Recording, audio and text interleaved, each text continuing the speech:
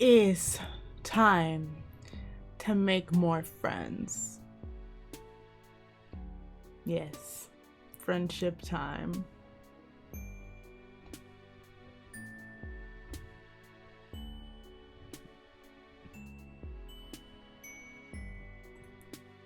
I still don't get why it thinks I'm friends with these people over here. Valid.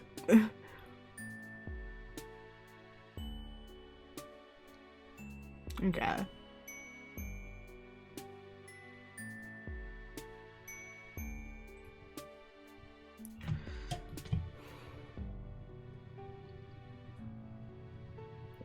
Ooh.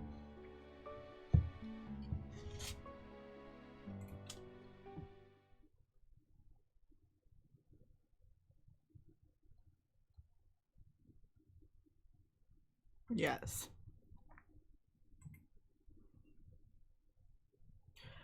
Fresh from your most recent bout of gratuitous bodily injury and touching scenes of camaraderie, you soldier on.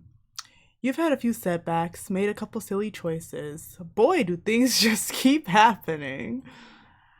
But let nobody say that you, the main character, are incapable of growth and change. You have made sure not to be caught in the wilderness near dawn again. You have made your way back to civilization. You can't wait to discover what new adventures await you. Adventures like friendship. Yes, we already met Tagora. Tagora is good. We have to meet Vikare. Let me move this.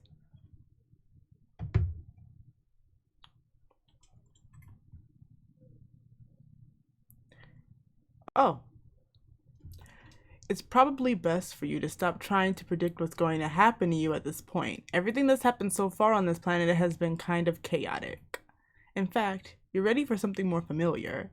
You head back to the site of your abandoned spaceship. Sure, it's smashed beyond repair, but it's a little slice of home. Maybe at least one or two pieces of it are fixable.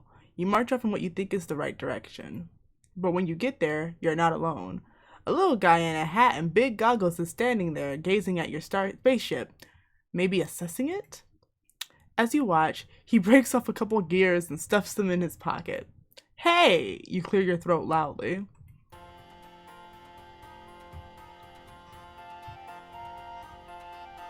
Good galloping gravy. I'm good. This is a good typing quirk. Why, I've never seen the likes of you before. What strange wonders the heavens have rained down upon us today.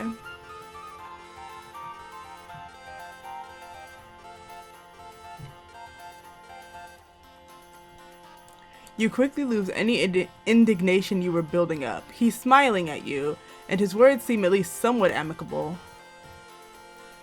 Maybe you got this all wrong. Maybe this is the next person you're going to get chummy with. You cut right to the chase. No point in beating around the ground leaf covering. That's probably what they call it on this planet. You let this guy know you're the proprietor of the spaceship he's stripping, and you're in a mighty need of a new friend. How about we're in mighty need of a way home? A friend, eh? A bosom companion. A pal about town. I've seen nary a Tommen, Dickus, or Harry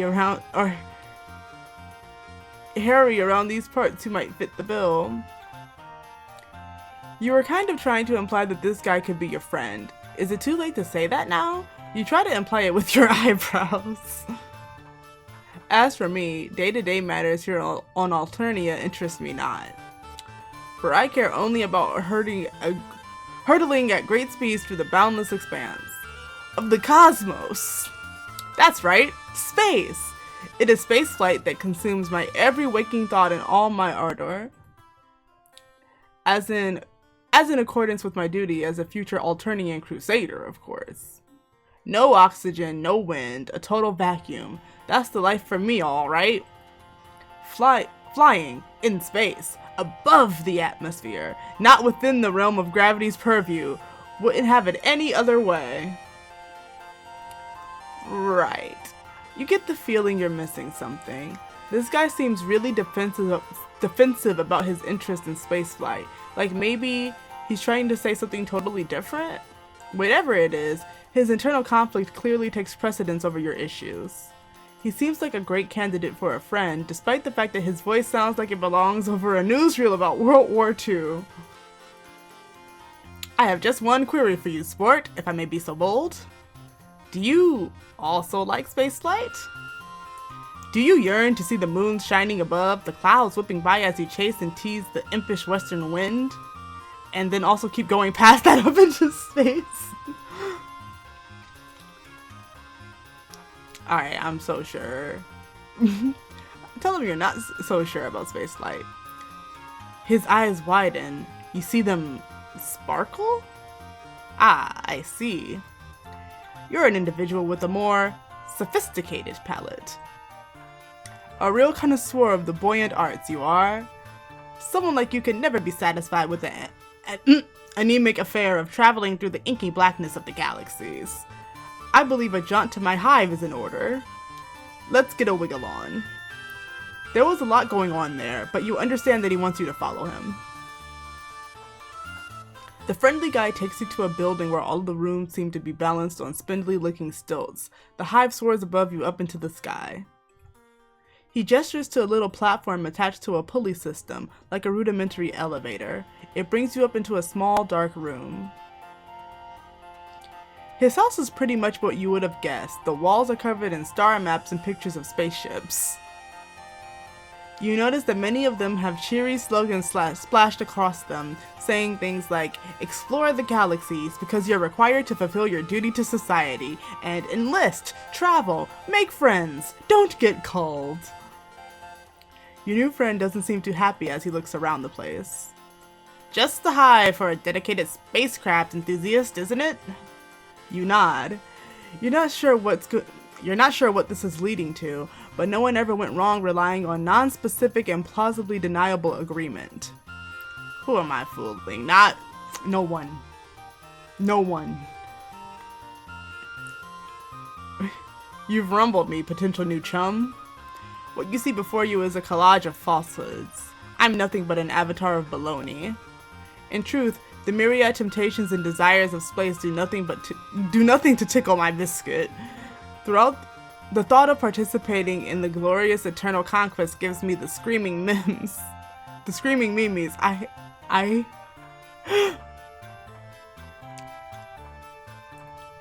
My interest lies in something a little lower down. He reaches up and peels back one of the posters. Behind it is another poster, this one showing a view of clouds in the night sky. Behold, my shame. The truth is, I long to toss and turn within the grasp of Mistress Gravity's sweet fingers. To traverse the sky. Can such a thing be?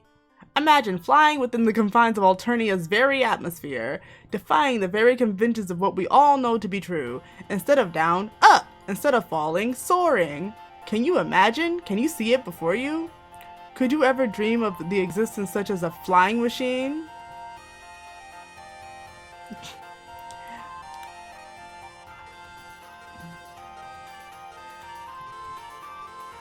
I might as well do this one.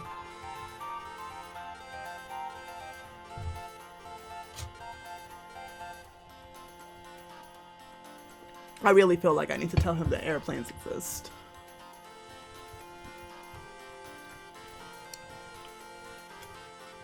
I brought you here to show you my truth, and you treat me to mockery.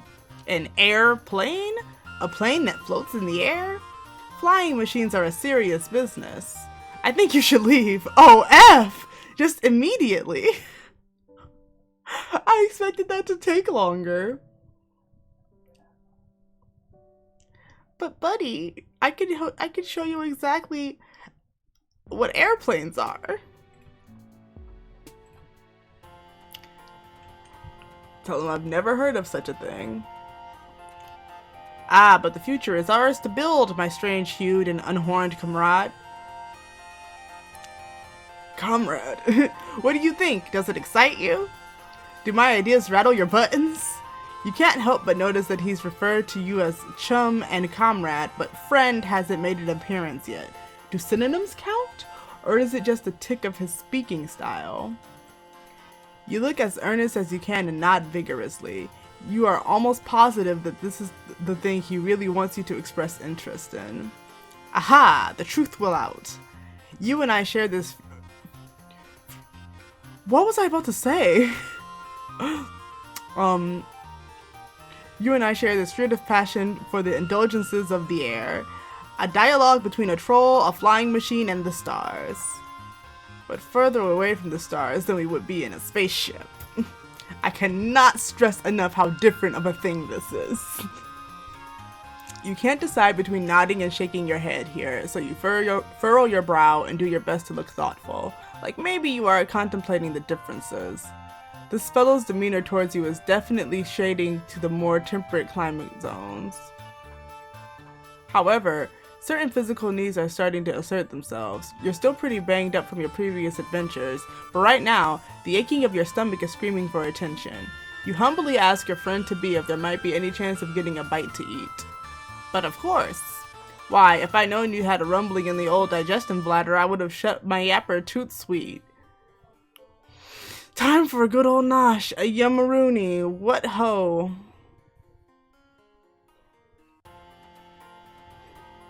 Now, how should we obtain the victuals? We could venture into the great unknown, which is to say, out of my hive. Or we could stay here, beholden to whatever twists and turns Lady Fate has in store for us in the nutrition block. What say you, new timer?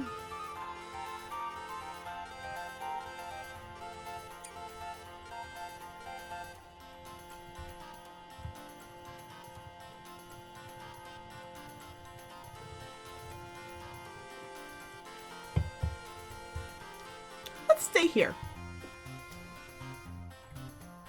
You tell him any food he has in his house will be fine. Surely staying here will get you fed more quickly. No problem at all, my fine and fervent fellow. However, I believe two kindred souls such as ourselves have more ways of communicating than mere words alone. I think I'm grasping the meaning behind your request. Hello? The signal from your transmitter is pinging my cranial orb's receiver. I can see what you're truly after is food for the soul. I'm hungry. I've crashed. So far, the only thing I've eaten is... Okay, no. My girl fed me. I can't think of her name, but the buff brown blood with the dog fed me pancakes. So I did eat then, but that was definitely at least a whole day ago. So... You definitely meant food for the body.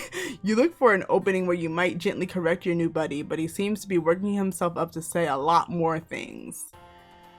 The delectable nutrition of what a troll's truest being craves. The sustenance of thought, of imagination, of desire. That which nourishes the self better than the finest grub noodles. Art, passion, science. You must have a hankering to see my flying machine design sketches, Despite your troubles, you can't help but think his enthusiasm is kind of sweet. You nod weakly. You make one last attempt, indicating that food might strengthen you to fully appreciate his work. No need to worry. I am fully confident in your ability to take in my glorious blueprints. You have shown yourself to have quite the sturdy noggin and a discerning gander bulb. I would welcome your input. Warmth blooms in your stomach. It feels nice to hear him compliment you. You're not sure what you've actually done to earn his praise, but you definitely don't want to ruin this now. Maybe seeing his designs will be fun, even on an empty stomach. Maybe it really will nourish you on a level that will help you forget about the prosaic earthly nourishment you thought you'd wanted. Tell him you're in. Not so fast. That which I am planning to reveal to you is what I keep closest to my torso pillar. It's not that I don't trust you, my footloose and horn-free cohort, but I think I would like to trust you a little more before vivisecting myself, and displaying my bleeding organs before your penetrating gaze, which is a metaphor for exposing my portfolio. Might I trouble you to partake in a small trust trial? No problem, you tell him. Your bud insists you make yourself comfortable while he gets a few supplies. After a few minutes, he returns with a fistful of fabrics in different colors. Here's what's been bouncing around the old brain box of mine, buddy-o. I'm going to tie this blindfold around your face. And then I'm going to give you some instructions. And you're going to try and locate the case where I keep my treasured sketches. If you can find it, it's gotta mean we trust each other deeply. Like two wings working in unison to achieve a liftoff. If that's how wings work, I'm still figuring out the principles of the matter. What a romp. Are you up for it? It's too late to turn back now, and really, you don't want to. It's kind of a relief to have him tell you that to have him tell you what you can do to earn his friendship in plain terms. Well, as plain as this guy's terms ever get. You give him a thumbs up. Now we're on the trolley. He quickly ties the fabric around your face. The time is upon us. Time for the inaugural flight of our deepening bond. Time to nudge our fledgling companionship out of the nest and see what happens.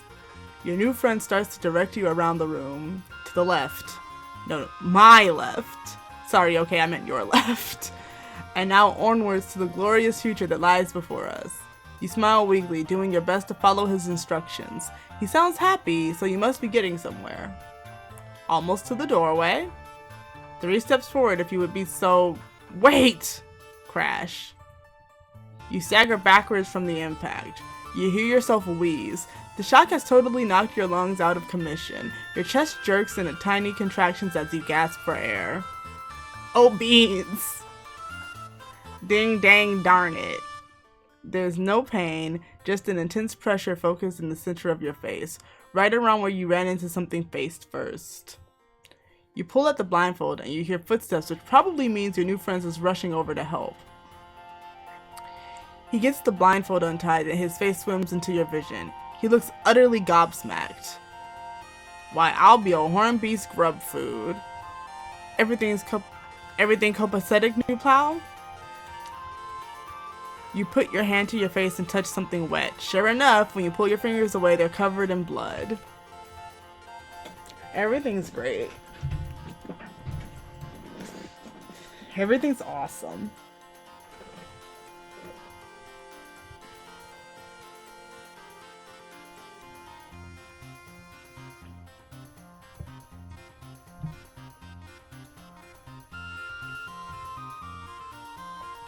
Your nose isn't gushing or anything, just sending out a couple rivulets to let you know it's having a bad day. It's not so bad. You tell your acquaintance this, but he doesn't look any less horrified.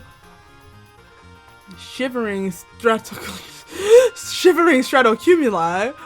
All this time I've been testing you to see if I could place the tender gift of trust in your declawed little hands. And here you've bestowed upon me the greatest trust of all. Knowledge of your non-standard hematological attributes. I am truly honored, flabbergasted, absolutely pushed to the brink of rationality by such a display of faith. Never mind the trust trial, you deserve to see my sketches. Just wait here. Be back in 2 shakes of a baby Bob Beast hindquarters. You sit down on the floor again, wiping the blood off your face. You are not going to question the stroke of luck you've been shown. Why, if you knew bleeding was the key to his affections all along, you could have incurred some blood from the sites of your multiple injuries. But no matter, you sniff the last of the blood. You sniff the last of the blood back up your nostrils, tasting metal at the back of your throat. When your almost friend returns, he drops a big stack of papers in your lap. You page through the designs. The first few are rudimentary, mostly variations on spaceships with little notes like, how do I make it not reach escape velocity? And less jet fuel? Shape could be less aerodynamic? But as you keep going, the designs get pretty interesting. One seems to rely on some big rotating sails to achieve lift. Another shows a light frame body attached to 4 jointed wings. You briefly wonder what he plans to make the wings out of before you see a note stating that these are dragon wings. A follow-up scribble states, flapping mechanism? How to soften rigor mortis?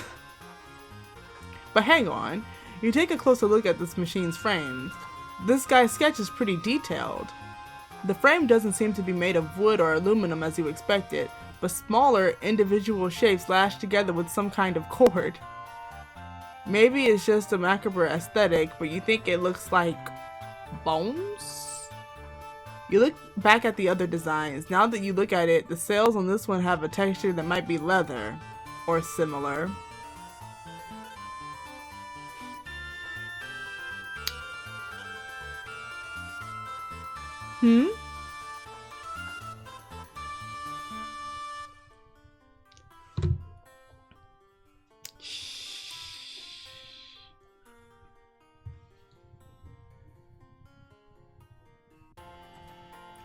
The sketches themselves are picked out in a variety of colors, not dissimilar from the brand new blood colors you've discovered lately. Oh boy.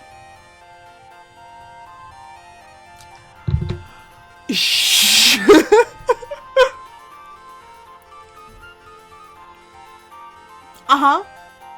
Uh-huh. Let's go.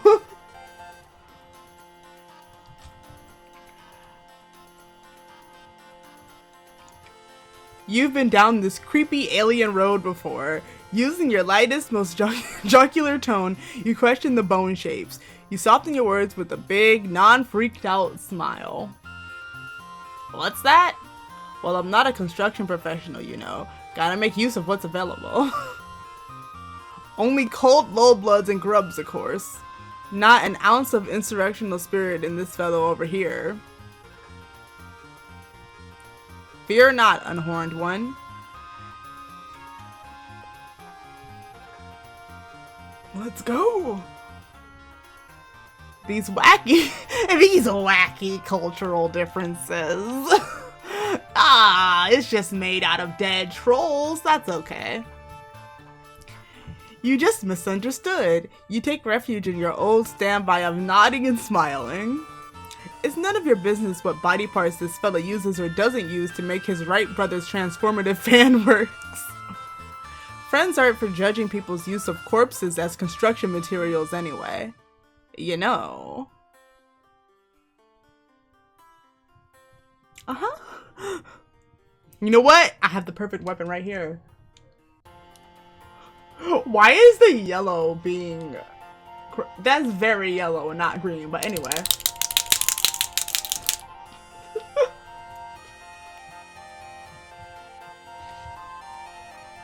Uh-huh.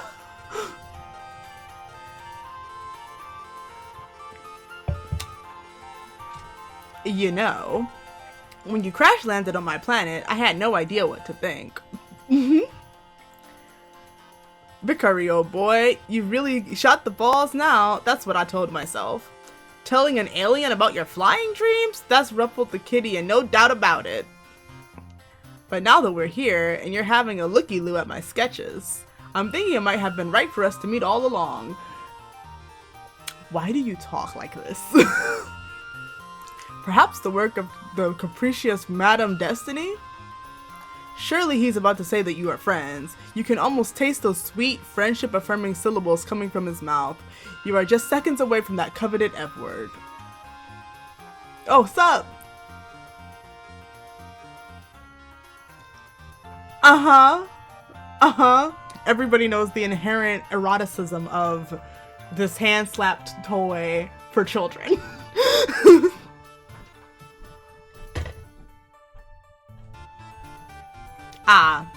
Well, me and the True Lotus is about to fight, and I'm playing a Homestuck video game.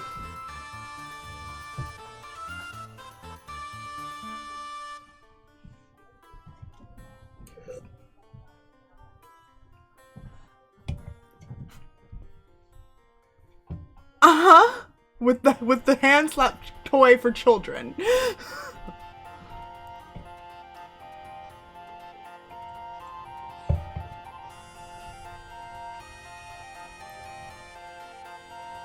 Or are you?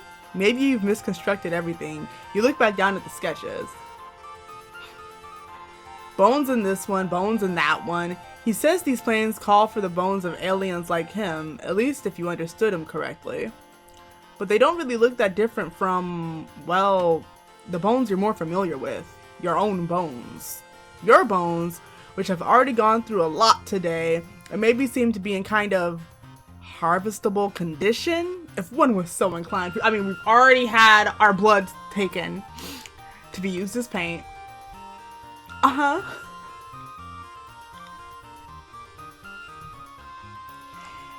You clear your throat. You say, he's not in the market for these materials right now, is he? Like, right now. The friendly guy doesn't understand your question. You're not going to push it, but you do risk a quick glance at yourself, then back at him, then back at yourself, just to see if he's checking out the stuff, so to speak.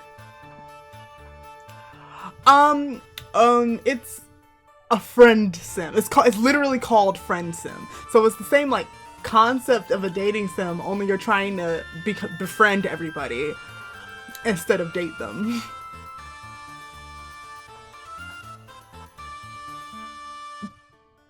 I mean, let's go. Meet me in Overwatch when I'm streaming Overwatch, but I need to get the reason I'm playing this now is because there's another game coming out Wednesday called Pester Quest, which like this one has characters made just for this game, but Pester Quest is going to have the characters from Homestuck proper, and I want to meet them, but I feel like I should probably play these ones first. It's fine.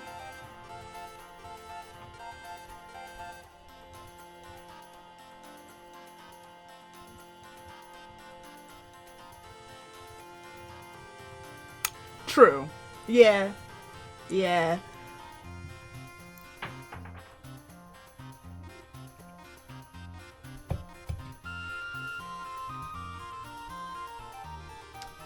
When you look back at him, he looks aghast.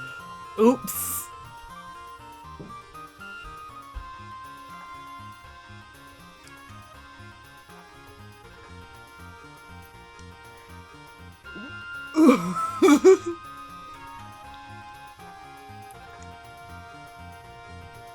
Heavens to biscuits. Is that what you think of me? Hi, how's your shrimp? I think I just offended this troll by thinking he was going to steal my bones, but I mean, I literally already had my blood stolen, so. You think I'm the type to start taking people's body parts all higgledy-piggledy?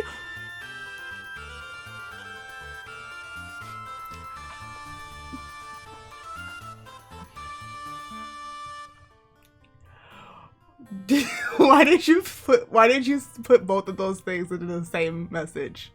Because I'm it makes it seem like you're saying that the idea of him stealing my bones is delicious. As if there aren't plenty of thoughtlessly discarded rib cages to work with. If that's the type of gent you're looking for in these parts, I'm afraid I'm not the type of aggressive heartthrob you're after. We can't all be the macho, bloodthirsty, romantic hero type.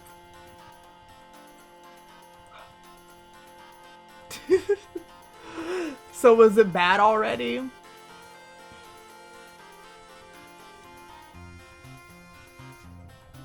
Ready to whip out our organ harvesting tools at a moment's notice. I thought we could be friends, but now I see you're looking for something different. Did he think I was... No black rum here.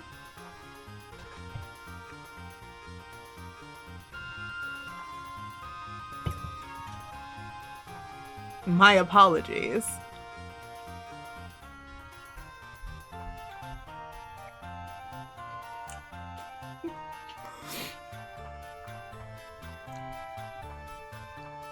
You probably shouldn't. I think it's best if you go elsewhere. I literally had my bone stolen.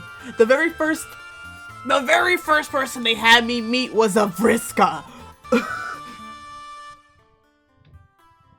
Oh, did I say bones? Yeah, I meant blood.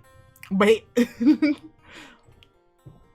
You want to correct the misunderstanding, but you're not fully sure what the I know what the misunderstanding is.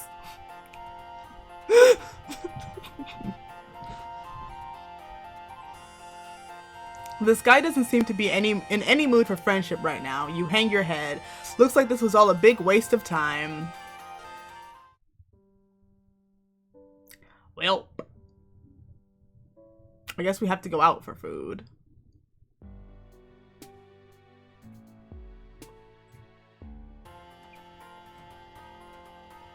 From your budding chum's words, it sounds like he himself isn't sure if there's any food in the house. Best to risk it and go outside, you tell him your decision. Top choice, buckaroo. Foraging is how I while away most of my time, after all. There's just one small matter to trouble the old brain power. If we're venturing out into the unknown yonder, we should obtain some chow for my Lucis as well. He'll be a real grumpy Gustav if he goes too long without his nosh.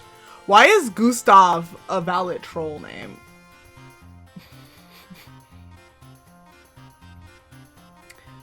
You draw yourself up proudly. It's taken a lot of bizarre run-ins and harrowing close shaves, but you know all about Lucises.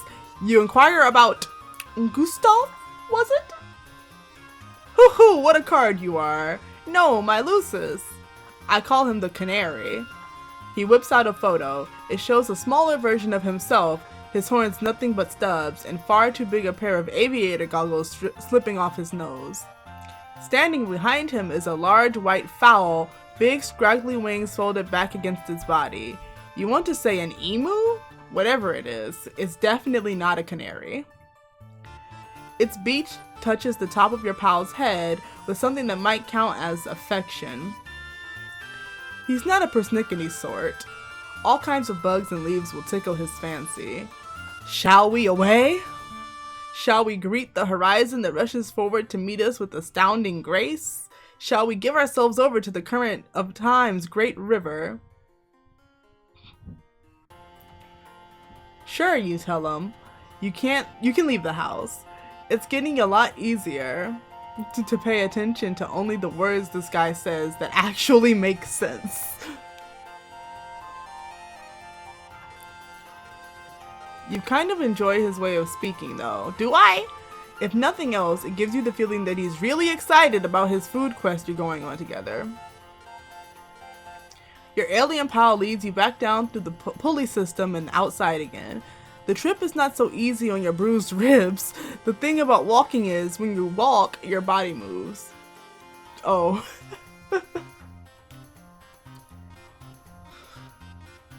Really, like, can anybody take me to a hospital?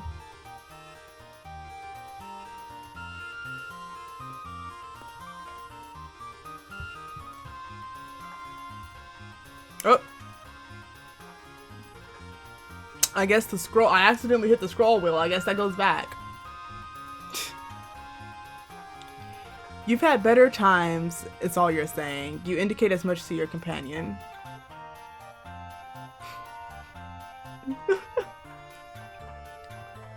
Honestly, I'm not sure if I want to go to a hospital on Alternia.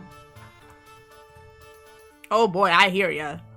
Moving while attached to Alternia's surface is the worst kind of hooey. The movement when autonomous flight is invented trembles ever closer to the present. Can you hear it approach? The wail of distant klaxon, the call to adventure. It beckons us forward through the years, a golden thread stretching ever onward to that glorious inevitability. That's not what you meant, but his excitement cheers you up a little. Maybe you will feel better in the future when someone invents flight on this planet. Certainly by that time, either you'll be further along in your head healing or dead. Either way, thinking about that future brings a little rosy glow to your heart. Alternia really be like this, huh? Can I go back to Sarava's house? Like, that's the one place I don't think I got hurt at all. I guess I didn't get hurt at Tagora's house, but he, like, kind of sucks. So, like, can I just go hang out with Sarava? Why did we leave? You ask your buddy where you're going next. The world is our bivalvular sea critter. Okay. We'll go wherever the wind calls our names. Great. But if it's a short-term answer you're inquiring after, there's a specific plant the canary likes to eat. It's got white petals and leaves as red as a troll's most lurid desires. Could you give a holler if your bulbs fall on something of that persuasion? You agree to keep an eye out. You continue trudging along beside him, wincing whenever the steps jolt your injuries. Maybe a little conversation will help distract you. You ask your new friend what got him so interested in flying in the first place. What could be better? Up there, free of worldly concerns, the wind in your face and the horizon at your back. Seeing the continent spread out below you, finally feeling that your personal aesthetic is appropriate for the given circumstances. You chew over this one for a minute or two. It seems like what really makes this guy tick is the travel and adventure thing. Or maybe that's just what you're getting from his general demeanor, and pretty much everything he said up until now. You're nervous to bring up anything that might make him dislike you, but in the interest of bonding, you forge ahead. Aren't there, you say with apprehension, maybe some similarities between flying and space travel? Like maybe being in a spaceship could satisfy some of these urges? What? There may be some superficial similarities to trick the common troll, but in essence, the blood pusher and soul of each as different as night and day, as mountain and a ditch, a star and a mud puddle. Don't get a fellow wrong, space travel is fine. Well, it's the only way to satisfy our bloodthirsty and nearly immortal overlords. And I look forward to such a time when I can be of service. In the eternal milestone grind of an intergalactic conquest. But it's missing the punch, the pizzazz, the kaboom, the trunk beast honk of it all. Just as you feared, you've stepped in it now. You're struggling for a response when out of the corner of your eye you spot a cluster of white flowers. Relieved, you point them out to your companion, who races over to gather them, but when he holds one up, you can see that it has blue leaves, not red. Your shoulders drop.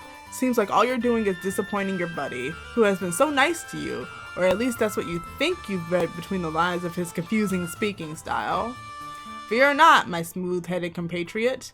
These are not the loosest rations we sought. But this plant is people chow. What I mean to say is, we can eat it. Since we are people, it's food for people, not food made of people, to be clear. He comes back with a fistful of the flowers and hands you one of the blue leaves.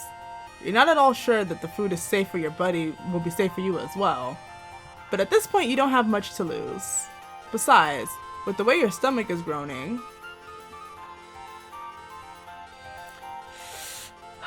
can we not? Imagine if this guy met Diamond.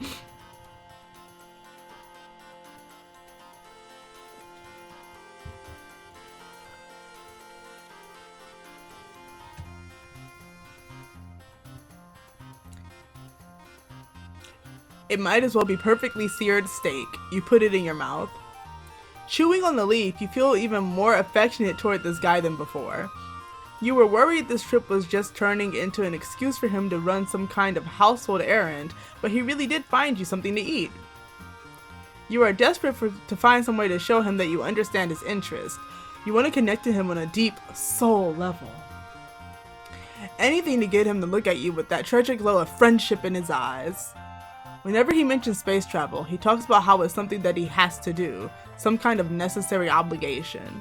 So maybe there's a reason he's fixated on an activity that's kind of similar, but just a little different. Maybe he doesn't want to do the required thing, the space conquest, but doesn't have it in him to rebel entirely all the way. Maybe airplane flight, or whatever similar thing he's envisioning, is a compromise between what he has to do and what he wants to do. A balance, like all must find, in order to live as an individual in a society that shapes one's desires from birth. You cautiously open your mouth, heart pounding. You venture to ask your pal if he maybe would rather not satisfy the demands of the bloodthirsty overlords. If maybe part of him wants to get into his flying machine and, well, leave. For real.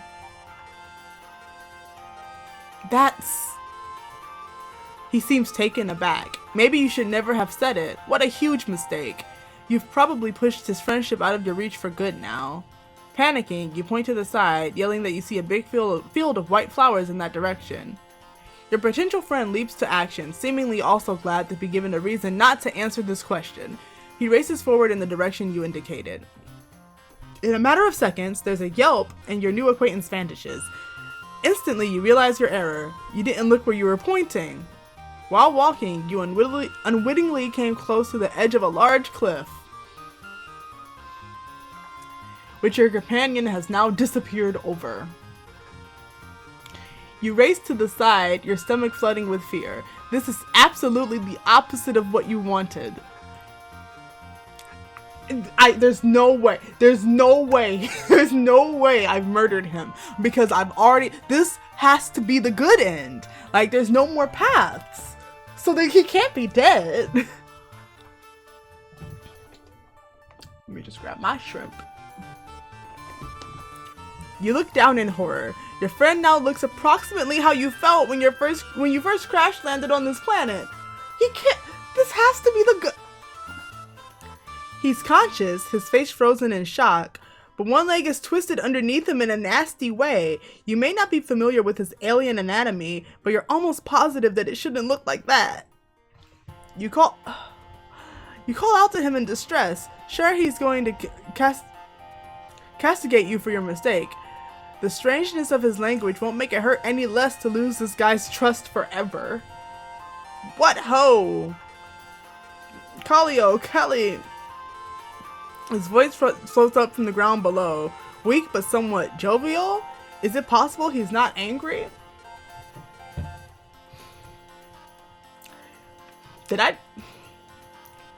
Oh, joy is happening. Oh, delight for the body and spirit. Did you see? Did your being absorb what occurred right before your very visage? I flew! Soared through the air.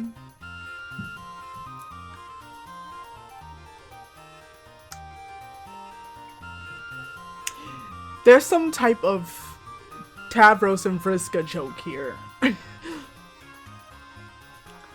Just for a moment, but it happened. An ecstasy like none I've ever known. You hesitate. Is it really possible that he could be taking this so well? That maybe your big fuck up was a step in the right direction after all? It's definitely a little worrying to hear him celebrate a dangerous fall, but none of that matters if you can secure his friendship at least.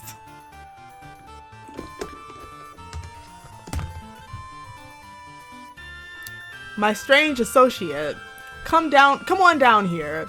We will celebrate in grand fashion this eve. How did you know that a brief sojourn through the unfettered air would bring me such joy? You're a fine fellow, and truly superb friends. Your heart lifts with joy. He said it. Of course, you now have to find some way to climb down a cliff. With your messed up ribs, not to mention figuring out how to transport someone with a broken leg back to the house. You're not really sure if that's possible, or when the adrenaline that's got you this far will give out and force you to succumb to your own pain. But with a night full of difficulties ahead of you, you couldn't ask for a better balm than knowing you'd face them hand in hand with your friend. Assuming he didn't hurt his hands as well. No matter, you did it. Yay! I made another friend.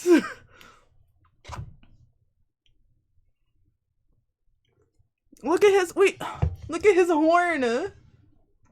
We done broke his horn.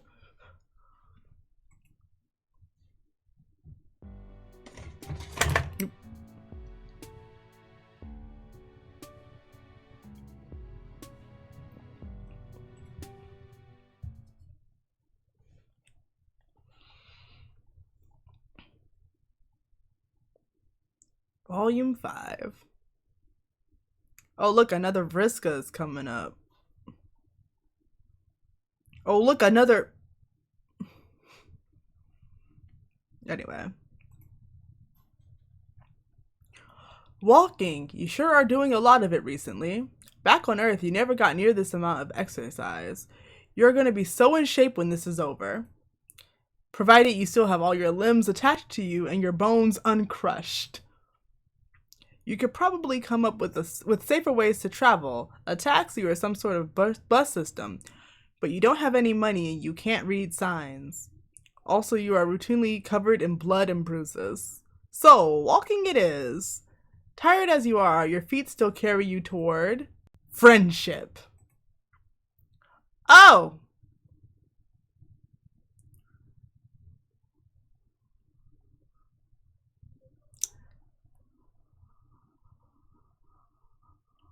Well, Zebruh, but also, alright, let's meet this one. As usual, the streets are hopping, just bouncing around like an overactive bunny rabbit on Easter morning.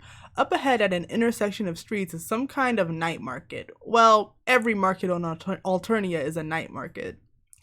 As previously stated, you are broke, but there's nothing wrong with a little bit of window shopping. Who knows what kind of awesome stuff you'll find? You can learn a lot about a culture from their stores.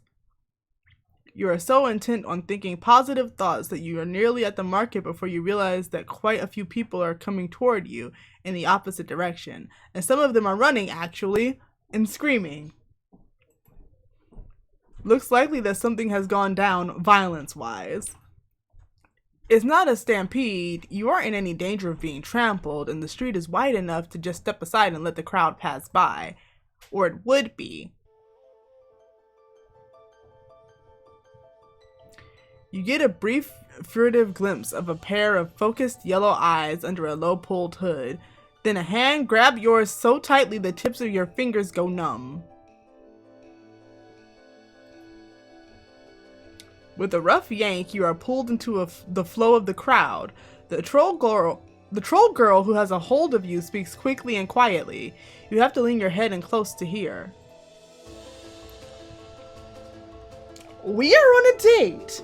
You're my mate Sprit, or my Moirail, whatever you want. We're just a normal couple, out for a night on the town.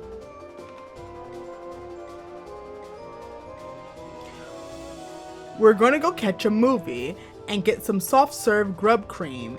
You feel me? Wow. Okay. I guess I'm gonna play along. Also, I'm gonna eat a shrimp real quick.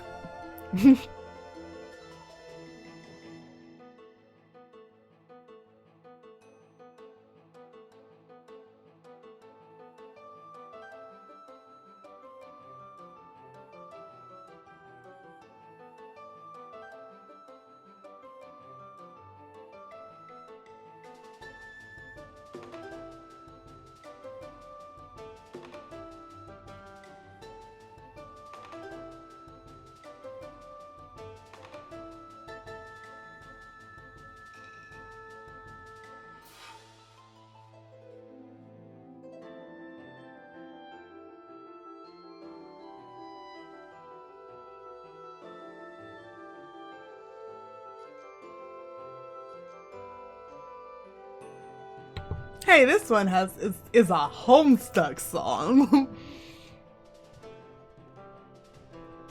Alright, guess we're gonna play along.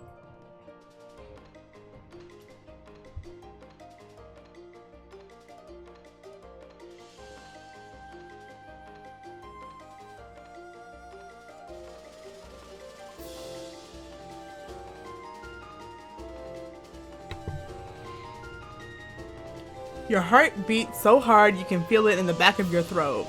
You adjust your grip a little to make your hand easier to hold. In response, you get a squeeze, like she's thanking you.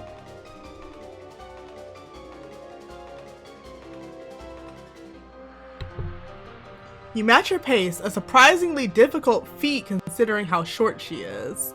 Behind you, people are still shouting. What the heck happened back there? someone died. I mean, it'd be like that on Alternia, huh? You figured that.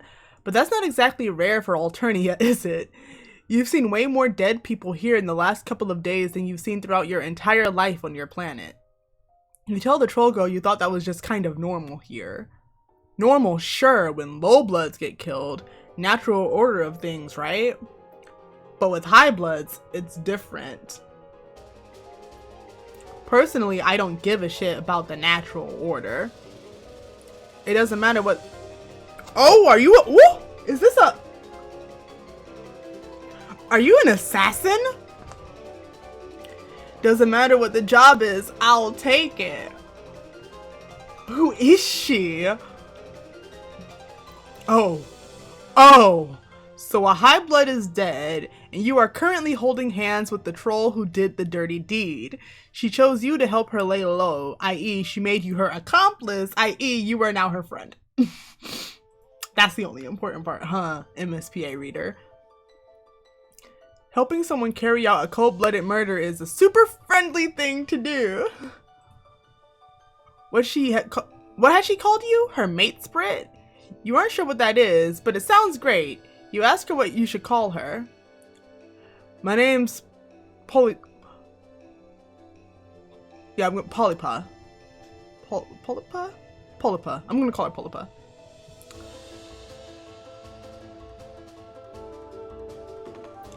My name's Polypa, but there's no reason to go throwing it around. Let's not talk at all. You want to point out that it won't look like a very convincing date if you're just walking in silence, but that would require talking, and she just told you not to do that. A trio of those spiky robots go marching by, drones or whatever. Their big, ugly heads swivel back and forth like they're looking for someone. Polypa doesn't say anything and she keeps her eyes forward, but she goes as sharp as a laser, every muscle in her body tensing.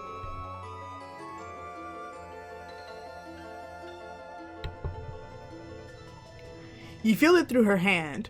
Her fingers tighten on yours until the drones disappear into the crowd.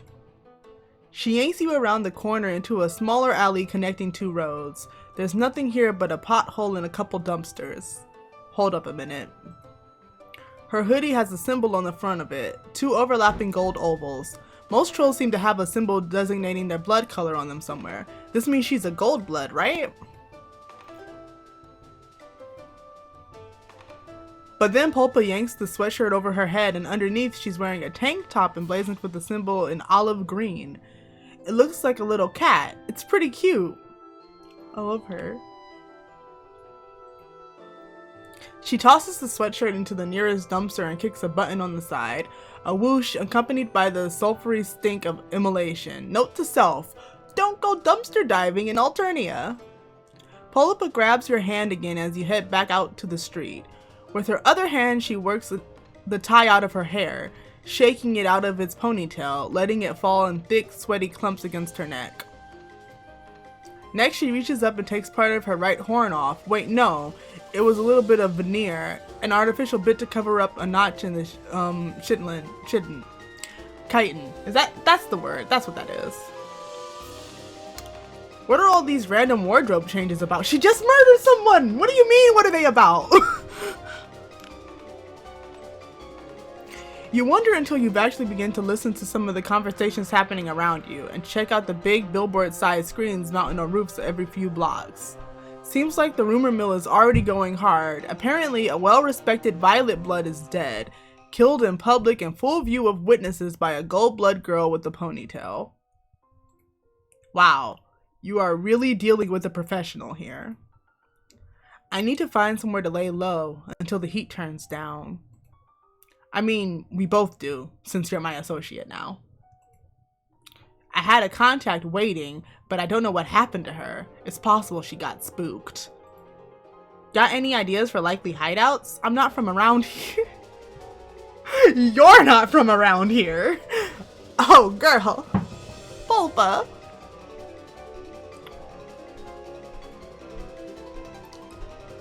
You wonder what in the world made her think you have any idea what's going on ever. Mood. She keeps giving you sharp looks, as if she's gradually catching on to just who she is choosing to recruit. You want her to look. You want her to understand that no matter how busted you look, you're an amazing friend and co-conspirator. Well, here's your chance. What do you propose? Honestly, yeah, let's just go on that date. Right? I mean, I highly doubt telling on her is what will get me to be her friend, but let's keep that saved just in case. Let's just go on a normal date.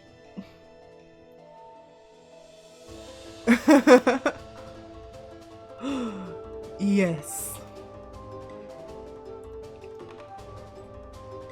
Polypa's mouth twitches. It could just be a muscle spasm, but you like to think it's a smile of approval and burgeoning camaraderie. Yeah, I guess we could. That's what people do on dates, right? I love her. Look at her. It's been a while. I haven't seen a movie in forever. Oh my god, wait. Do they already have... Hey, what are movie titles like right now? Let's do it. She squeezes your hand. You would have thought holding hands for so long would get sweaty and uncomfortable. You are certainly nervous enough, but her skin is surprisingly cool. With a couple of exceptions, all your new friends have been literally cold-blooded, also metaphorically, for a few of them. But you aren't going to judge them for their lifestyle choices. That isn't your place as a friend. One of them stole my blood, but whatever. Regardless, your point is that it's kind of nice holding hands even if it's under completely false murder pretenses. Come on, there's probably a theater in there. Makes sense. You aren't from around here and you don't think Polypa is either, but you can always recognize a mall when you see one. Stores and escalators and fountains full of slimy mall water that's probably been there for years. The biggest difference between this and an Earth Mall is that there doesn't seem to be anyone working at any of these stores. Everything is automated. That, and the top floors appear to be reserved for high bloods. Polypa is still holding on to your hand. Gosh, it's like you really are on a real date. This is very, very friendly, and as far as you know, you have never been on a date with an assassin before. You can't read the show times and descriptions and you don't have any money, but Polypa chooses the movie and pays for you both. She tosses a couple coins into a slot and the machine spits out 2 tickets. You don't see any soft-serve grub cream, but you are a little too queasy from mingled nerves and excitement currently to deal with anything called grub cream. You do, however, stop for a bag of buttery exploded kernels at the concession stand. The theater you follow Polypa into isn't crowded, but you still feel every pair of eyes settling onto you as you walk up the steps. Your heart pounds and sweat slides down the back of your neck. You are just positive everyone can see right through you to this deeply controversial cross-species matchup you've got going on here. Hey, why don't I have some type of disguise? Somebody should have given me a disguise by now. Maybe Polypa can. She clearly has disguises. Can I be disguised as a troll by now? Even worse, Polypa takes a seat weirdly close to the only other group in here. Man, awkward. The movie starts playing. Apparently in Alternia there aren't any trailers before movies. Kind of a bummer. If you're going to be stuck in here, you want to know what hot new summer blockbusters you have to look forward to. Hold on real quick.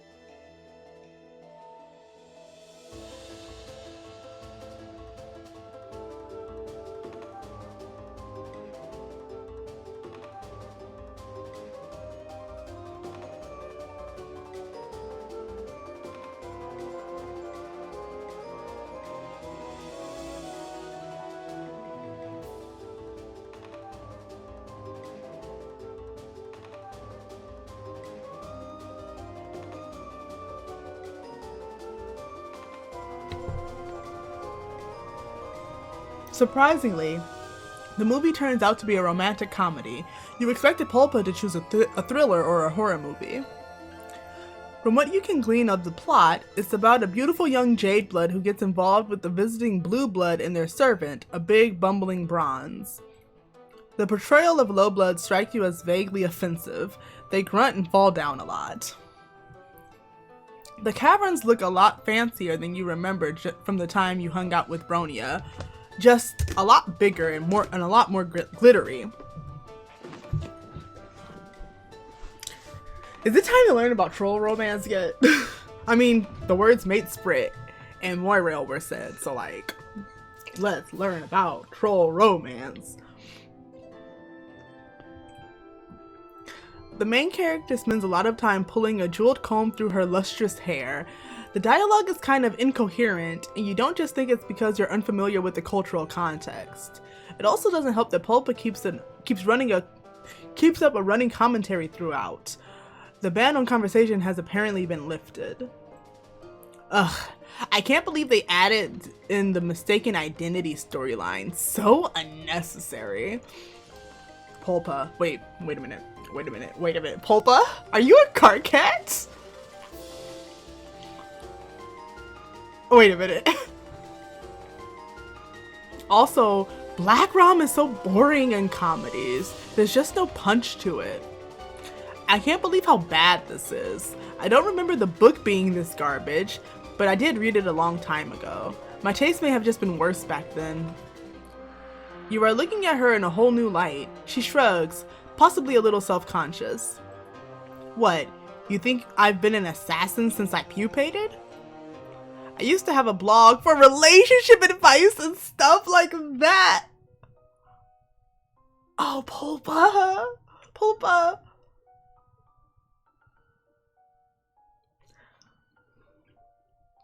I just have to say that in an AU that I'm kind of writing and eventually will write, that's 100% what I have Karkat doing on Earthsea. Whoop. My blanket. Oh, nope, still happening. My cord is like under it. My cord for my phone is under it. Don't want that to fall down. Alright. Of course, I was just messing around. I didn't know anything beyond what I read online. Two characters are kissing on screen. You have no idea who they are. You are way more interested in the fact that Polypa has decided to tell you her life story in the back of a movie theater. The deep blue light from a scene in the brooding caverns washes over her, making her look noble and sad. You are entranced. It didn't last, though. I doubt it had anything to do with my blog, but a few sweeps ago, a group of kids broke into my hive. I think they were high, maybe on sober. Whatever. They stole a bunch of my shit, killed my Lucis, and some little psionic fuck broke both my legs with his brain. Oh, whoa, Alternia!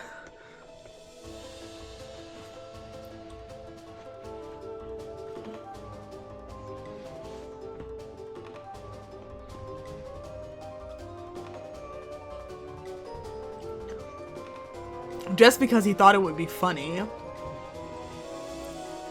You are riveted. You have a bit of a tragic backstory yourself, do I? Hey, MSPA reader! But nothing this dramatic. Polypa picks through the buttery exploded kernels with a delicate claw. I was trapped in my hive. I would have starved to death if it hadn't been for some teal who lived in my neighborhood. Just some little idiot who ran around with an Eastern Alternia replica sword, challenging Purbeast to duels.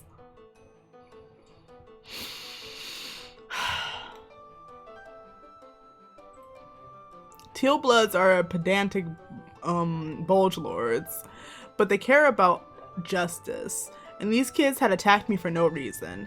I didn't break any laws. Anyway, that's why I'm equal opportunity for how I take jobs. Low blood, high blood, everyone is scum. One of the kids in the row ahead of you turns around to tell Polypa that if she and her Moira want to get all nasty and pale, maybe you should get a room. Polypa kicks the back of her chair and tells her maybe she should mind her own business. The girl looks about ready to jump over the back of her seat, but the guy next to her pats her firmly on the cheek. Oh, a pap? Almost a slow motion slap, firm and intense with plenty of uncomfortably intimate eye contact. The girl settles down after that, and everyone goes back to watching the movie. The rest of it goes by with your head spinning and your heart in your throat. You are glad Polypa trusts you enough to share her past, but you are nervous about her talking about it in public. Wasn't the whole point of coming to the movie to lay low? Think about it. When that girl sees the description in the alert, she's not going to be thinking about the noisy olive blood getting all conciliatory in public. It's way safer than skulking around, believe me. Gosh, Polypa really is an expert. You're so glad you got to go on this date with her, even if it was mostly fake. I can't believe this friendship game has fake dating in it. As soon as you are back out on the street, Polypa picks up her phone. Slowly, her face falls. Fuck, that little nooklicker. I thought she bailed on me, but according to Shitter, she's dead. They got her. Damn it. I told her to be careful. Her sadness is quickly turning to rage, vibrating off in her in frantic waves. Her voice gets louder too, and people are starting to look your way. Heckling in a theater is one thing, shouting at a phone about murder is another. This is going south fast. You've got to calm her down. Are we Moira? Are we Moirels? Deploy shush pad. I mean, I guess I gotta.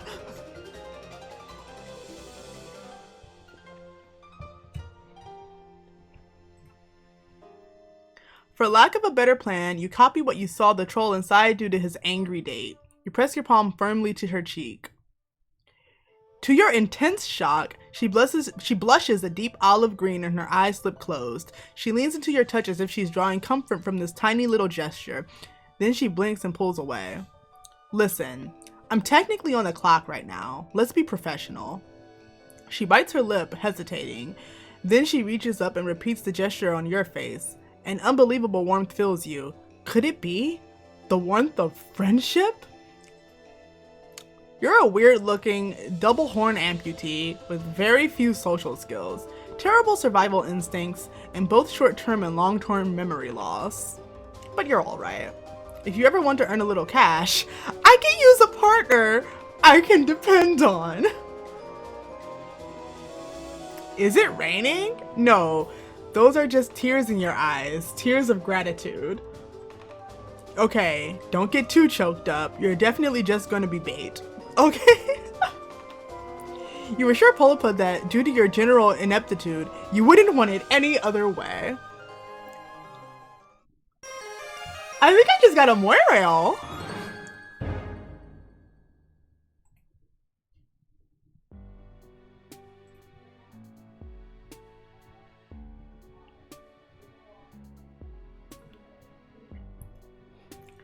Hold on, I need to inform my friend. Oh, happy Homestuck o'clock. It's 4:13.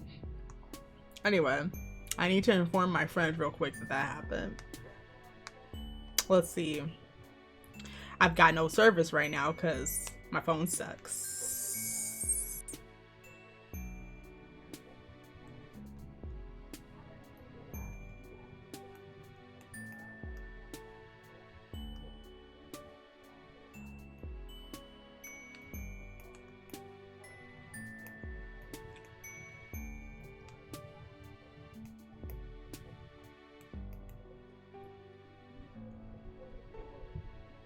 That won't send, but you know what? The message is there. I'll remember it later.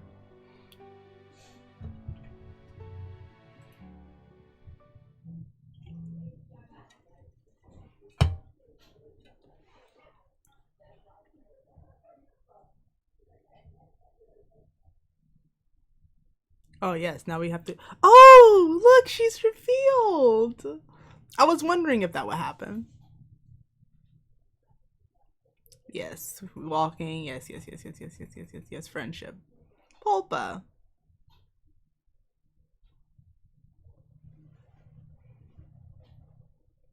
Okay, Zebruh. Let's meet you, I guess. I've literally, wait, hold on. I can't go back. I really wish I could go back right now, because I don't think we've had one good, I mean, like, I've liked the interactions with high bloods, but I'm pretty sure every single high blood I've interacted with has just been a nightmare in some way, shape, or form. I'm pretty sure. So let's see, Zebruh.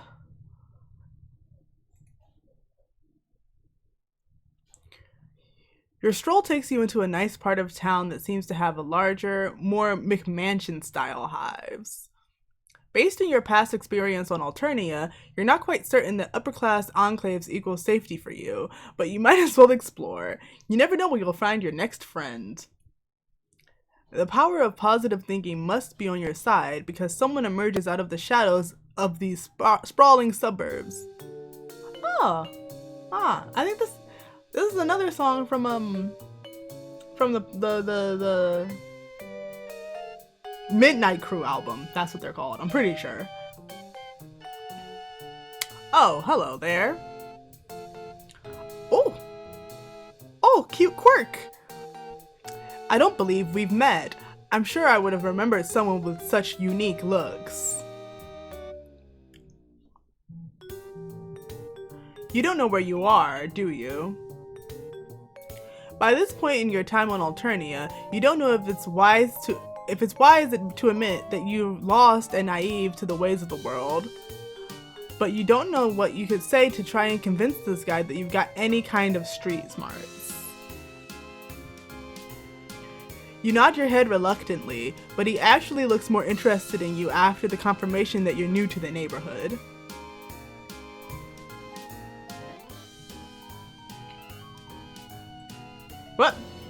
What? That was an accident.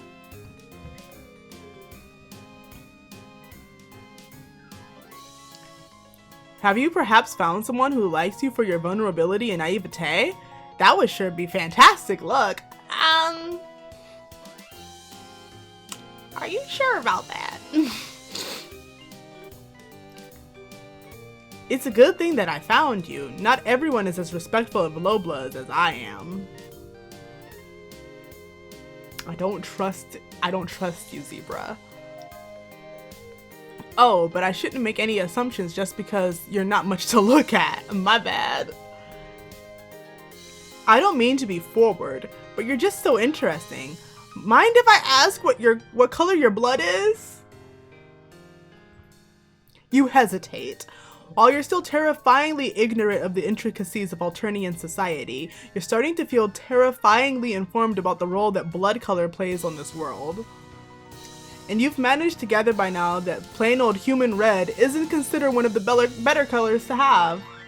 What do? Let's tell him the truth and see what happens, because honestly, that'll tell me if I should be afraid of this guy or not.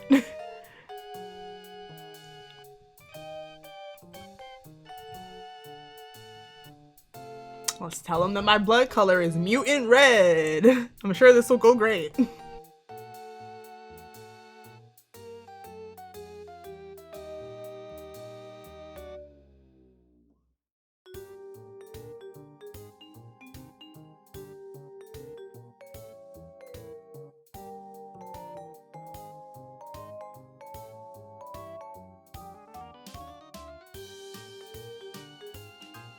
Why is part of the shrimp being chroma keyed out? Tell me what is green. What?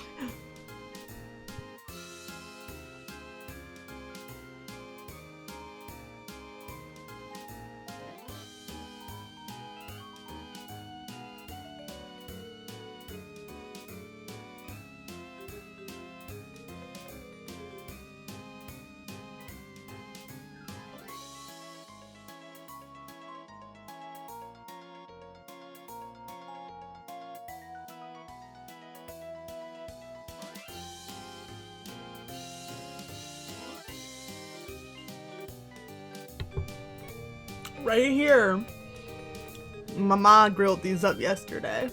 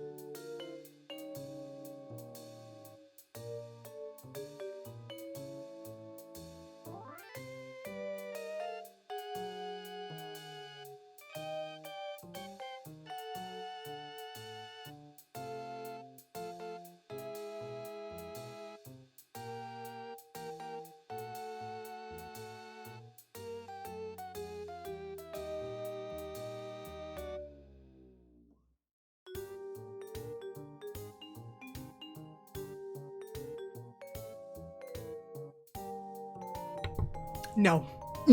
Anyway, let's tell him that my blood is candy red. Red, huh? Not the red you're thinking. Wow, that's so unique. I've always liked the color red. I don't think I've ever filled a quadrant with the red blood before. Sir. Sir, why are we talking about quadrants? We met like a minute ago. Why are we talking about quadrants?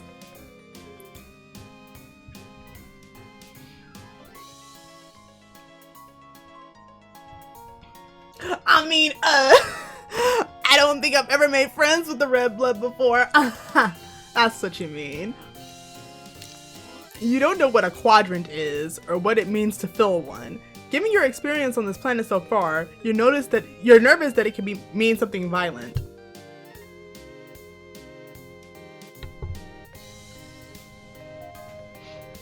Hey, do you think it's something violent? I mean, one of them is something violent.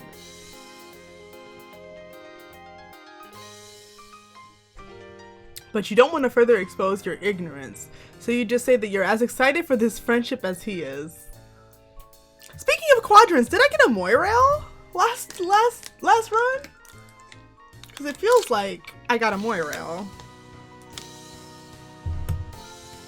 Oh, was my service back?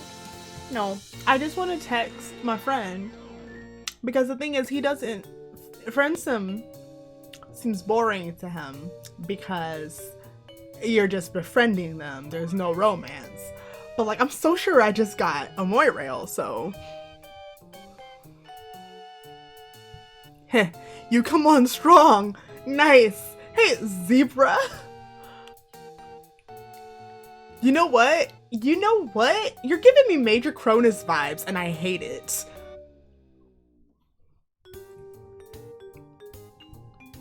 You need a place to stay for the day, right? I can help you out with that. I've got plenty of spare rooms for guests in my hive. You know, because I believe it's important to help out the undeserved members of the community when you can. Undeserved, that was the word. Hey, Zebruh, no. My hive is this way, shall we? You follow him down the street. You guess it must qualify as a nice night because you see lots of other trolls walking around here too. Most of them are dressed as nice as Zebruh, and you see a few shabbier looking trolls that must be low bloods walking with high bloods.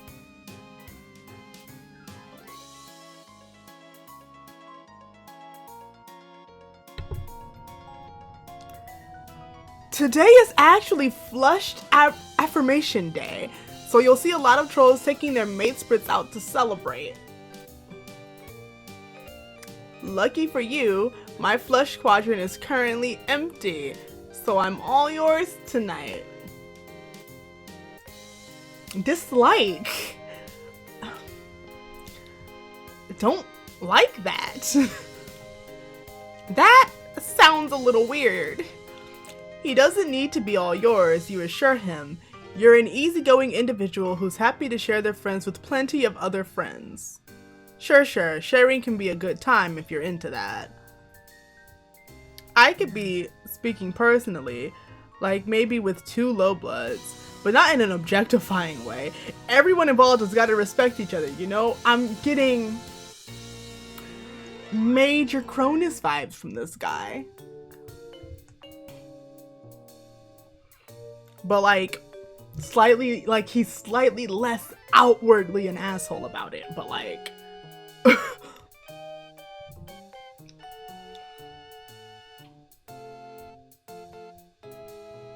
wow, what?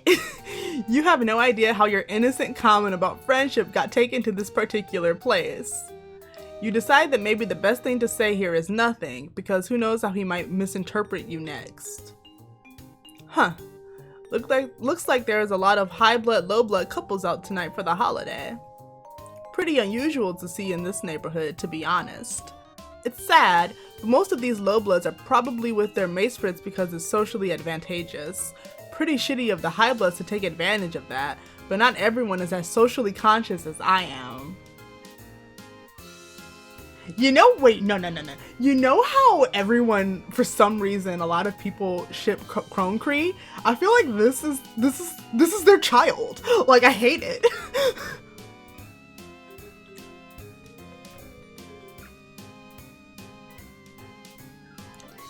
I think it's super terrible when high bloods don't treat their low blood mate sprits like the queens that they.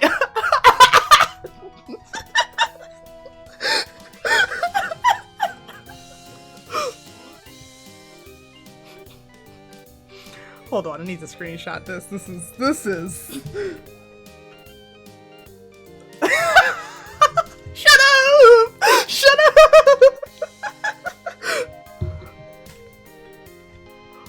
Oh God, where's paint? Hold on, give me a second. I gotta do this real quick. Paste. God. We're just gonna save this file.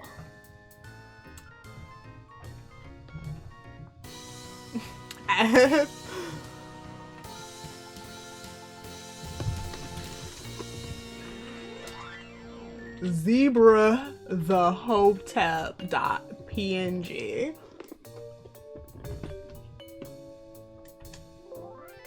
What?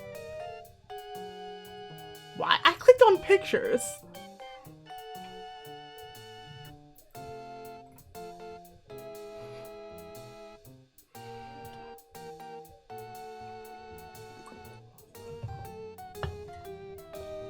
All right. I hate this guy so much. He heard what I was saying about my friend thinking this game needed romance, and it was like, oh, you don't say. How can I can't move on, because every time I look back at the screen and read it again, shut up. Every time I look back at the screen and read it again, I die. Okay, I just gotta... You look around at all the other couples. The class divide is pretty noticeable, and some of the high blood trolls have scornful look on their faces when talking to their low blood dates. One troll dressed in cerulean is making her shabbily dressed mate sprite kneel down so he can give her a ride on his shoulders. It could maybe be a cute coupley thing, you guess, except she sure is laughing a lot and has the heel of her boot pressing into the back of his neck. These are mate sprites? Hey, Alternia! You don't want to speculate about what people might be into, but it does seem kind of humiliating. Zebruh sees where you're looking and shudders theatrically.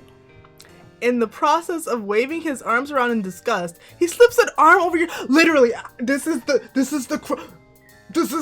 Cronus and Cancre's child.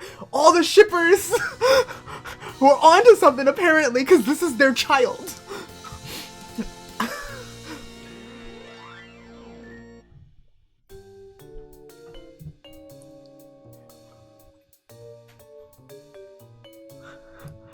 I'm so sorry, you shouldn't have to see something like that. You're trying to think of a tactful and friendly way to move away from his arm around your shoulders when you arrive at what must be his hive. It's the biggest and most McMansion-y hive on the block, and when he stops in front of it, he lets go of you to gesture proudly at his sprawling home. Welcome to my humble abode. I hate you. I hate him so much. Please, can I meet... I'm gonna look back through and make sure I'm right. But I'm pretty sure I'm right. Can I meet one high blood that doesn't suck? Please. I just feel grateful, you know, to be able to share my wealth with those less fortunate. Oh, a zebra! When you walk inside the front door, you're greeted by a very distinguished looking white zebra.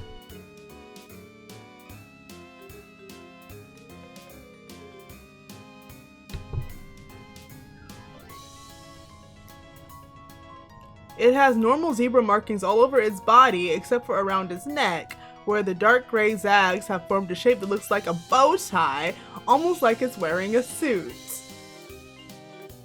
You don't know how its zebra face is managing to radiate pure disdain when it looks at you, but that's unquestionably the energy you're getting. Don't mind my Lucis. He's just kind of socially old-fashioned. But he lets me keep low bloods around the hive to help out and stuff, so he's not all bad.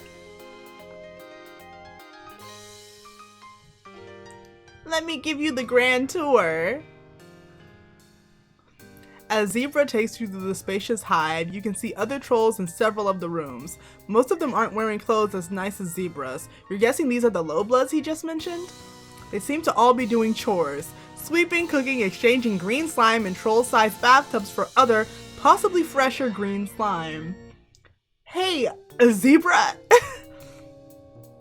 Each of them glances up at you and Zebra when you pass by, then looks differentially away.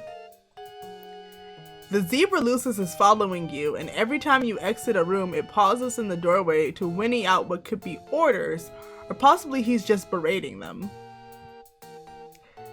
You arrive at an empty ballroom-looking space upstairs where several low-blood trolls are hard at work cleaning up the remains of what must have been quite a party. Zebra seems to notice you noticing how all the trolls in here are scrubbing the floor and how they're all avoiding your eyes. See? I told you I take in plenty of guests. I believe it's important to promote diversity, you know? So that's why you don't see other indigo bloods here. How is he literally the worst? Like, so far, even though, you know, Argata was like that, and, oh my girl, what was her name? The little one whose axe fell and slit my wrist so she could steal my blood. Like, they sucked, but I like them, you know? Like, I like Friska. But literally, my brain right now, there's like a little checklist, and it's like, Eridan, check. Cronus, check. Zebra, check. How did this happen so fast? You're the only new troll on this list, homie.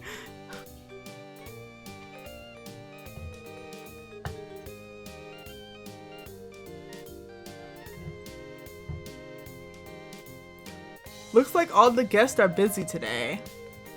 Well, an important part of communal living involves contributing your labor when it's necessary, right, guys? A few low-bloods mutter an affirmation, while others just put their sponges and mops down to prostrate their whole bodies on the floor. Zebra looks a little uncomfortable with the bowing, but not that uncomfortable.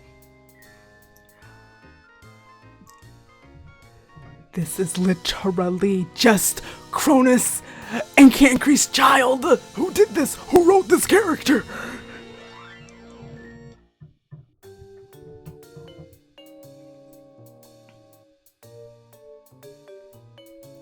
He doesn't introduce you to any of them. They don't all realize yet that my hive is a sanctuary from the harsh injustices of the outside world. Anyway, enough about my low blood guests. Let's take care of you, shall we? Oh. Perhaps this Lucis has had enough of tolerating your presence, because it takes the opportunity to stop following you and go huff at more of Zebra's guests. Now, for better or worse, you are alone and Zebra has turned all of his attention to you. His smile seems very friendly. You want to see it as friendly.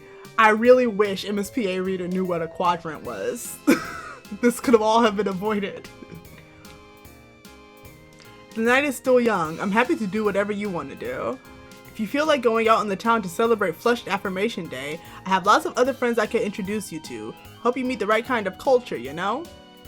Or if you're tired, I can show you to your guest room now and we can have a nice night in. Go out or stay in? Let's leave this place. I don't feel like either of these options can possibly go well. But I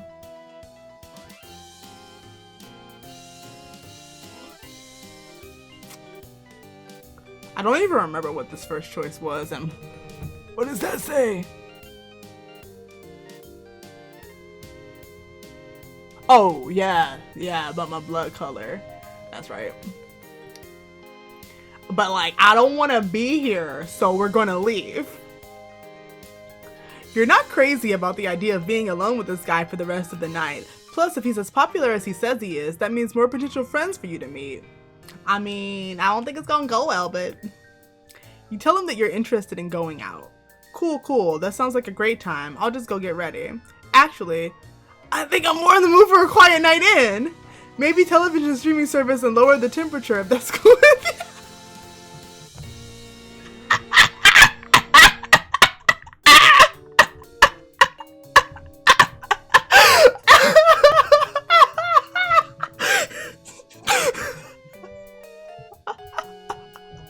I need to take another screenshot.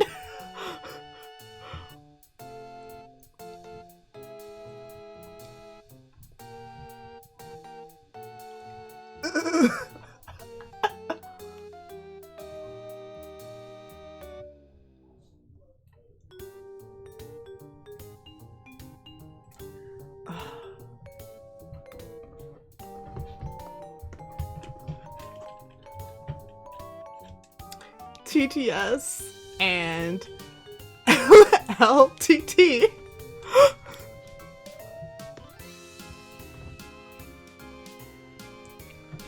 No, TSS. I can read .png.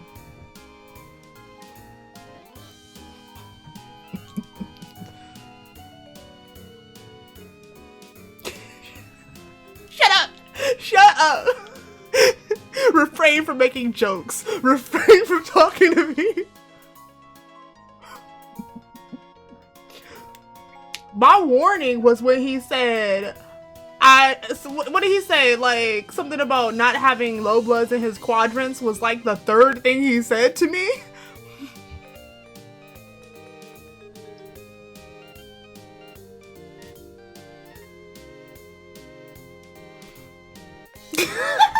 It's happening again. How do I move on when every time I look at the screen?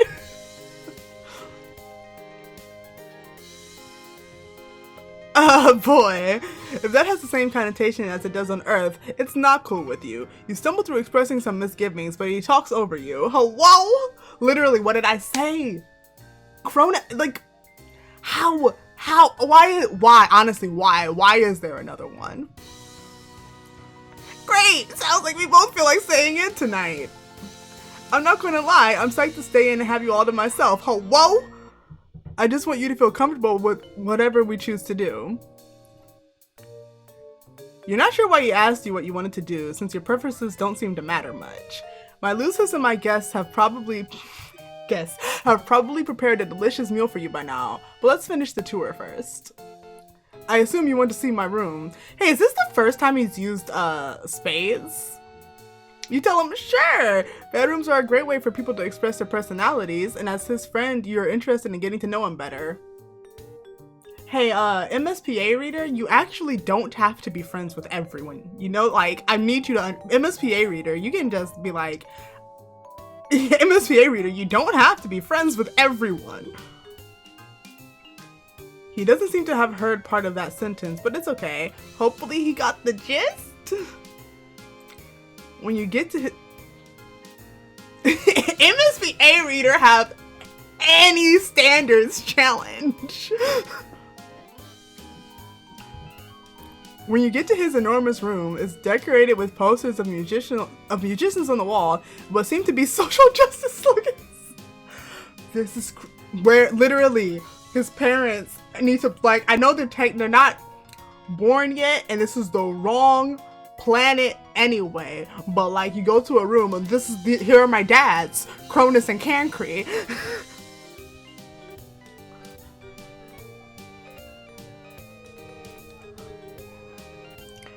One poster has a symbol with clawed hands in several different colors coming together to hold a trident with the word unity underneath it. How does he suck so much? Another poster features a rainbow of colors ranging from rust to olive green that proclaims to be proclaims him to be a low blood ally. 2 other low blood servants are in here. One of them standing on a step ladder to dust some high shelves while another crawls around on the floor, scrubbing and picking up wrappers that Zebruh seems to have just littered there. Oh, whoa! Pretty sweet place, right? You look confused by the posters. Your music taste probably isn't refined enough to have heard of my favorite bands. I only listen to subversive musicians that speak truth to power.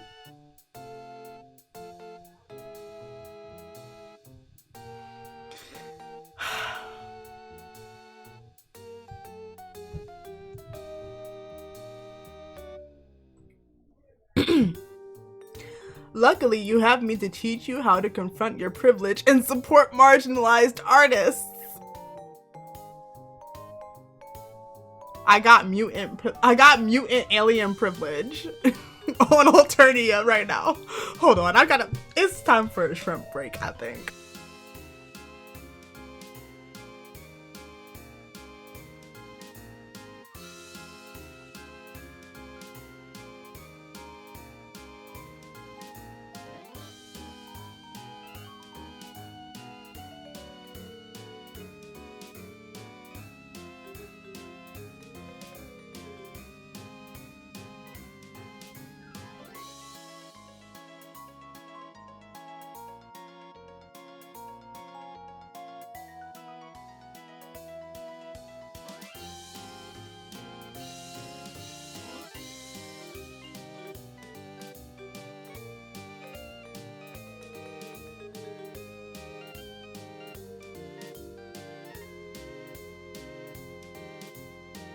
Desist!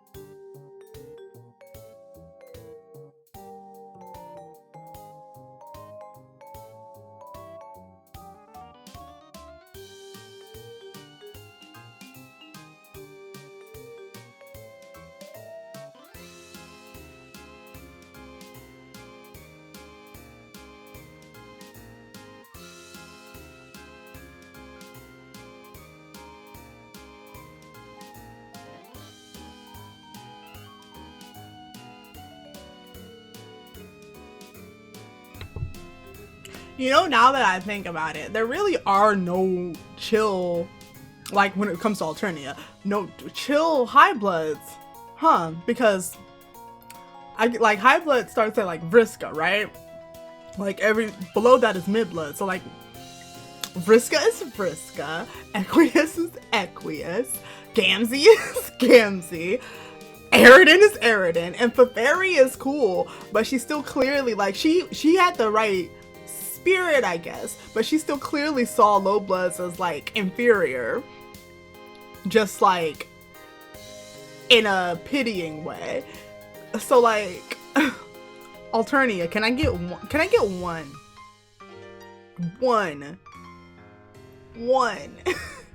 chill high blood?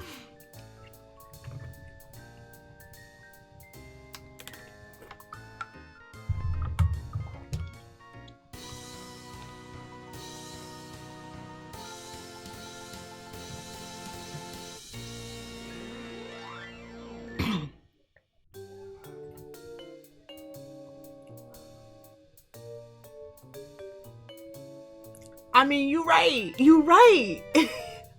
You're right. If there's any chill high bloods. But the thing is, though, once they're adults, they become literally a part of an imperialistic war machine. So, also, did you notice my rat pile? It's a perfect setup for feeling jams with your Moirail. I've got a Moirail, thanks. She's an assassin and I love her.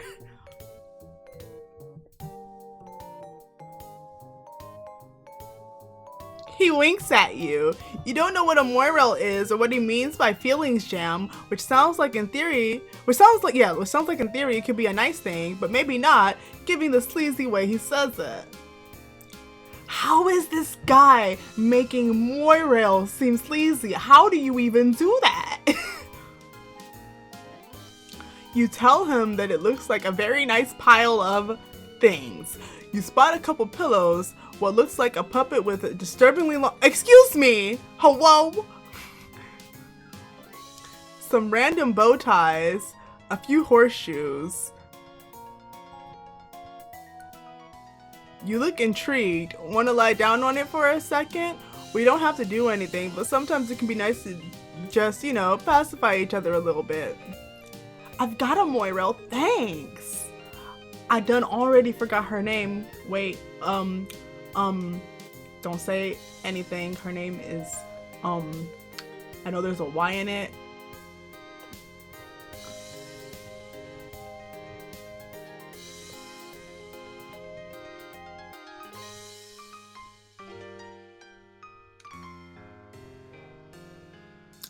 I know her name. I know my Moirail's. I know my new Moirail's name.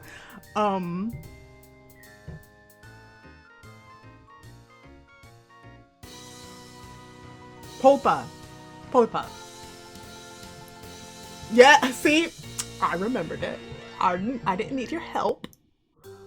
Anyway, her name is Polypa and I love her, so I don't need a Moirail, thanks. He strolls in the pile in what he probably thinks is an enticing way, like he wants you to draw him like one of your French girls. You turn away to try and hide the disturbed expression on your face, because turning down his advances probably isn't the best way to secure this. We don't need to be friends! MSPA reader, get a standard, any standards. Just, we don't need to be friends with everyone. Hey, like, okay, let's vote. If this turns out to be the bad route, we do not need to secure his friendship. I can just move on. Who agrees with me?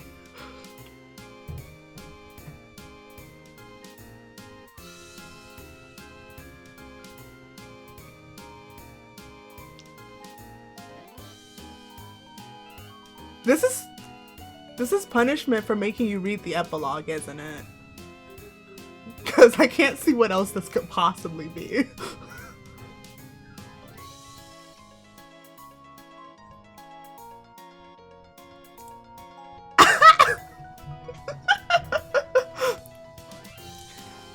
As your eyes cast about the rest of your room, you notice that the low-blood servant scrubbing the floor is having a coughing fit. You can tell that she's trying to cough unobtrusively, but it seems like she's hacking her lungs up, with each big cough racking her whole body and making her shoulders shake. Concerned, you crouch down by her side. She jumps when she notices you're concerned and mumbles that she's fine and that you don't need to worry. But she doesn't look fine. Now that you're getting a closer look, you can tell that she seems to be underfed and exhausted, with sickly shadows on her face and scraped up knees and elbows. She looks bad, and you know bad, considering how much of your time you've recently spent stumbling around with various excruciating injuries. You mention to Zebruh that his guest is not looking so good. He frowns, getting up from his pile of stuff to come investigate, blinking down at you in confusion and not sparing a glance for the low blood. What? What are you even talking about? The servant tries to go back to her scrubbing, but she struggles with coughing and scrubbing simultaneously. It's hard for you to watch. Surely she would feel better if she took a break and ate or drank something. You asked Zebruh about that hot meal he said was being cooked for you. Maybe you could give some of it to this poor sick troll. Jeez, you're making me look bad. No, don't. I can't. No, don't make me think about the health of my low bloods. You're so sexy.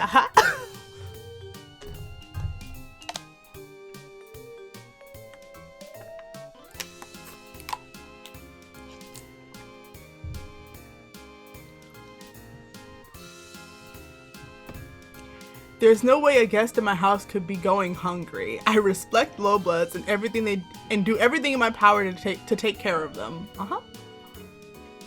What? You think you're a better ally than I am? Homie, I'm pretty sure he thinks I'm just a normal red blood troll with like a weird condition, no horns for some reason. But like, if I was a red blood, I'm literally the lowest low blood. So like, yeah. So like, ally. Exactly! Thank you, MSPA reader. Why do you want to be this guy's friend? Considering your status or lack thereof on this planet, you're not sure you count as an ally so much as a member of the oppressed underclass, but you let that slide. Why? You hasten to explain that you didn't mean to criticize him and you're sure he's doing a fine job of being an ally to low bloods. Yeah, well, it's not easy. Whatever. Maybe we should go eat now. I don't feel like having a feelings jam anymore. Good. He turns and leaves the room without showing any sign that he'll do something for the sick low blood. You mouth an apology to her behind his back and she just gives you a tired wave and goes back to scrubbing. Zebruh leads you downstairs to the dining room where his Lucis is supervising a team of low bloods setting the table with what looks like a 4-course meal. The look on the Lucis' Zebruh face is now even more disdainful than before, and his bow tie seems angrier. Looks like dinner is almost ready. Cool. Of course, you're probably not going to offer to pay for any of it, are you? Figures, low bloods. I mean, trolls in general are always expecting me to provide for them without ever offering any conspicuous concupiscence in return. For once, you're kind of glad you're unfamiliar with his alien vocabulary and innuendo. You have absolutely no money, which he definitely knows. You can pay him back for the dinner in friendship? We don't need his friendship. Why isn't there an abort friendship button? Like, no, we don't, let's go. We don't need this one. Yeah, well, I'm not sure I want to be friends with someone who has a problem with the way I do activism. I have it on good authority from every other high blood I know that my intersectional praxis is valid. You stumble over your words in your haste to assure him that you're in no way meant to say he's not valid. You never met a troll so valid. No one believes in his validity more than you do. Whatever, let's just eat. You both sit down at the table while the low bloods set up the table, light the candles, and serve the appetizer course. You can't help but notice that most of them look just as malnourished and sickly as the troll upstairs, but it might be best not to bring that up again. You eat in silence for a while, and Zebruh looks like he's stewing over something. Then he sets his fork down and looks over the table at you with a frown. You know what? I just realized. You totally denied my low blood her own agency when you questioned me about not feeding her. Yeah, what you said was totally problematic. You don't respect low bloods at all, do you? Not like I do.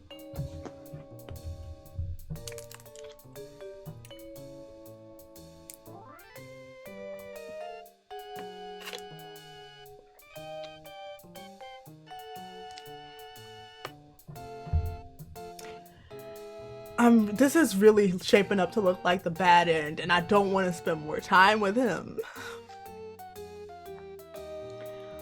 You tried to apologize, saying it was not your intention. Right? Yeah. Can this be one of the ones I murder?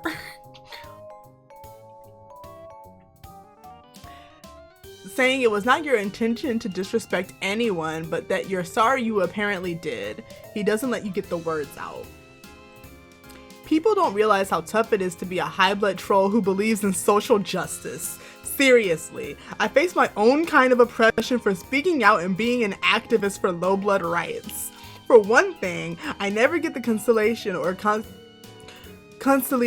concupiscence I deserve. My quadrants are always going unfilled because no one agrees with my radical views. Literally, I mean, this is about the 10th time I've said it, but literally this is Cronus and Cancre's child. Say I'm wrong. I thought you to be different, but you don't get it either. You try to tell him that he's got you all wrong. You agree with his radical views and believe in low blood rights, which is why you were concerned for his guest in the first place.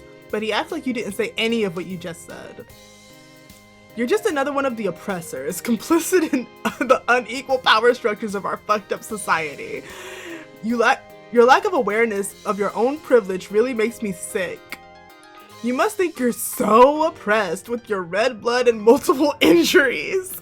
But what you're doing now, rejecting me and criticizing me, it's really exactly the same as what subjugators do to the low bloods they call. You probably deserve whatever shitty position you have in society. Unlike me, I deserve to have this nice house and low blood servants and full quadrants for being such a good activist, okay? He's standing up now, advancing on you with his zebra stamping its hooves, threateningly at his side. You stumble back, trying to make your way to the front door. It's tricky because you have to step around all the low bloods who seem to feel strongly that they should get away from Zebruh when he's angry. You don't make it to the front door fast enough on your own. With a terrifying equine scream, Zebruh Lucis rears up on his hind legs and strikes you with his hooves, battering you through the front door and breaking some of your recently healed ribs again. Joy. Take your privilege and offensive views and get out. Anyone who doesn't respect the low bloods is not welcome as a guest in my hive. It would behoove you to stay away. It really would. Like, so you're telling me you want me to try to get the good ending? You want me to spend more time with Zebruh?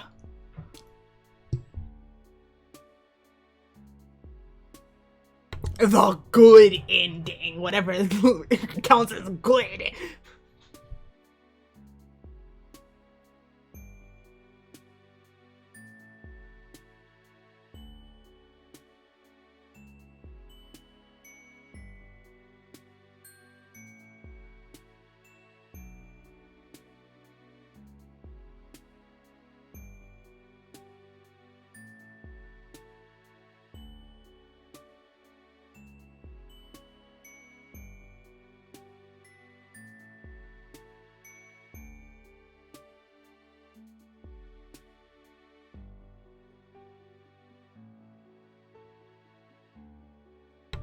You want me to suffer for your own entertainment, is what you're telling me.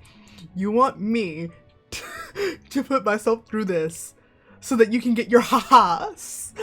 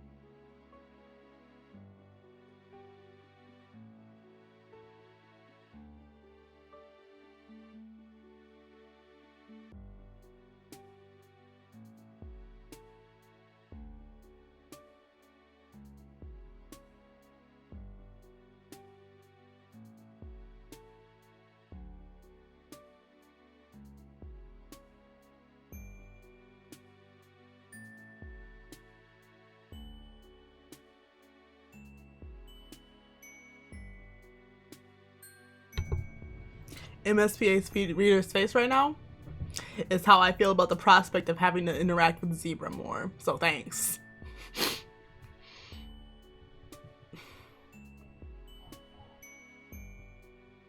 God, I really hope. Imagine if this also gives me a bad end and I have to go back even further.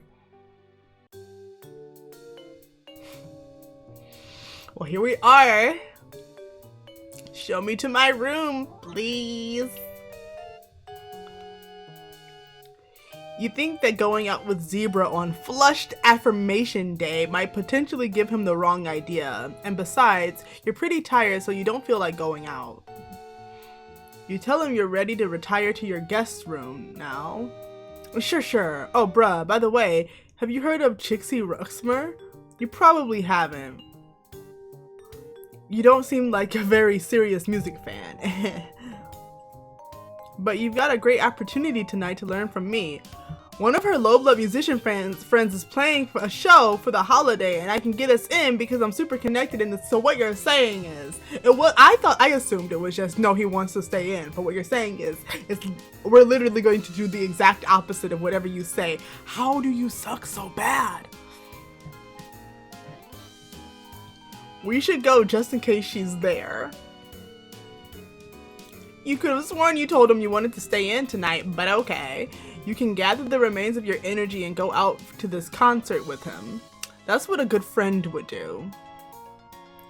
He takes you across town to the concert, only trying to hold your hand or put his arm around you a couple times on the way, so it could be worse. Maybe hand-holding is totally platonic on Alternia? You hope so. The concert itself is one troll with a guitar and a harmonica who, according to Zebruh, is a low-blood whose songs are spreading truly radical messages, almost as radical as Chixie's. You enjoy the tunes as much as you can, but you don't understand what the lyrics are trying to say. You ask Zebruh what the lyrics mean, since the message is apparently important to him, but he gets annoyed with your question. What? The lyrics are about, well... they're about a lot of things. Social justice and oppression and stuff. Uh-huh. It's hard to explain to someone who doesn't already get it. Like, if you're not on my level already, I don't know what I can really say, you know? But enough about the music. I want to talk about you. What sort of things are you into? You haven't had many opportunities on Alternia to talk about your interests. How exciting! You say that you like playing games, but he's already interrupting you. Cool, sounds great. Really interesting stuff. But what's your quadrant situation like? It's harder to pretend that you know what he's talking about now that he's asked you about quadrants directly. You admit that you have no idea what he means by quadrant situation. Alright, I know I've been joking that we need to learn about troll romance, but please do not make me read all the troll romance exposition again. Please. Whoa, you're even more clueless than I thought. Don't worry, I still find you attractive. He goes into a brief, but not really brief enough, explanation of the 4 types of romance on Alternia. I don't like that there's a colon right there.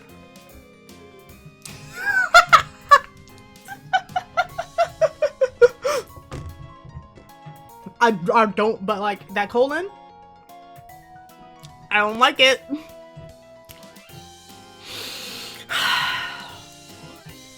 Mateship. The Flushed Quadrant, which to you sounds the most analogous to human romantic partnerships. Moral Allegiance, the Pale Quadrant, which sounds like an exceptionally codependent friendship by human standards.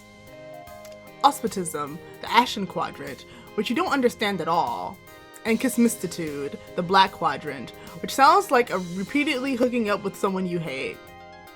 You're fuzzy on the details of all 4 of these, but you understand enough to get that he's asking if you're single. You tell him that you, really just want to be friends. Of course, I super respect your choices. If you ever change your mind, I'm right here, and being in a quadrant with an influential yet sensitive and socially aware indigo blood like myself could make it a lot easier for you to survive and thrive on Alternia. Wasn't he criticizing that kind of high blood, low blood socially advantageous relationship just a few hours ago? It wouldn't be very friendly of you to point out his hypocrisy, so you don't mention it. After another song, another troll at the club slides up to Zebruh and whispers something in his ear, then sulks off again. Zebruh looks alarmed, glancing around him and edging towards the club exit. I just got a tip that there's about to be a culling at this concert. We should get out of here. Out! You definitely agree with him about wanting to get out of here. You look around the rest of the audience still enjoying the show. You and Zebruh are the only ones getting ready to leave. Is he going to warn any of the other trolls here of the danger? Oh no, definitely not. If I were to warn any of these low bloods that a culling is coming, that can mean risking my life too. Not that I've ever tried, but everyone knows that. The high bloods here will probably be fine though. We've got each other's backs. It's important to look after your comrades in the struggle.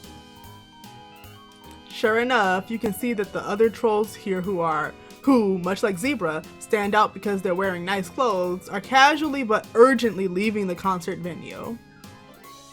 Low bloods are all still clapping and singing along with the singer on stage. No one is giving them a tip-off. Come on, we've got to scram.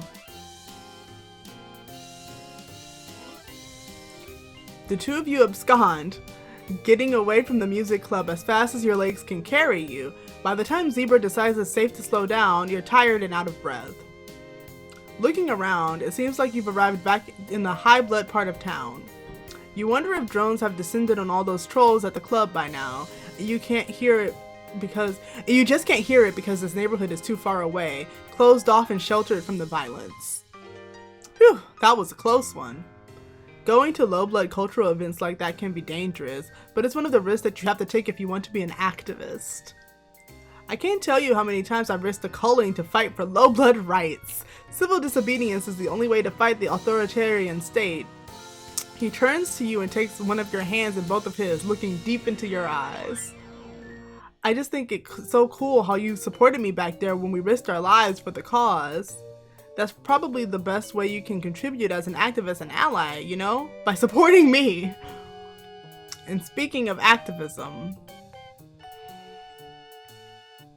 we were talking about quadrants earlier. Let's get back to that. Let's not.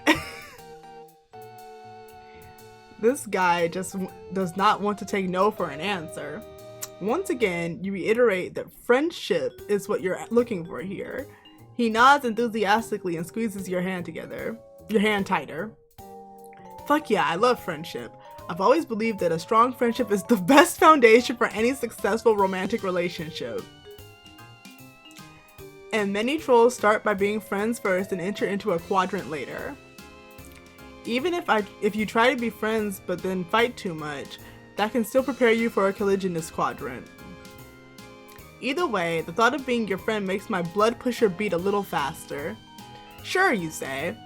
If what we're doing is extolling the benefits of friendship, then boy do you have some things to add to his list. For instance, friendship can give you a sense of platonic companionship with your fellow man, and friends can also come in handy when you need someone to help you move or take you to the airport or other non-romantic activities. You think friendship is a great thing to pursue for its own merits. Friendship is so great that once you have it, why would you want anything more? Totally. You're so right that friendship is a great first step. Did you enjoy the concert tonight? Did it persuade you to be an ally for low blood rights? You think that going by your blood color and how often you've almost gotten killed by those more powerful on this planet, you're more like a member of the oppressed underclass than you are an ally. But you decide not to split hairs and just tell them that yes, you'll be an ally to yourself. That's fantastic. I'm so happy to hear that. If you're an ally to low bloods, then I'll allow you to be my mate sprit. Friend, you correct him. You can be his friend. Right, yep, sure, yep. I meant to say friend. He lets go of your hand finally, which at least counts for partial victory, and winks.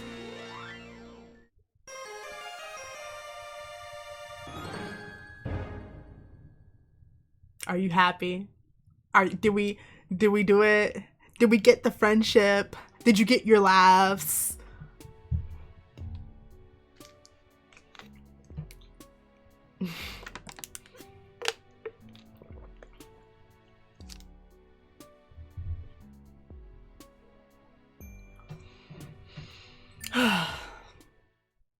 But no, seriously, you sucked. I mean, I like you. I like them both, but like, she really sucked, and she stole my blood.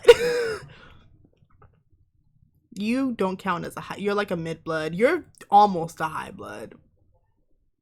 Even you still kind of sucked, and yet you're literally all the high bloods I've met. And speaking of high bloods, okay, but like, this one looks. They look cute. They look cute. Maybe they won't suck. I mean, it is Vriska's blood class, so. But maybe they'll be cool. Speaking of Vriska. But maybe it'll be fine. Oh, who are you? Armed with your fresh heaps of hard-won cultural knowledge, you continue on your journey. Troll life sure is complicated, not to mention troll romance. You really aren't interested in getting into all of that. Your life is complicated enough, and adding an additional level of angst on top of that does not sound ideal. Friendship is all you can handle right now. And boy, do you love to handle it. Just get your fingers all up in there and squish that shit around. Hey, is Dave writing this? Elwurd. Kuprum and Folykl. Folykl?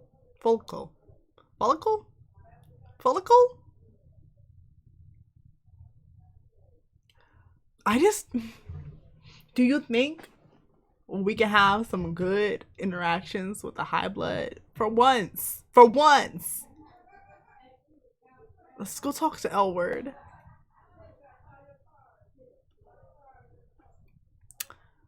You're ready to meet someone new, but you have no idea where to go. You're kind of hoping you'll just bump into someone. That's how we've met literally everyone else. While you're thinking it, you do. You bump into someone. The troll takes a step back to look at you, eyebrows lifted in surprise while you sputter apologies. Then you notice the color of the symbol on her shirt and your blood turns to ice. I'm so happy, apparently. MSPA reader is learning. Yeah, last time we encountered this color, it ain't go so great, huh? Given what you've picked up about troll society, she'd probably be well within her rights to attack you, or at least treat you to some very hurtful insults.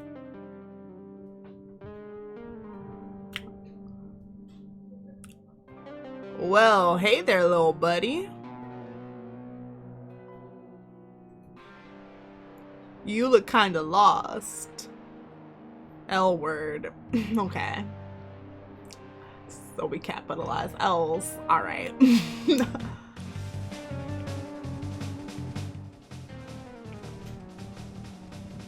Everything okay? Huh. That was a lot friendlier than you expected.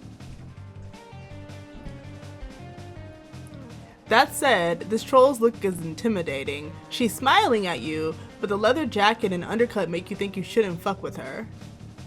They also look really dope. Like maybe this is someone whose name would look really nice in your address book. Look, you know you've been pretty non-discriminating with your friend taste so far? Yeah. You're grateful for every taste of affection thrown your way, but you can admit you've barked up the friendship tree of some real weirdos. Yeah. But this time, you really want to be friends with this girl. In fact, it feels like earning her approval might even raise your opinion of yourself or your social cash. She's just like seriously cool. You tell her you are lost, not that you have anywhere to be. Just seeing where the night goes, huh? Been there.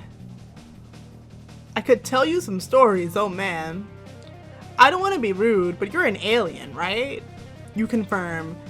That is one of the few solid facts you know, and you're going to hang on to that with both hands. while they're still your hands and not your grab pods or your gesture appendages or whatever. Neat. You can call me Elwurd, BTW. I bet you have all kinds of cool alien stories. You want to hang with me? I know a place near here to grab a drink if you want. Does she mean platonically, or is she asking you out?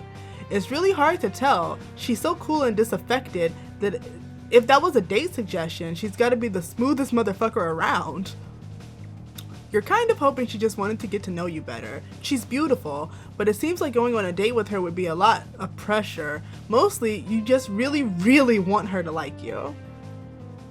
She brushes a piece of lint off her jacket, and your desperation for her attention grows. You say yes. Oh yeah. Alien time. Let's go. Wait. Wait, come on. Can't you even just go hang out with someone without some kind of whole rigmarole?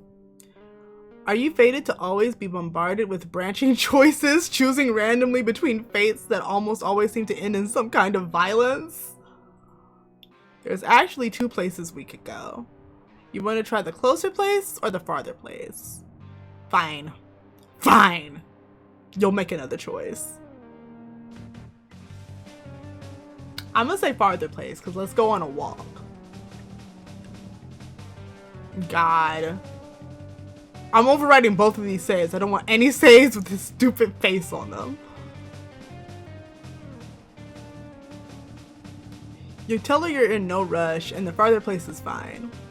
She takes off in the same direction she was walking before you bumped her. You follow behind, trying to act like you totally belong here, next to this genuine troll babe. You walk next to cool people all the time. It's practically a hobby. After a couple blocks though, she stops short. You narrowly avoid bumping into her again. She fishes her palm husk out of her pocket, and you can see that it's vibrating noisily. She looks at the screen and theatrically rolls her eyes. Ugh. This is so annoying. I'm sorry, but like, there's just this thing. I have to deal with it, I guess. I swear to fuck. She just wants an excuse to see me. It's like transparently obvious. Like how she keeps flirting with all my friends too? Or just magically showing up places we used to go together. It's honestly kind of pathetic. Like, you're trying so hard to make it seem like you're over me that it just shows you aren't. LMAO. You know what I mean? You may not understand the specifics, but it's clear she's including you in some kind of social situation she's dealing with. Wow, that's what you do when you really are friends with someone. You basically just skip to the front of the line. You nod and look sympathetic. You totally get it, you tell her. You have an ex like that too. Who is she even trying to fool? Right? Like, it's like embarrassing that we even dated. We were totally going to request combat assignments on the same ship too. So dumb. Anyway. Sorry, but I gotta go back to my hive. She just keeps bugging me about some shit she left there. I keep telling her I don't even think it's there. But she says it has... she says she has all her belongings itemized or something, and shaking my head. Such a dork. I'm like the best thing that ever happened to her. You keep nodding vigorously. Your neck is starting to hurt from all the nodding. You tell Elwurd that she's obviously too good for whoever this girl is. I mean, I know.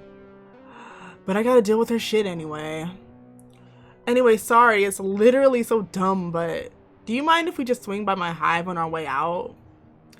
It won't take long. She's like terminally punctual. LMAO, she already sent me her ETA on Google Maps. This is a real softball. No need to agonize over this decision. You tell her you don't mind at all. She starts to head off, but then she stops and looks at you. Her brow furrows. Huh. You know, for an extra alternial, you're kinda cute. Oh geez. You start to feel flustered as she peers at you more closely. Are you going to have to make it clear once again that you're only interested in friendship? I'm getting an idea. My ex thinks she's cool because she's a Jade blood and they have like a sacred duty or whatever. She makes a complicated motion with her hand. From the context, you gather that this is the troll version of a jerking off gesture. You file away the implications of that one and consider it at a later time. Andrew Hussey. I swear to God. But she's probably never met an alien before. Definitely never dated one. Do you think we could pretend to be a thing? Fake dating again?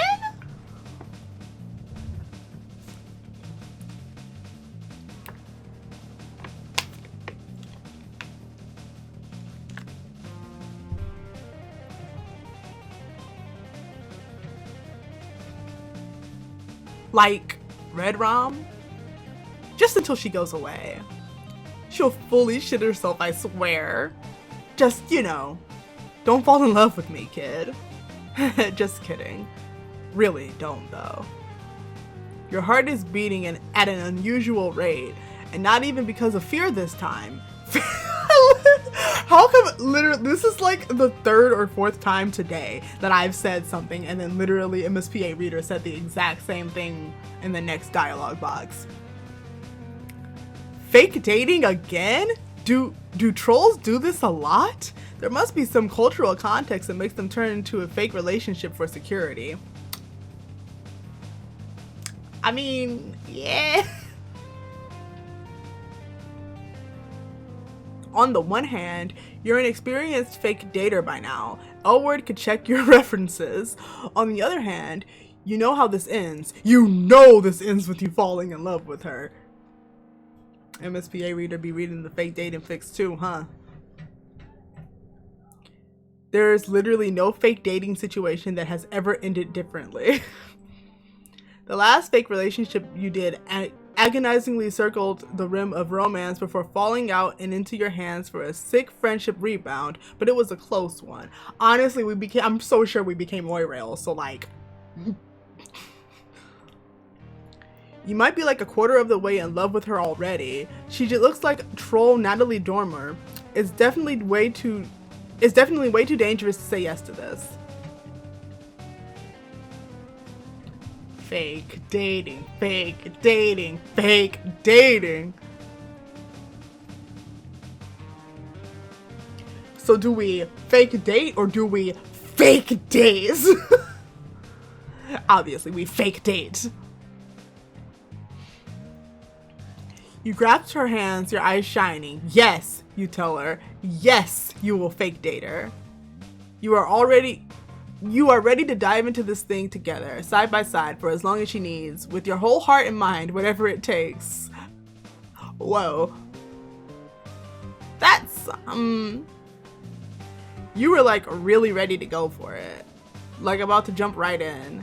Maybe this was a bad idea. Don't want to lead you on. Oh no, you way overdid it. You shrink back, mortified. No, you tell her. You weren't going to fall in love. You weren't even thinking it. Just thinking about helping her with her awkward situation. Uh-huh. Hey, you mentioned your ex earlier, right? Is that recent? Like, were you trying to rebound with me or something? Because if it's recent, I mean, I get it. Breakups can be hard. I mean, mine was fine. Completely mutual. But I get it. Your ex only exists in your imagination, but Elwurd is giving you an out here, and you're going to take it. You're not trying to look sad. Breakups are hard after all. That part isn't a lie, just a well-known truth of life. You know what? I can blow my ex off for now. I'm gonna take you out. Take you somewhere special. Where you can forget. Have a little me time, you know? I think you deserve it. Okay, a little hiccup there, but maybe you've managed to turn this around. You feel bad that she thinks you're newly heartbroken, but it's comforting that her reaction is to try and cheer you up rather than pouncing on you at your most vulnerable time like some other trolls would do. Actually, she's being really nice. Maybe this friendship train is on the right track after all. I'm just happy that, like, I don't know, like, I want to trust. Is this it? Is this the one good high blood interaction? Elwurd takes you to what appears to be a coffee shop. So we got fake dating and a coffee shop AU.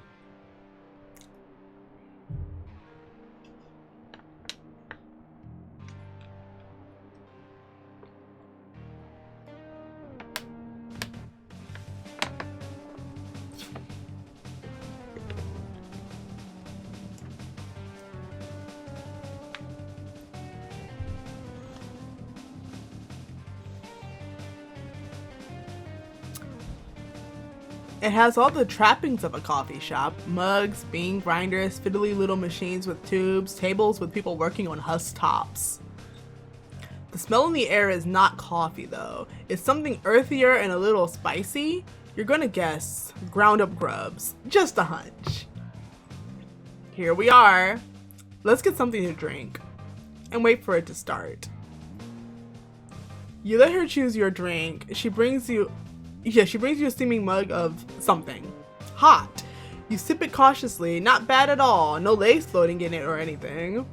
Just so you know, I don't know what your deal is, but this place is kind of girls only. You're an alien, so no one's gonna even ask, including me.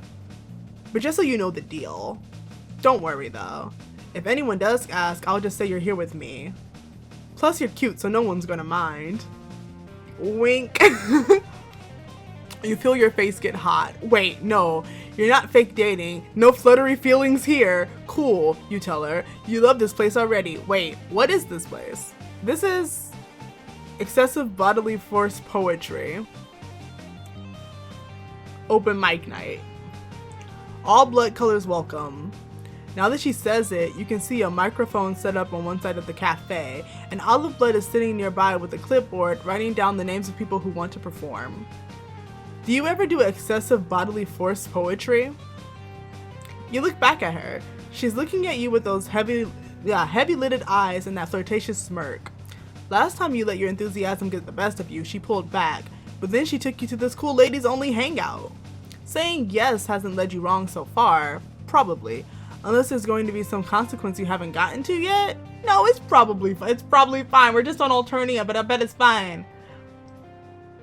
You tell her you've dabbled. You try to shoot her the same kind of coy look she's giving you.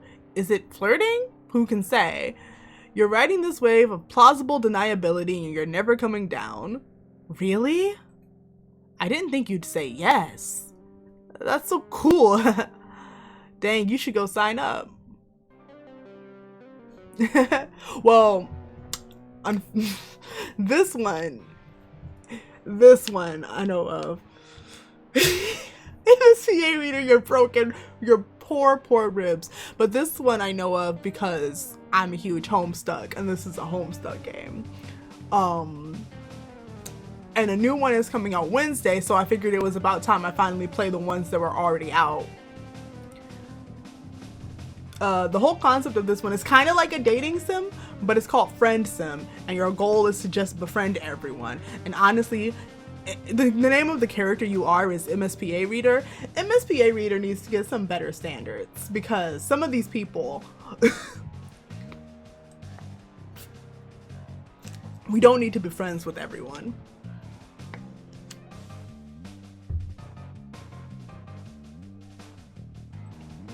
I've never done it myself, but I like to come here and watch. It's literally they call it excessive bodily force poetry. And I know we call it slam poetry, but like, we're not Alternia. You should totally do it. Until now, Elwurd has been pretty disengaged, but she seems actually excited about this. You gulp. You've never done slam poetry, but how hard can it be? You got this. You go up to the Olive Blood and put your name down on the list. Then you go back to Elwurd, giving her what you hope is a look as smooth as an expensive brandy. Get ready, you tell her. She laughs, like you're being corny instead of smooth. But it's good-natured, so that's okay. You settle down to watch the excessive bodily force poetry.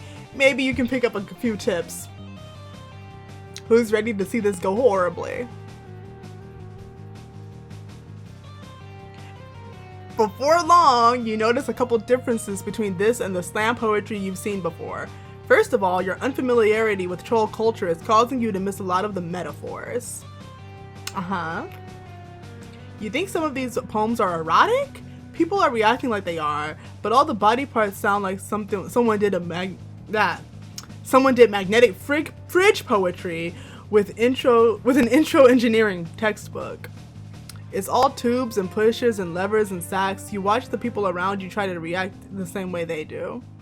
Second, troll slam poetry does involve actual slamming. MSPA reader, your ribs. Several poets, it seems to be the cooler colors of the rainbow end their performances with acts of passionate violence against nearby chairs, tables, or even members of the audience. Artists, you guess, temperamental. Elwurd doesn't seem surprised. One troll with a dark purple symbol breaks the mic stand in half over her knee. Elwurd sits up a little straighter, popping the collar of her jacket a touch higher and adjusting her hair. God, I'd die if she looked at me that way, LMAO. I wish I was that mic stand, I've never had a girl that mean. I always go for the good girl spades, thinking I can change them. Like it'll be different with me, you know? If our hate is true enough. It's a bad habit. Nice trolls don't change. That's some advice for you, kid. You don't know how to respond to this, so you just nod wisely. If you're being totally honest with yourself, seeing Elwurd fluster makes you feel a little flustered too. Not that you're changing your mind about only wanting friendship, but you wouldn't mind if she looked at you with a little bit of the awe she's giving the purple blood.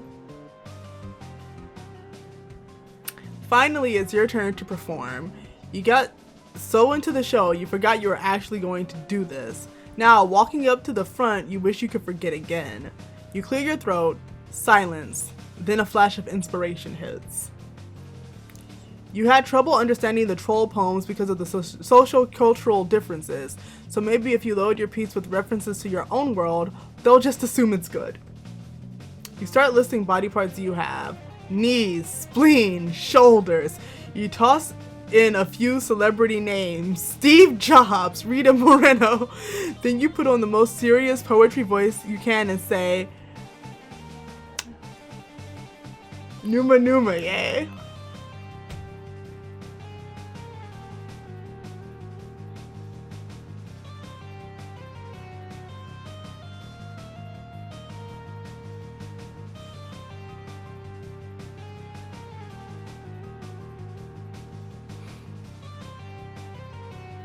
MSPA reader, you probably could have just told a poem about what you've been through with these past few days, and it would have been cool.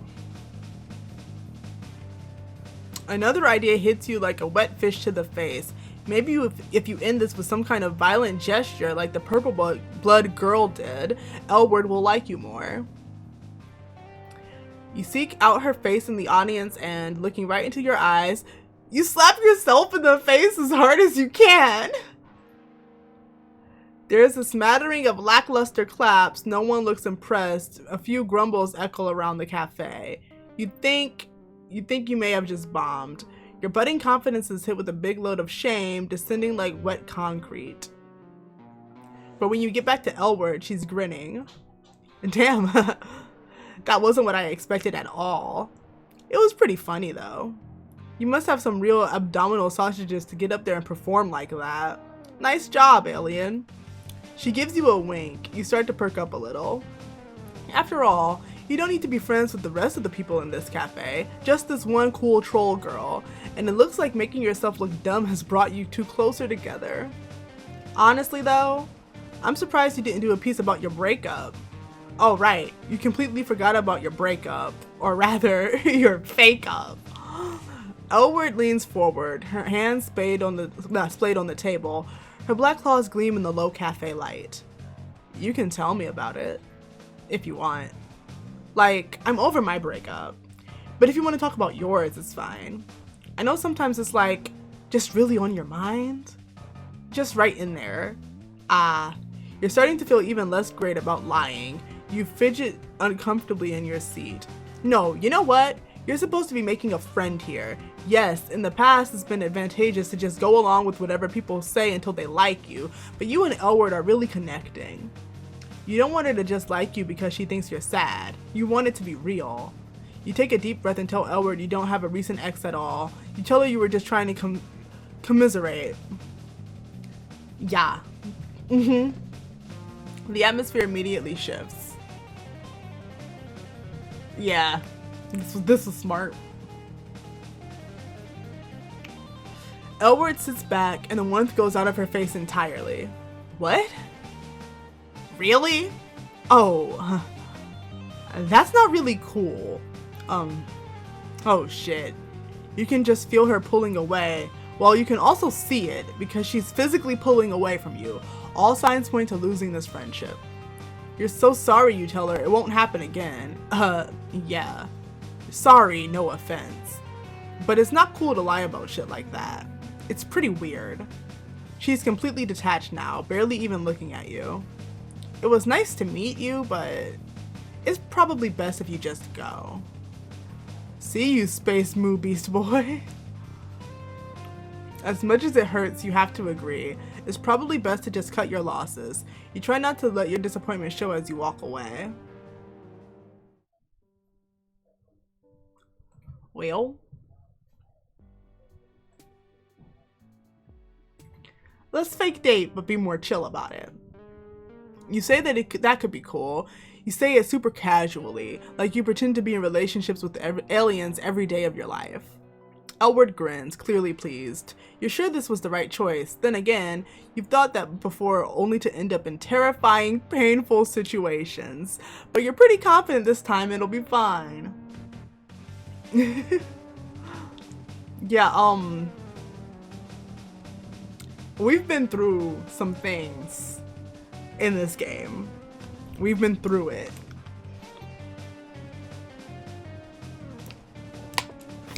So far, this has been one of the way more tame routes. And I'm happy for that. Because, okay, on this planet Alternia, they have this, like, mix of, I guess, racism and classism based on their blood colors. And she's a high blood. And literally every high blood we've interacted with sucks so far. So, like, this has been pretty cool so far. And I was just complaining because I wanted to meet at least one cool high blood. Did I read all that? I think I can go back by scrolling. Yeah. Yeah, I read it all. That's great. Thanks for doing me a solid. I'll owe you one. She shoots you a finger gun and winks. And what is now a deeply familiar story beat, Elwurd takes you back to her hive. It's pretty messy. You can understand why her ex would have had a hard time finding something she left here. You don't see any signs of a leucis, but it's probably rude to ask about that, what with how often trolls and other animals are murdered in this society. You ask Elwurd if you should get your story straight, like, how did you meet? How long have you been dating? Who's the funny one? Who always gets to choose the food on date nights? Yeah, I got a 3,000 word backstory for us to memorize. I'll be quizzing you on my fave movies. JK, I'm not worried, lol. We can just wing it. Oh, I think she's here anyway. Sure enough, you hear a crisp knock on the door. Elwurd leans against the nearest wall and crosses her arms over her chest, looking bored. Come on in, girl. Ah! This whole time I was really hoping it would be her. Just because, yes, we get to see her again. Ah!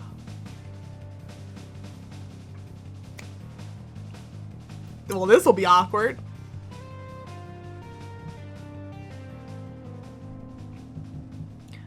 Another troll enters the hive. Hey, wait a second. You know this one. This troll is already your friend. That might be a good thing, but it might also ruin your chances with the friend you're currently chasing. But maintaining your existing friendships is important too. You're just going to have to find a way to balance this. She doesn't seem to have noticed you yet. Hello, Elwurd. We can make this the last time we have to see each other. If you would just hand over my favorite sweater. I don't have it. I don't know how many times I gotta tell you. It's very simple. 1, I was wearing it over here when we broke up. 2, I keep careful track of all my belongings. 3, you think it's funny to antagonize me. All signs point to you having it. I don't want to fight again. Isn't it nicer if we collaborate? Who's fighting? I don't even remember what your sweater looks like. I don't really think about it, or you, at all, ever. Emotional dishonesty is a barrier to helpful communication. Ugh. I'm not one of your little jades who have to listen to this crap. Okay, whatever. I'm not gonna get dragged back into this. You're interrupting my date, Bronya. Like, more like boring, yeah? LMAO. I'm actually trying to hang out with someone who's not you right now. A real cutie. Oh man, oh no. Elwurd makes a lazy gesture at you as if to indicate that pointing you out to Bronya is barely holding her interest. You look at Bronya and try to smile. You lift your hand in a tentative wave. Hi, you say? Bronya is taken aback. She looks back and forth between you and Elwurd a couple times, trying to make sense of the situation. You and Elwurd? Well, this is a surprise. I didn't know you were looking for a romantic connection. I could have introduced you to some of my other jades. Not that I mind you're with Elwurd. I wish only the best for her and all that she does. Elwurd rolls her eyes theatrically, then she looks back at you. You two know each other? She doesn't look happy about it.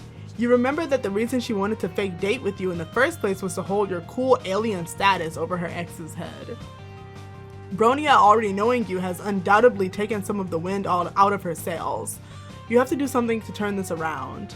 You don't want to be rude to Bronya, but surely just hyping Elwurd is safe. You tell Bronya thanks for the offer, but you're happy with the choices you've made. She looks a little hurt, but quickly rebounds. Of course, I wouldn't tell you how to conduct your personal life. I'm really just here for my sweater. Can you get it please, Elwurd? Nah, lol. You just lost it. Stop making excuses to come over here.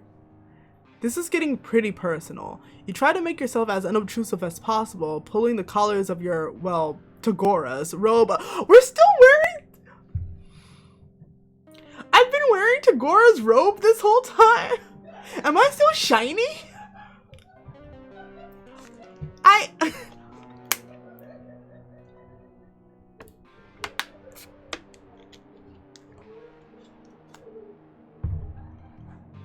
It's shrimp break time.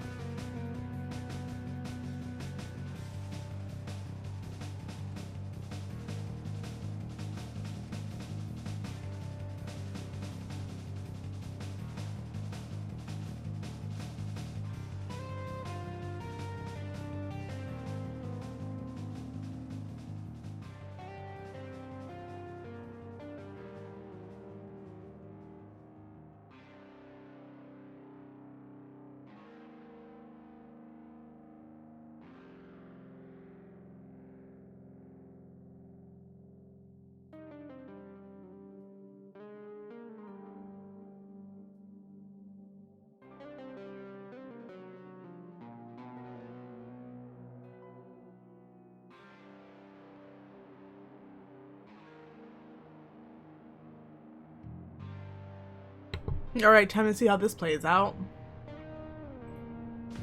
Someone might accuse you of manufacturing reasons for keeping... Someone might accuse you of manufacturing reasons for me to keep coming over by not giving it back. Oh, okay, whatever. I'll just let you know if it turns up alright. Not alright. 1. You've said that before and you've never followed through. 2. You never contact me first. 3. You're obviously not motivated to find it. I want to settle this once and for all. It's time to resolve our conflict. Jeez. I didn't steal your fucking sweater. Look, I want to resolve this too. But now just isn't a good time. Can't you just let me have some time with my new pal here?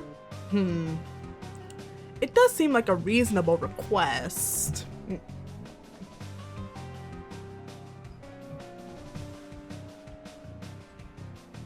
This may take longer than I would have liked. I suppose I could leave it alone for now, but you can't just keep avoiding me forever.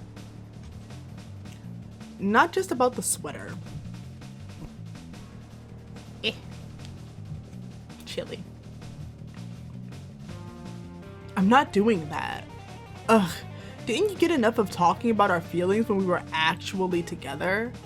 Why do we have to talk about them now? Let's talk about it later then. I'd rather leave my friend here out of it anyway. Her friend! Wow! You breathe a sigh of relief. You don't have so many friendships yet that you could stand to lose one. You can now listen to the rest of the conversation with a touch more ease. I'll come back when you're more available. Please try to work with me on this. Thank you. Bronia makes her way out. Elwurd watches her leave and then sags back against the wall, scowling. She seems to be in a much lower spirits than she was earlier. Your heart aches, friend or no, you want to see her cheer up again. You know what? She takes a deep breath and looks over at you. I do have her sweater. It's in the back of my closet. She starts laughing. She starts laughing. You giggle a little, too. What just happened here is an opening. You witnessed something revealing, and now Elwurd is in a vulnerable position. You don't want to push her or annoy her, but she did loop you into this, and you can't waste this opportunity. It might be worth it to take a risk. You say, hesitantly, that it seems like Bronia was really desperate. Like she's totally not over it. I know, right? I told you. You say that also, it's okay to not be over it 100% yet. That even if a relationship was wrong and you're way better off without it, sometimes you can still feel a little sad, and it's fine. In fact, you say, it can make you seem emotionally deep in an extremely cool way to get... You give her a little smile. She smiles back. Thanks for saying that. You're really nice. You didn't have to do all that for me. Sorry for bringing you into this mess. Did you still want to get that drink? You're a good friend. Your heart overflows. You beam a brilliant smile at her. You feel the warm bloom of your friendship opening its sweet petals in your heart. Friendship achieved. A cool high blood. Can you believe? There was no violence. There was no murder. I didn't lose any blood. My ribs didn't get any worse. I guess in one of the rooms I did slap myself in the face, but that was me. That wasn't directly because of her. And a Vriska, she is Vriska's, she is a cerulean, and there was no mind control.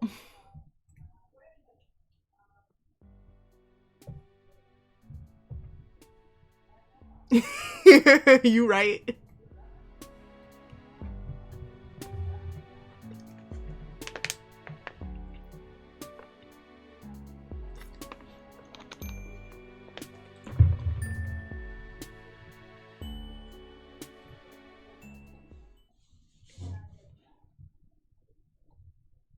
All right.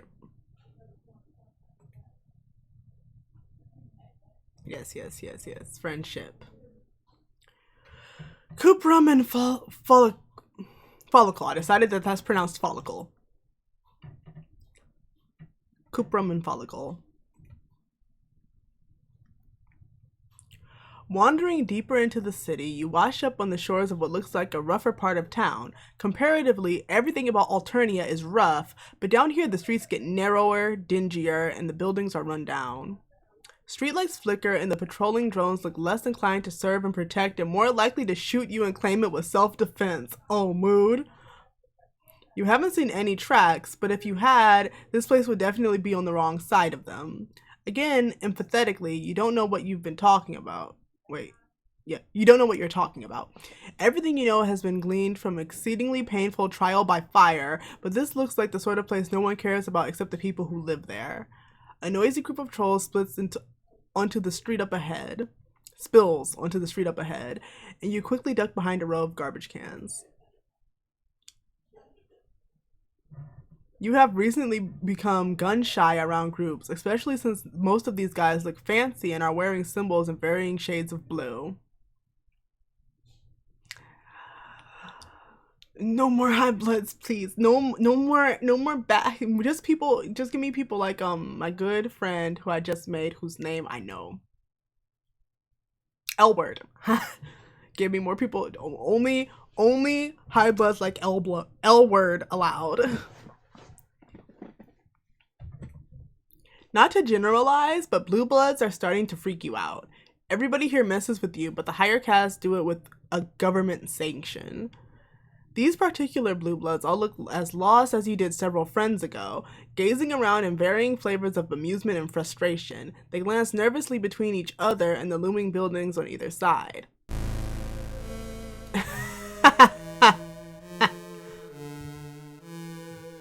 Oh.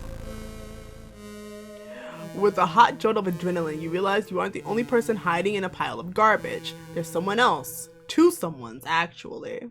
I can't believe I'm about to get two friends for the price of one.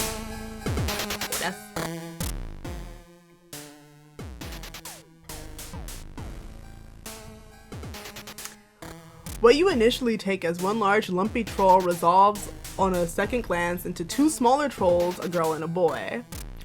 The girl is clinging to the boy's back like a very greasy sloth. It looks like a pretty precarious position. In your opinion, you've recently become an expert in falling down.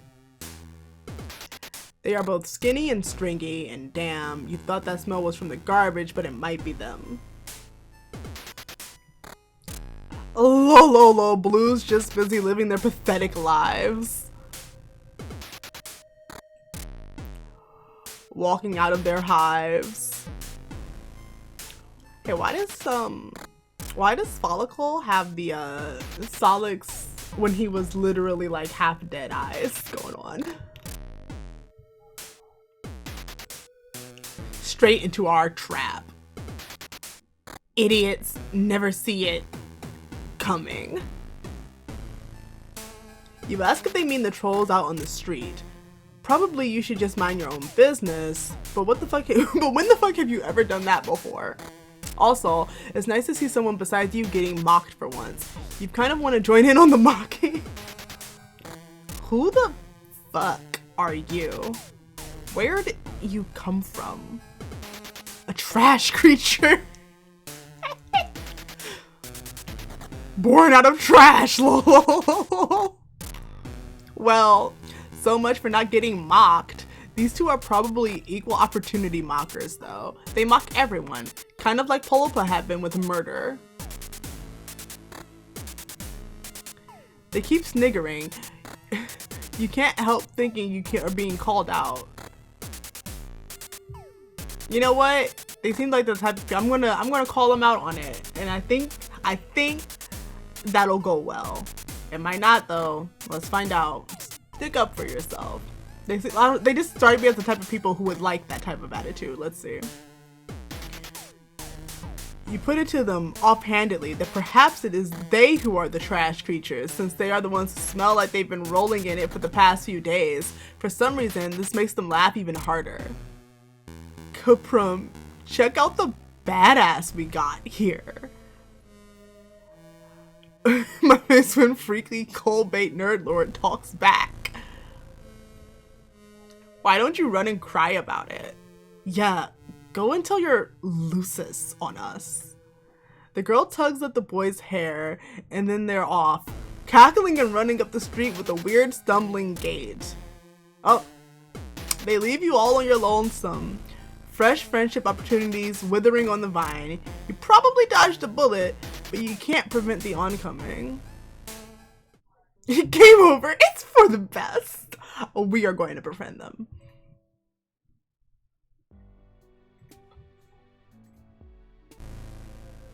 Take it lying down, I guess.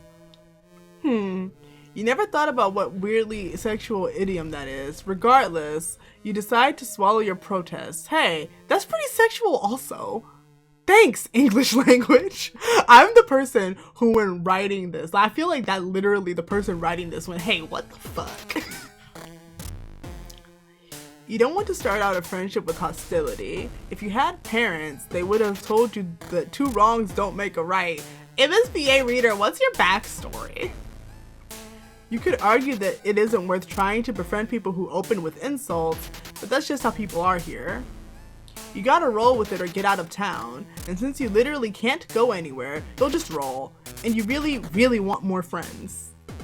Addiction is a powerful thing. You admit that you don't have a lusus and that you are pretty used to insults these days. You include an affected shrug to demonstrate just how easily everything rolls off your back.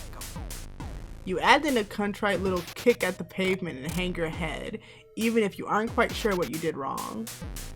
Oh, Rusty dunks on their own damn self. Don't have to do this shit. Wait, don't have to do shit. This could be kind of relaxing for us. The girl turns her weird spidery face towards you. You should come hang out. Wait, what?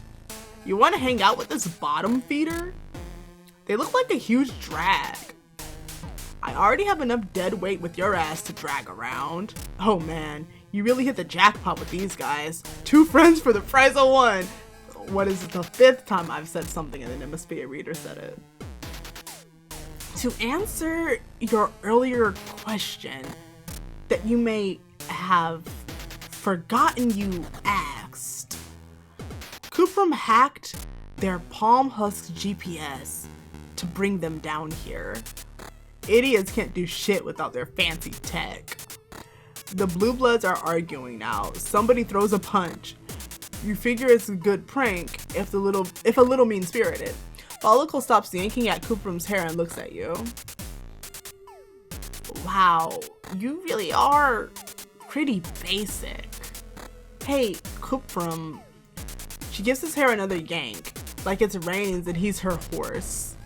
Kuprum grins, showing a bunch of big, blunt teeth.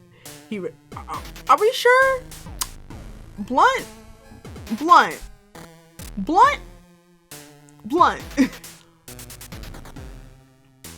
He raises a hand that crackles with a white-hot energy.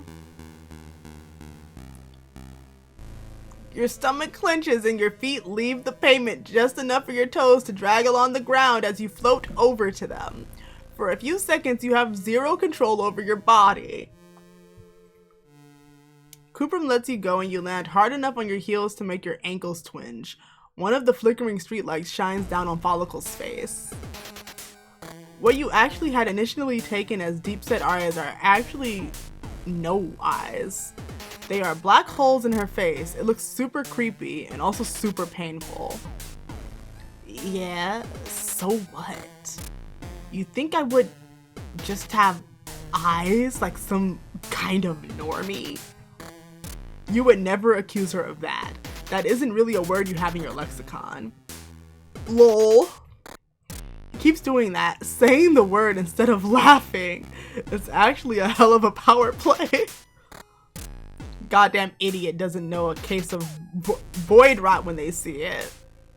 Have you never met a gold blood before? You have, but you aren't sure if Sarava, literally the best troll I've met. Can I just go back to Sarava's house? If Sarava counts. They're an internet celebrity for one thing. For another, they have eyes. Well, one eye. And the other one wasn't lost to void rot, whatever the hell that is. You wonder if that's why she's on top of Kuprum. He's got some kind of combination steed and seeing eye dog. Void rot means my body doesn't retain energy like it's supposed to.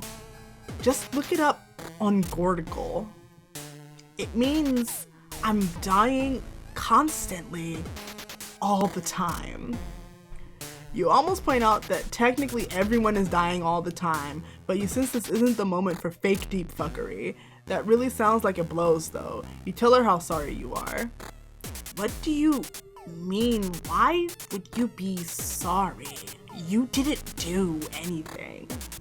Besides, stand there looking ugly. Idiot thinks it makes a difference. This guy. Like what they think actually matters, lol. Can't wait for Trizza to take this one down to the coal fields for a little R&R. Rest and relaxation? That sounds nice actually. He just said the cold fields, fam. Rampage and rending. Wow. And here was me thinking we could get through a whole conversation without bringing up precious Trizza. Lol, Trizza rules. I love Trizza. I know, dipshit. You rack your recent memories trying to figure out if you know what a Trizza is or who. I've got the answer for you. Trizza is basically the third member of this relationship, considering how goddamn horny you are to get her cybernetic tentacles up in you. Oh no! Wow. What? Is that supposed to make me feel bad? Sounds great, actually. You watch too much Eastern Alternian pornography. It'll be way better than sitting around with you, always sucking me dry. This sure is something you were witnessing right here. It must be that black rom stuff Zebruh had briefly filled you in on. You cock a hip and compliment them on the obviously incredibly healthy pitch romance they got going on here. They're moirels. They're moirels. Because as everyone knows, there's nothing two people in a lover's spat like more than someone interrupting them to spout random bits of cultural knowledge. That separates them, metaphorically at least. Physically, Folykl stays clinging to Kuprum's back. Wrong again, fuckbulge. We're pale. Yeah, obviously. So pale. Oh, pale. That's the nice one, the petting one, where you talk about your feelings and then don't have sex. What? You got something to say?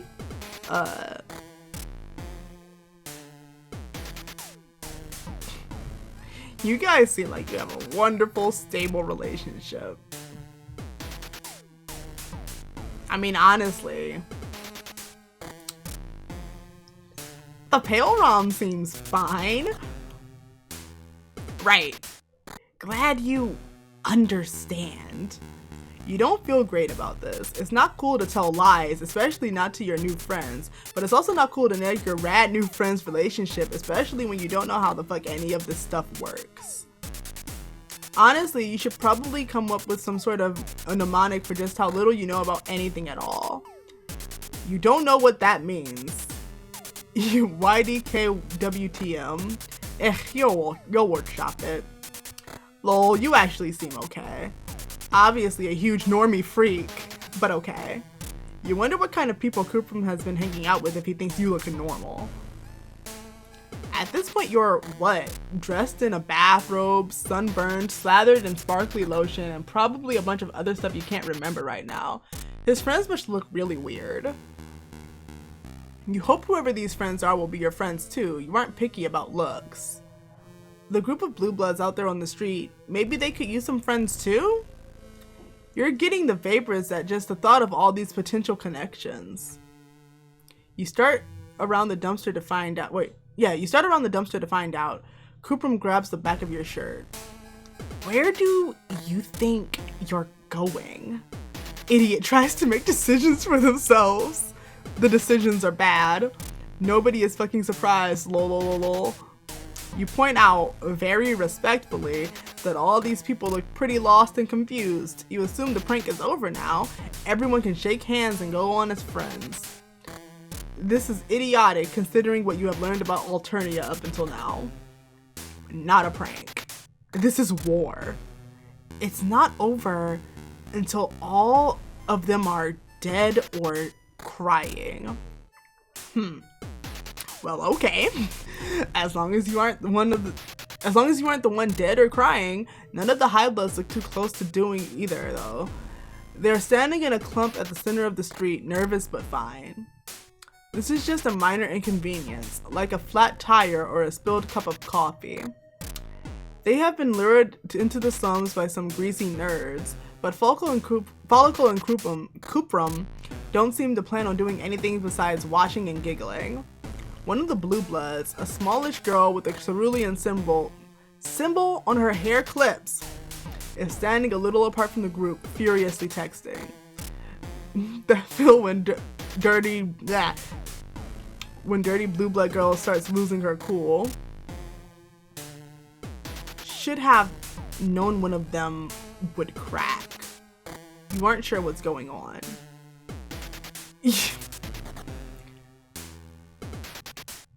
Still not great. Regular is calling the damn drones. Usually high bloods wouldn't go running to them like that. Don't want to admit low bloods got one over on them. When you get owned, fucking own it. That could go on a t-shirt. Folykl and Kuprum seem bummed that their prank is going to end so fast with so little damage done. But isn't that the point of a prank? He did literally say it's not a prank. That everyone gets out of it relatively unscathed. Anything more and it becomes an assault.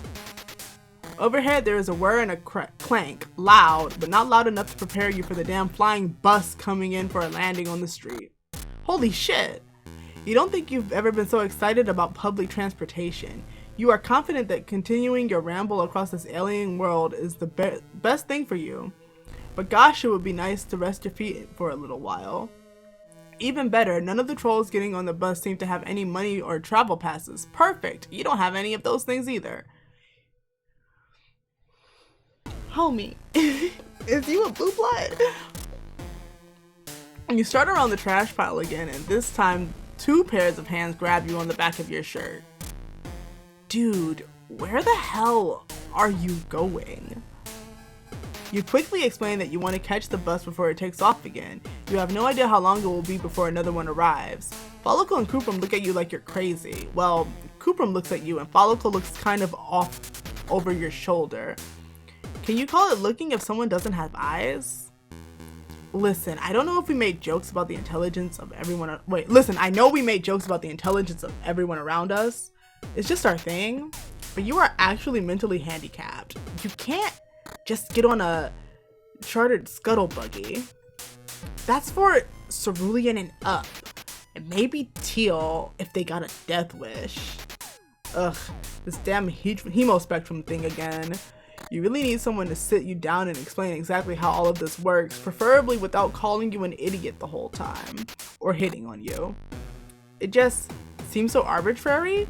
At least the oppressive power structures from your planet make sense, Well, no they don't actually, but you're used to them, which makes them much better and more acceptable.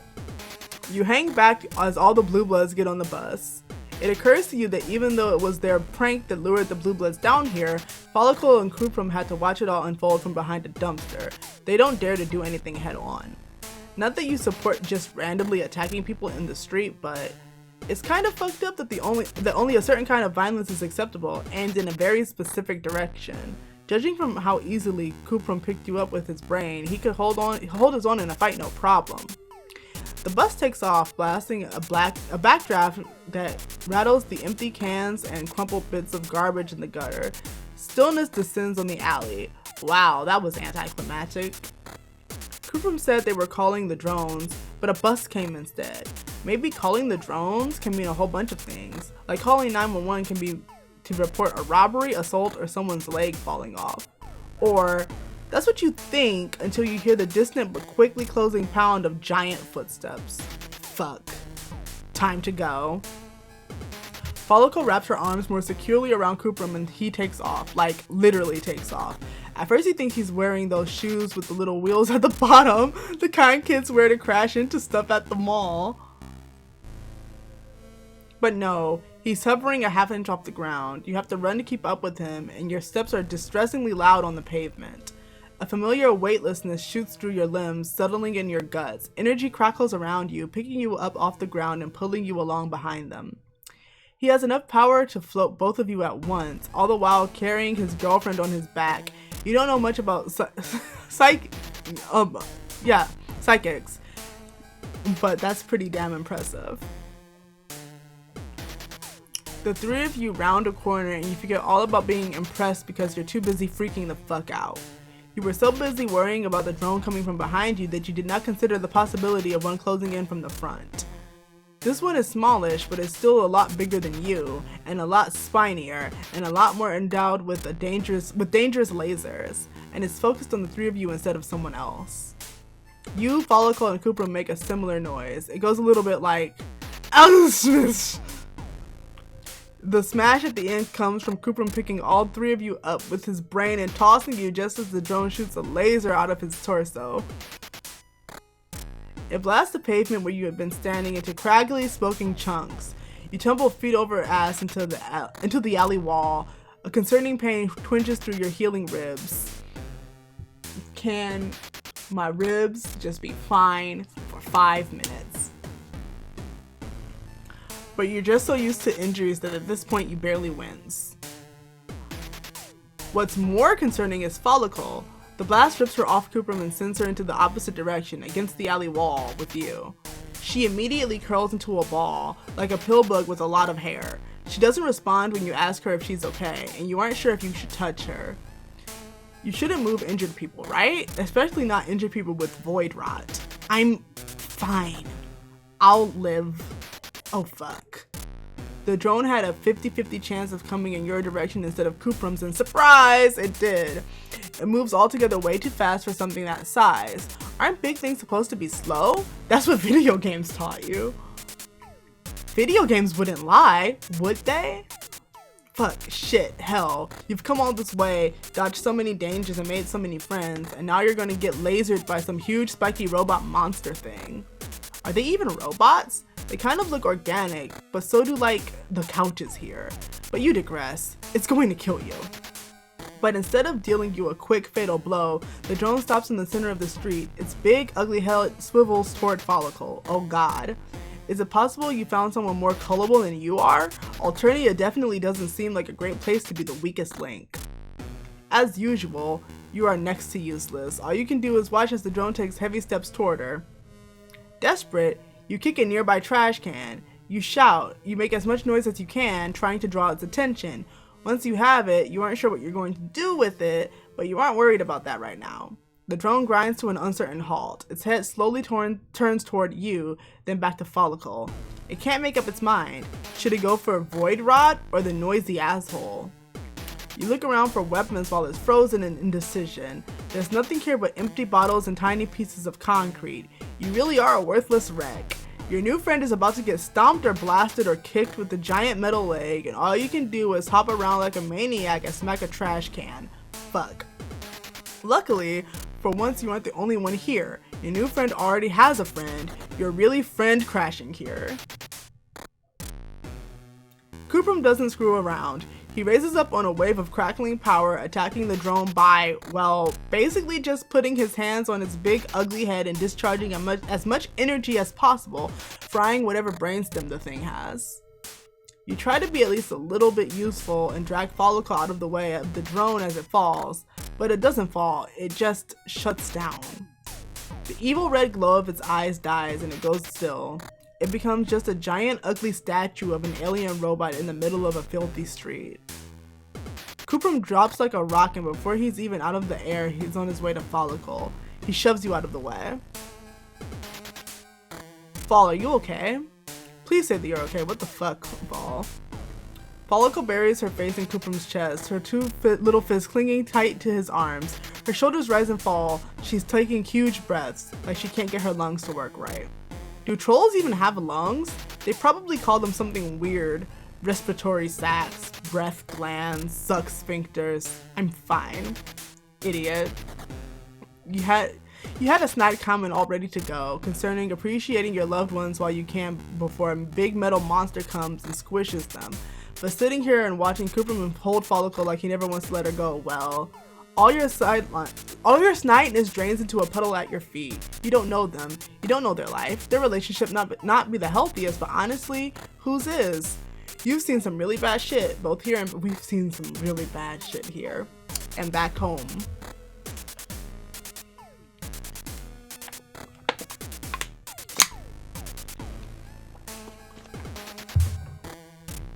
Hey, you okay, dork? Yeah, you really are, thanks to them. Friends!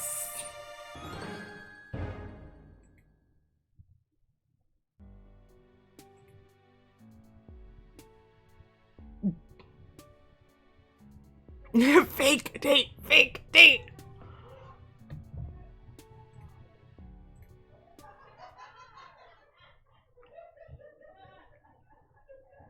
I want to see something.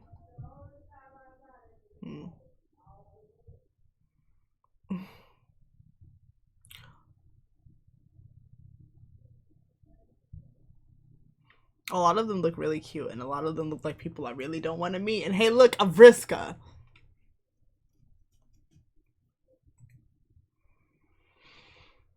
Ever since you were a kid back on Earth, you've always held the deep, close wish to one day travel the world. You wanted to see new places, experience exciting new tastes, and added altitudes and temperatures. Maybe go scuba diving. You never managed that you would actually get the chance. That kind of cool stuff didn't happen to someone like you. Well, you're finally getting your wish. It's just a totally different world. Funny how life turns out. When you get back to Earth, well, you don't want to think about that. Who knows if it will ever even happen.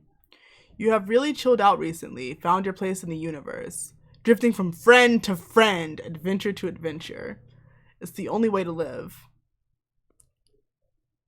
Remele. I'm going to pronounce that Remele.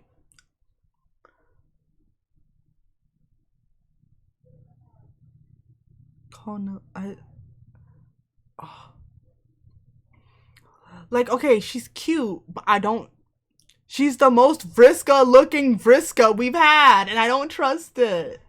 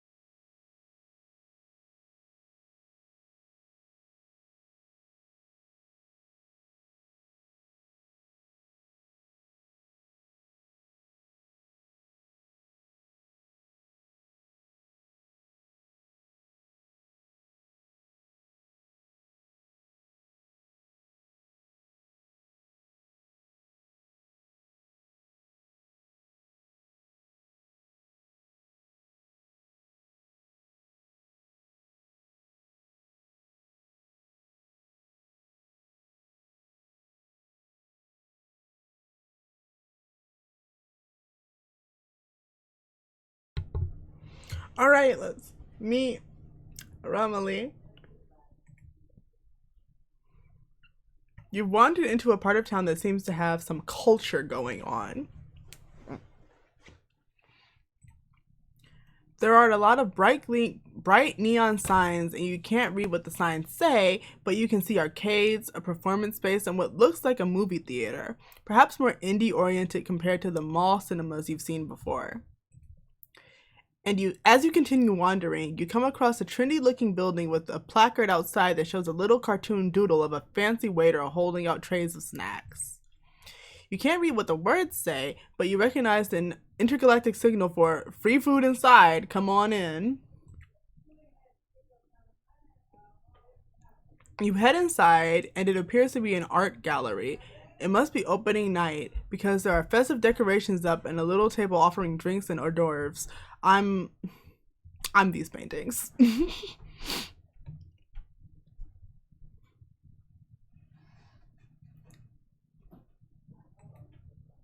There are many other art appreciators here, and your adrenaline spikes when you realize that most of the trolls milling around are purple bloods. Don't trust like that. You're not sure if some paintings and snacks are worth the high chances of being maimed when chaotic violence breaks out. But as you're debating the merits of free food versus probable injury, someone approaches you. You don't look like my other patrons. Are you lost? Or are you perhaps looking to start collecting? If you're loaded, ignore that first question. Another one asking if I'm rich, huh? Art is for everyone, after all, regardless of your blood color. The four black pupils in her eye glint and sparkle, and you're not sure if it's you're not sure yet if it's a menacing or friendly sparkle. She grins at you and it shows all her teeth. So what do you think of the art? Have any paintings caught your eye? You look around. You don't know much about art, but you are a nerd, and a lot of the paintings in here remind you of scenes from popular movies and games back home. This artwork is stunning, perhaps the best I've ever seen. Troll Mona Lisa, who?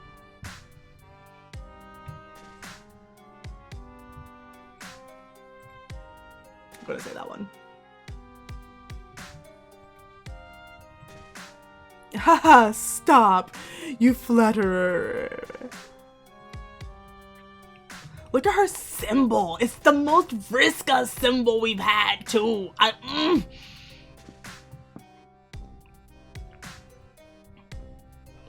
She puts a hand on her hip and winks at you, and you're guessing here that she doesn't actually want you to stop. You're also making the connection that she must be the artist who painted all of these. You sense an opportunity for friendship, so you lay it on thick and gush about how talented she is. Huh, I thought you looked like a dumbass when you walked in, but you have good taste after all. Let me show you around. You follow Remele through the gallery, swinging by the table with the free food first. It's pretty good by the standards you've come to expect on Alternia, but what you thought was wine at first glance is actually Fago. No thanks.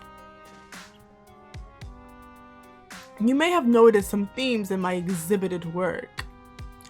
I don't love clowns or gore as much as it may seem. That's just what I have for sale here. If you look at my work online, you'll see more.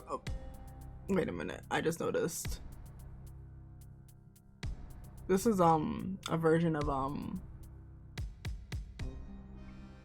the Harlequin song. I can't think of the yeah. Well, I trust that. If you look at my work online, you'll see more of the full range of my art. But for this fancy gallery shit, Purple Bloods are some of my best customers. Those clowns fucking love art. They're rich as fuck. The way she spells fuck.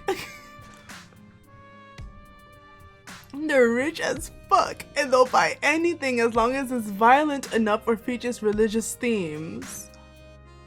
You've seen the kind of destruction and mayhem that Purple Bloods are capable of, so you're surprised that she doesn't seem to mind being in a crowded gallery with so many of them. Most other trolls you've interacted with have done their best to steer clear of the clown murder cult guys, at least when one of those hate romance relationships isn't on the table. Isn't it kind of dangerous to actively court them for her audience? Oh sure, they can be unpredictable, and keeping them happy requires some smoozing. Occasionally I have to pretend like I've drunk the Faygo and pull some religious references out of my ass. But nothing I can't handle. You can make a lot more money as an artist if you're not choosy about what you draw. One of my customers is this blue blood moron who only ever commissions me to draw low bloods in quadrants with other low bloods. I've got him convinced I'm giving him a deal on this rate when he's actually paying 5 times what I charge anyone else. My point is, artistic integrity is for chumps. If you want to get ahead in... I really need her quirk tonight. If you want to get ahead in this world, give the people what they want first. That strikes you as a depressing outlook on the creative process, but you are aware by now that idealism on Alternia tends to lead to shorter lifespans. And you have to admit, looking around at the crowd in this gallery, that her cynical approach seems to be working. You tell her that she sounds pretty business savvy in addition to talented, and she winks at you again. Thanks, I know. I mean, we haven't done anything, but so far she doesn't seem to suck. I mean, like, she doesn't seem to suck. Like, I don't know, we'll see. Maybe we'll have another cool high blood friend? Because... What do you know? Because I make bank doing shit like this, I'm able to fund my passion projects. You should really check out my webcomic. But before you can find out what her webcomic is about, she notices another troll that has been sliding up to you. As she approaches, she whips out what looks like a small recording device with a smile. Remele's face goes carefully blank and she crosses her arms over her chest. And how can I help you? Journal. This is like Swiffer. Swiffer in the epilogue. Did you get the Swiffer in the epilogue, Charisse? There's something good about the epilogue. Swiffer. Ah, yes. Hello there, Miss Namak. I'm with Alternia Nightly, and I must say, it looks like your first ever gallery exhibit has been a smashing success so far. Oh, word? The journalist's syrupy tone and innocuous words don't seem to be threatening to you, but you're picking up on some tense vibes from Remele, whose hair ribbon swings forward in front of her face aggressively. Of course it's a success.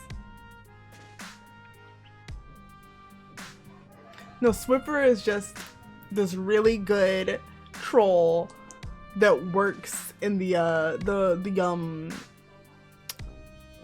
what are they called? The tunnels where the mother grub is. I can't think of what they're called for some reason. The brooding caverns. And they just, Swiffer. They like mop and stuff and their name is Swiffer. But they're really good.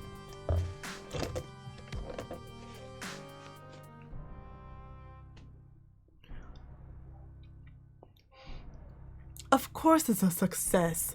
I never expected otherwise. Maybe not.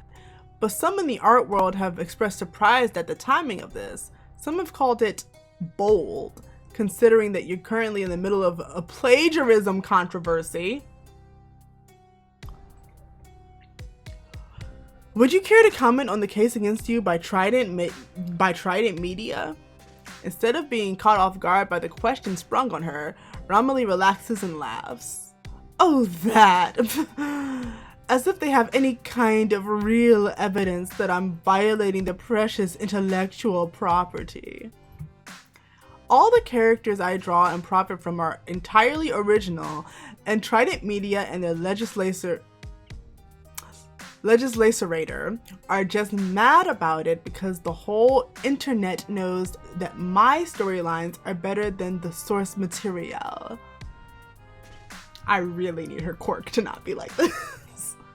Oops, I mean, better than the unrelated creative works that my comics happen to bear a superficial resemblance to. Feel free to quote me on that. The reporter takes the quote and scuttles away. Remele seems unbothered, but you can't help but feel concerned for her. Copyright infringement is serious business. Is a new friend in legal hot water? Nah, Alternia barely has any copyright protections to speak of. It's just that that little pest Gorjek trying to stir up shit as usual. The company behind his lawsuit wouldn't even care if he hadn't gotten involved. That's my good friend Gorgor.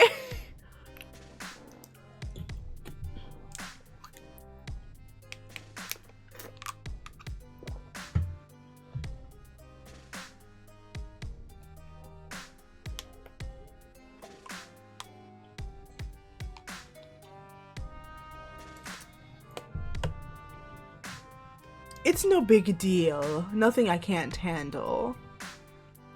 You go back to following her around the gallery, keeping your distance when a purple blood whenever a purple blood comes up to compliment her on her work. You can tell that despite her confident attitude, Remele is still thinking about that journalist. She taps her foot and frowns at the paintings whenever there's a lull in the conversation, throwing glances at the door that the journalist left through. You know, it's not like Alternia has a free press or credible newspapers. That reporter was probably hired by someone with a grudge to dig up dirt on me. I don't think it was Gorjek, actually. Too obvious. Amateurish. No, this thinks of my competition. The artistic establishment that thinks all I do is fan art and shouldn't be taken seriously as an artist. All of their paintings are in a museum across the street, and they hate that I've managed to put up my own exhibit. Those stuck-up, pretentious bulge scrubs have been trying to sabotage me for so long. She turns to you, her hands balled up into fists, the X on her eye flashing with passion. I've been waiting for the opportunity to strike back at them. If anyone is going to accuse me of being a thief and a hack anyway, I might as well steal from them for real. Oh. But their security is tight, and I haven't had an accomplice until now. Well, what do you say? Want to help me pull up a risky art heist? Obviously. Exactly, yes. Fuck yes. Hell fucking yes. We're gonna go with hell fucking yes.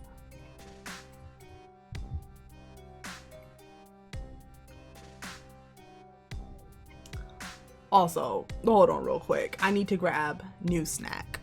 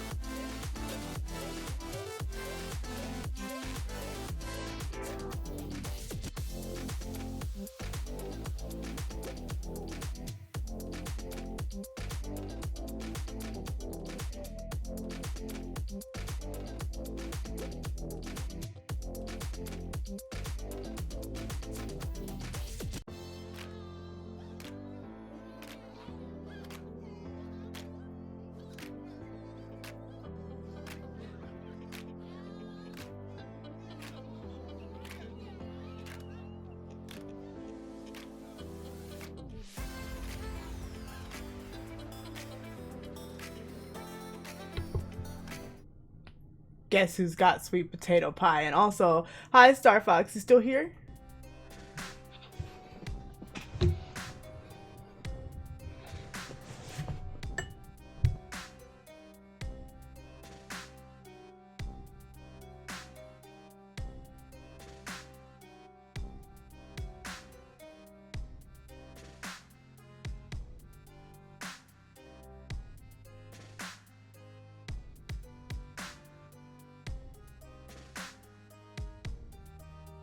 This pie is very orange, not green. Explain.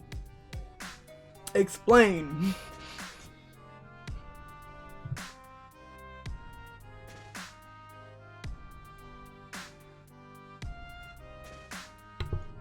I have easy mute button. I'm sorry to deprive you, but honestly, I don't know how good Pepsi ASMR would sound with this mic anyway. And Starfax, to answer your question, don't tempt me. Cause honestly, yeah, that sounds fun, but I really need to get through this game by Wednesday. So that at least I need to get through most of the game today. And then Wednesday I can finish the game, and then when I'm done with it, hopefully I'll still have enough time, and then I can play Pester Quest, which is going to drop on Wednesday. And that one's only going to be two routes. It's going to be John Egbert and Rose Lalon, 2 Homestick characters. Okay.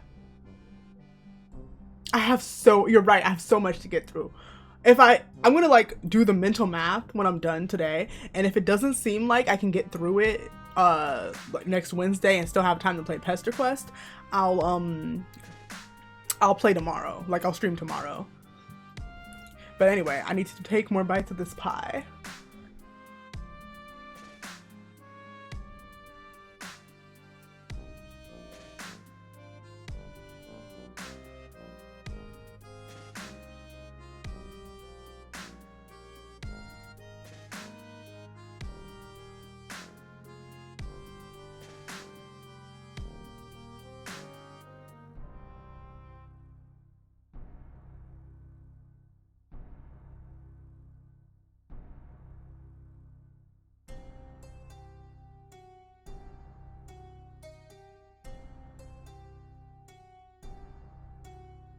To be honest, I'm probably just gonna finish this pie right quick.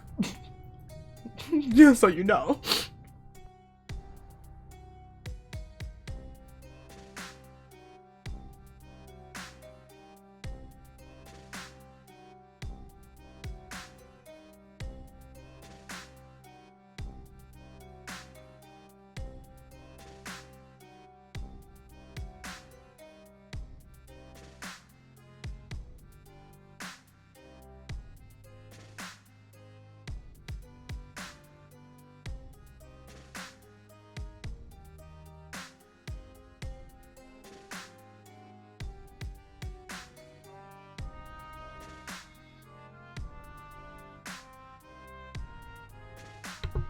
She talks like when you want it to look fancy on Gaio Online, when you were making your art shop or whatever, and you would spell it like that, TM.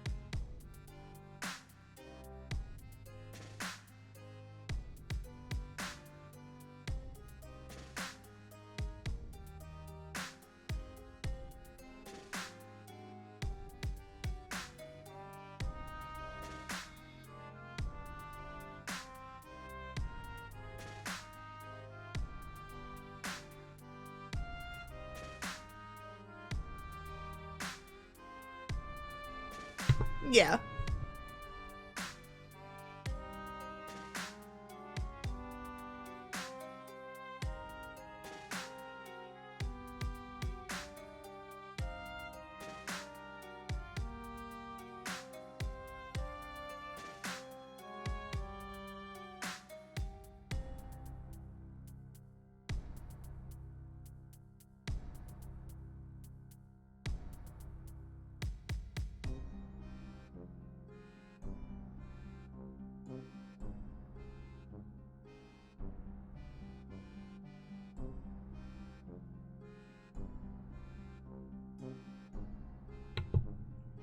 can we talk about her purple blood Mona Lisa, which clearly is a ripoff. It's not even just, it's a ripoff of troll Mona Lisa, which definitely exists in this world.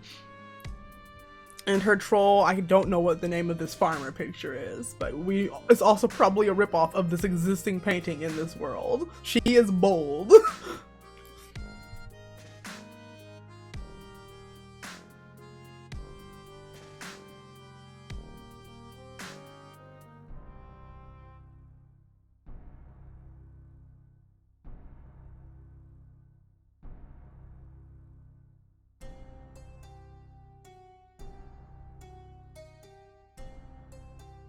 All right, so do I want to help her with this heist?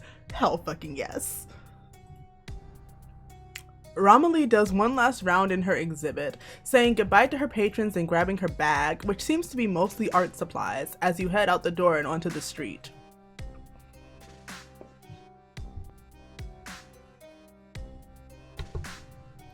The museum that she wants to rob is at the end of the block in a much bigger, fancier building than the one you just walked out of. All the lights are off inside, and it doesn't have any signs advertising current exhibits. Wait a minute, wait. Star Fox, wait. If you're still here, are you playing Widow Headshot Only right now? Like, I just put 2 and 2 together. Wait, are you playing Widow Headshot Only right now? But okay.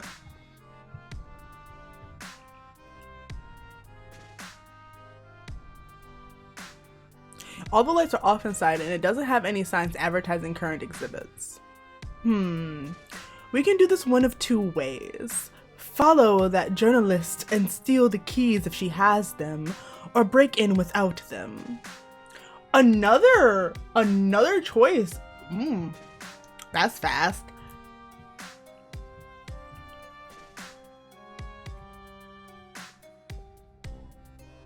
We're gonna steal the keys, which might, if the journalist doesn't have the keys, this is going to go bad.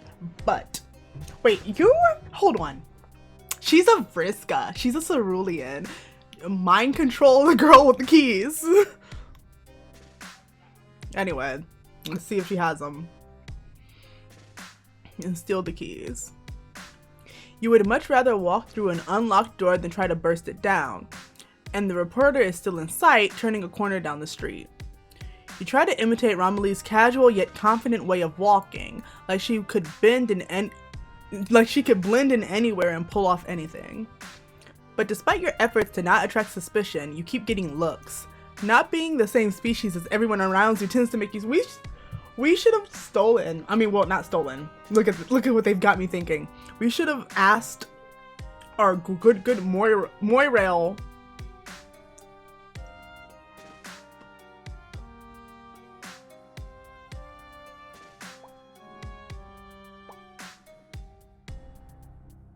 Polypa. We should have asked our good look. I remembered again, okay? Our good Moirail, Polypa, for some disguise. Like, she clearly had disguises. And clearly, yes. You heard me say it before the notification came through. But anyway. We really should be disguised as a troll right now, I think.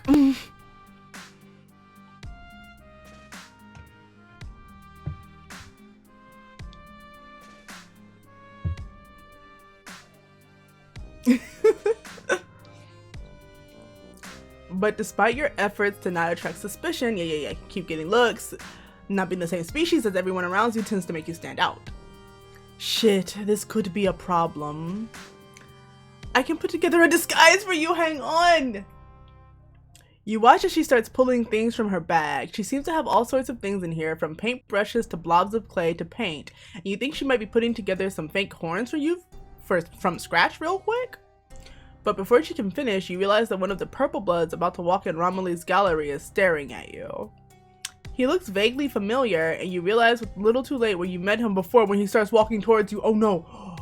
Oh, the only time we've met a purple blood, I think, is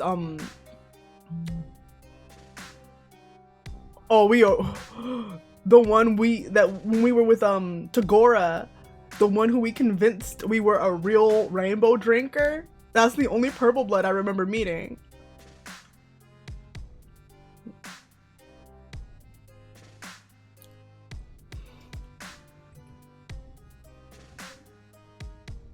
I did what?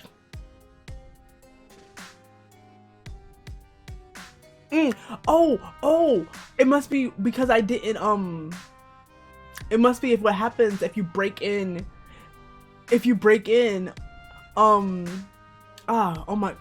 old girl, with my Moira, Polypa, because there was an option to break into an apartment. Happy I didn't do that. I remember you broke into my apartment. It's the same troll that you and Polypa escaped from. You back away as he advances, a lazy grin on his face. Remele glances from him to you and back to him again. Well, fuck. The way she... well, fuck.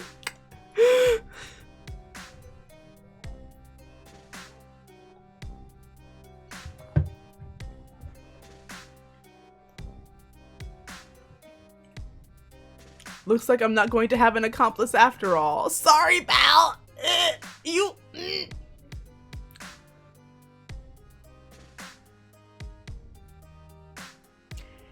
She hoists her bag over her shoulders and shrugs her hands in a "what can you do" gesture. Then she's gone, the big purple blood playing her no mind as she absconds.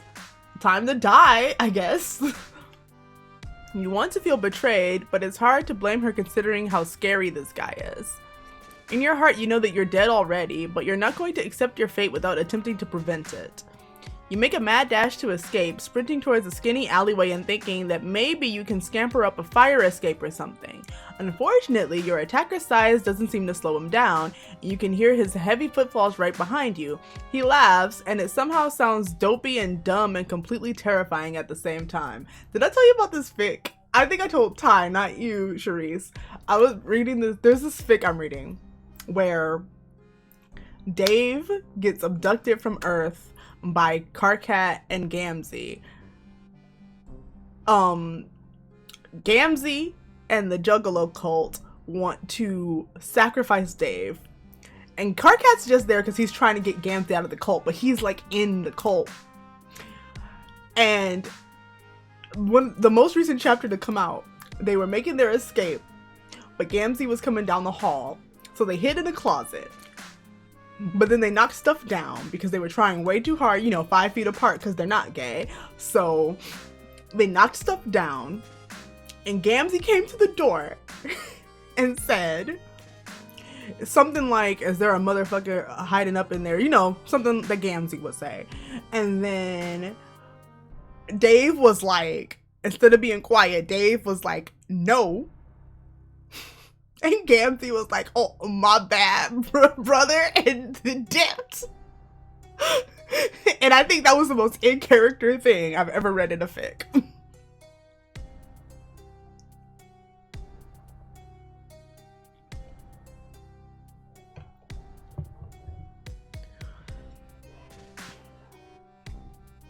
Oh, back in another one of these alleys, huh?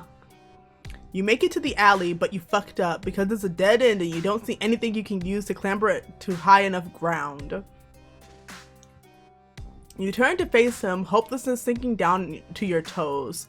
Your scrappy alien tenure on this hazardous new planet is about to come to a messy end. If I do die here, I think this is the first time I've actually died, which is surprising considering I'm on Alternia. The purple blood swings his massive club lazily in one hand as he approaches you, not bothering to run anymore.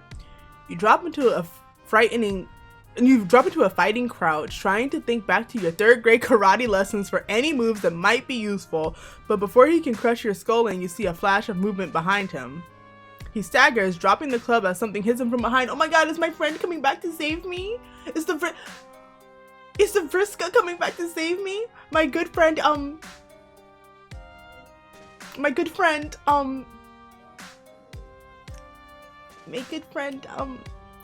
don't say it.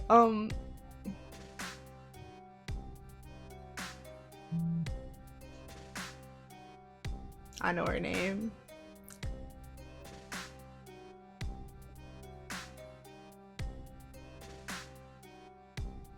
Oh, Remele. My good friend Remele, are you back? My good friend. As much as I appreciate inspiring my fans, I'm gonna have to ask you not to interpret my art so literally, as in no murdering. Remele springs off the troll's back after clawing him and rolls to the side, avoiding his swinging fist. She grabs for his club, which is almost as long as she is tall, but before she can use it, his next blow catches her below the rib cage, sending her flying across the alley into the brick wall. Remele, no. She's on her feet again fast, but you can tell that she's injured, and now she doesn't have the element of surprise on her side. The purple blood turns his back on you as he closes in on Remele, laughing again. You can't let him kill her, not when she came back for you, but you have no idea how you can help here. Your eyes land on Remele's bag, tossed to the side in the melee, and in desperation you grab a loose paintbrush that rolled out of it.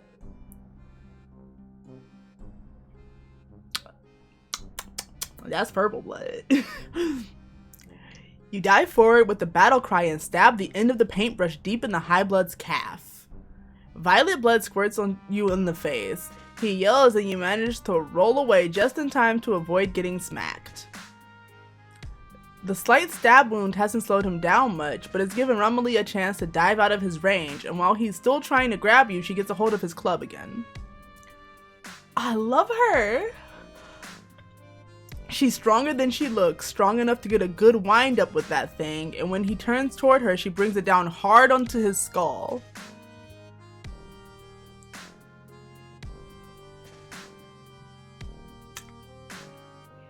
It takes a few more good smashes before the troll finally stops groaning and twitching. Remele breathes heavily, wiping blood splatter off her forehead. She looks up, meeting your eyes.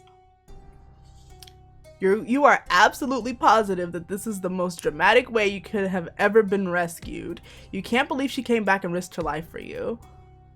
Don't mention it. I needed an accomplice, right? This is the nicest cerulean I've met. Well, I mean, like, I don't know. You know what? No, that's a lie. That's a lie. This is the nicest cerulean who still clearly is playing into the whole hemospectrum bullshit that I like. She murdered someone for me when she didn't have to, is what I'm saying. But, what was our girl's name? The other nice, the first nice high blood I've interacted with. She was nice, but she clearly, like, she feels like she doesn't even exist in the hemospectrum bullshit. Like, she was just living her life. This is the nicest high blood who actually interacts with this stuff. That, Elwurd, you right?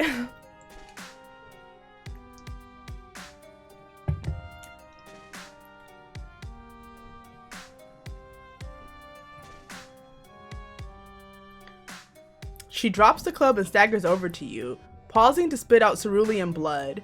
You remember that she took some damage and hurry to support her, offering your weak human arm to lean on. Is she going to be okay? I'll be fine. Ceruleans are tough to cull, even for a wannabe subject later. She tilts her head, looking down at the way that her blood swirls with the larger quantities of purple blood pooling on the asphalt. Huh. That's actually not bad as an artistic medium. The colors and textures work well together.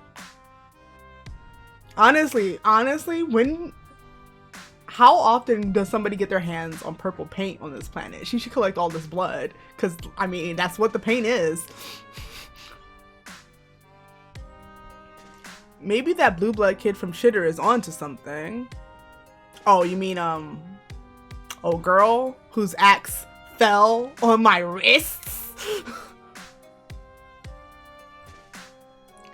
Anyway, thanks for having my back with that paintbrush. That took some quick thinking.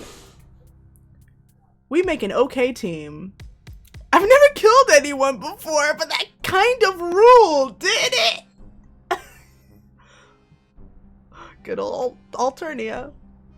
You're not sure that you would choose those exact words, but you're pretty relieved right now. You might not have the bloodthirsty glint in your eyes that Remele does, but maybe you can interpret your adrenaline shakes as euphoric overlord or something. I'm pretty sure I just said overlord instead of overload. Hell yeah, me too. I can see why people get into this killing business. I mean, I can't judge. My Moirail is literally an assassin. So if I wasn't such a great artist, I consider switching careers. But sometimes when you're good at too many things, you have to pick one and stick to it. So no professional assassinations for me. I'm still determined to rob the shit out of my competitors though. And now that we've killed someone together, that makes sense for us to stay partners in crime, right? Your heart leaps at the implication that she wants to stick together. You truly do not mind breaking every law in the books if it means she'll be your friend. Nice. We probably don't need to go around breaking every law. I just want to steal some art. But maybe we can reschedule the heist for another day. This neighborhood will be crawling with drones as soon as they realize that Highblood was killed. You feel glad that this troll attempting to slaughter you ruined Remele's gallery opening. Oh, are you kidding? My customer base loves this kind of shit. My art will get even more of a violent reputation when word gets out that someone died at my first gallery show. That's metal as fuck. She's very good. You limp out of the alley, supporting Remele with your arm around her waist, and she directs you to the back entrance of her gallery where the two of you can clean off the blood and hide until the drones and crowds are gone. You don't mind, you can lie low. Oh wait. For some reason, I thought this was still my inner monologue, and I was about to be like, why am I speaking with her quirk? But okay. If you don't mind, you can lie low at my place for a few days while we plan this heist. And I might as well get some work done while we wait and scheme. That fight was pretty inspiring. You're already my accomplice, so how would you feel about also being my muse? Okay, the last time someone called me their muse, they stole about half my blood.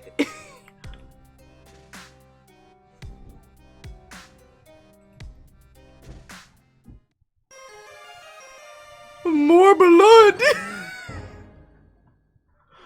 I mean, but it wasn't my blood this time, so I think this was a success. I think she counts as a good high blood. We met another one. She didn't try to mind control me. She didn't try to kill me. She didn't try to steal my blood. So I'm counting it as a success.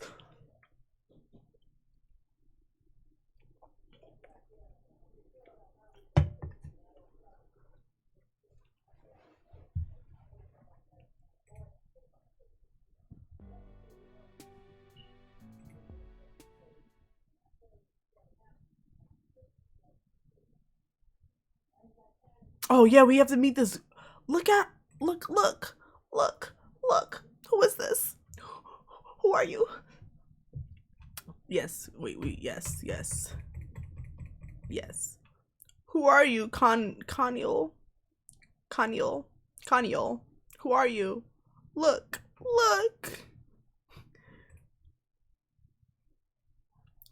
Right now, your travels have brought you to what appears to be a normal road in an innocuous part of town.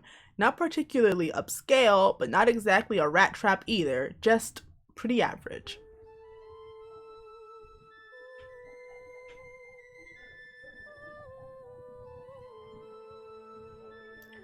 A row of those spiky purple bushes line the side of the road, and behind one of them stands a large, fierce troll who is glancing furtively up and down the street. Okay, that's less average. Hey, are you her? Huh? I mean, are you her? Are you who I'm waiting here for? Well, your first instinct is definitely to tell her that yes, of course you are who she's been waiting for, provided she's been waiting for a new friend. But honestly, you aren't sure your shtick is gonna work on this girl. Of course not. What was I thinking? This is a good quirk. Ugh. This is so infuriating. She's so late, I'm so bored. Do you think she's coming soon? You don't know who she means, but you suggest that she might be more comfortable waiting somewhere that isn't in a spiky purple shrub. Don't be stupid. My clients value discretion. I have to stay low. The shrub hardly manages to cover her, and standing behind it and shouting is definitely not making her less conspicuous. Why do I have a feeling she's like that concept of like playing or like a half-orc barbarian and being a rogue, but you just intimidate people by yelling, "You don't see me," instead of actually being sneaky.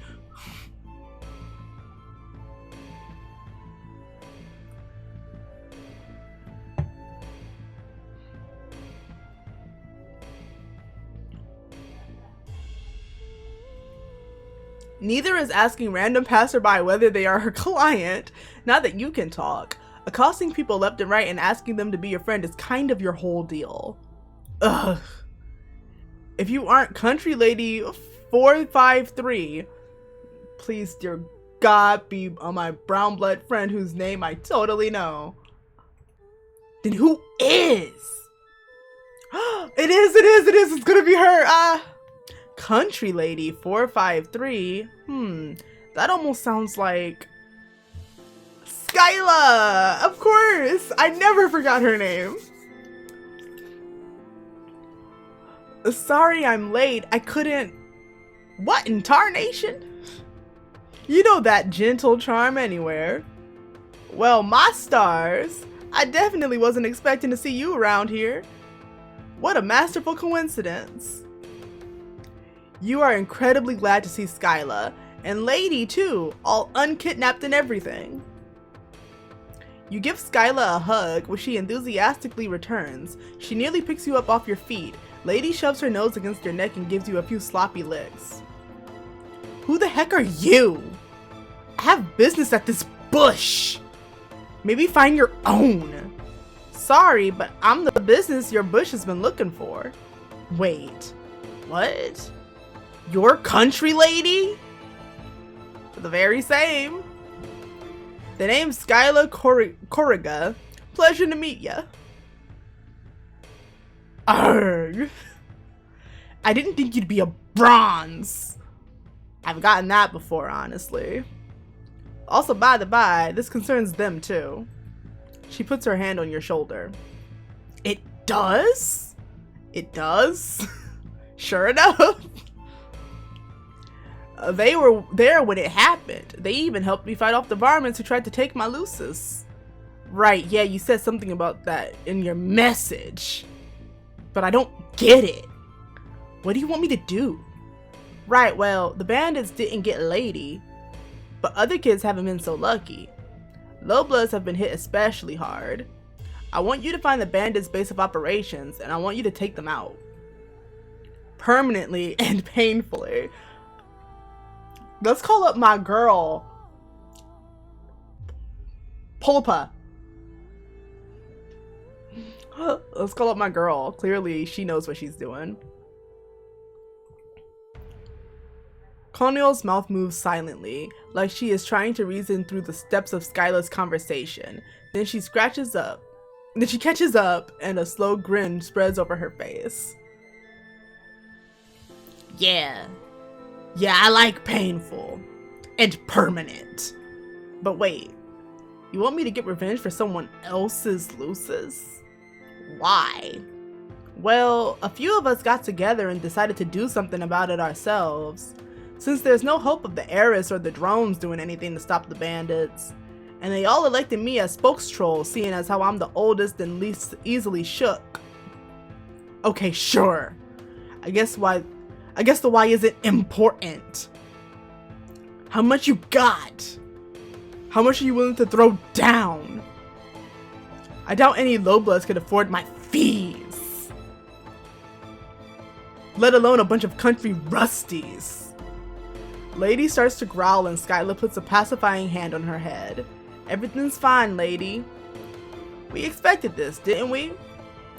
We were hoping you'd be willing to do it out of the goodness of your blood pusher. Konyyl laughs so hard that she spits. Skyla winces. You got a pan disorder if you think I'd take any charity cases. I don't work for pretty smiles. Keep your compliments to yourself, Missy. That wasn't ugh. I didn't mean to say that out loud. Hold on. Why don't you go find the bandits yourself? You know full well I don't have the means. But you do. It'd be a walk in the recreation field for you. If you weren't so nasty and selfish. Or maybe you're scared. Ugh. You. I'll show you scared. Strife? Oh hell. They look like they're about to throw down. You gotta do something to defuse the situation.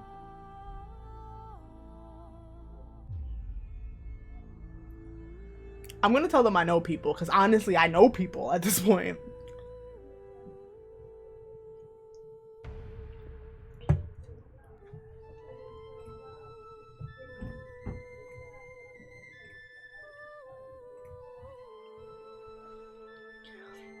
You mentioned that you are important. Okay, that's not what I meant. Hey game, I thought I was gonna tell them about the great friends I made, not lie. Glass him.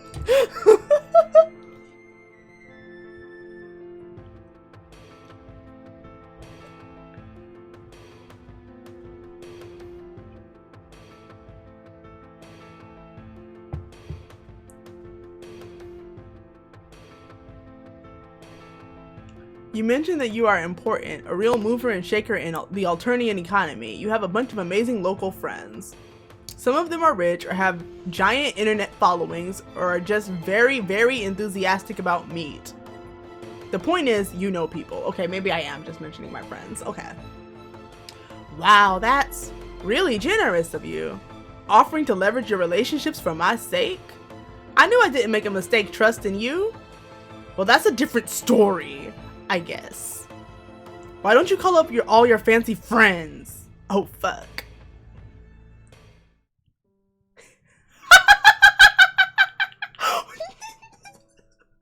That's the end? Why can't we just like go to one of their houses or something?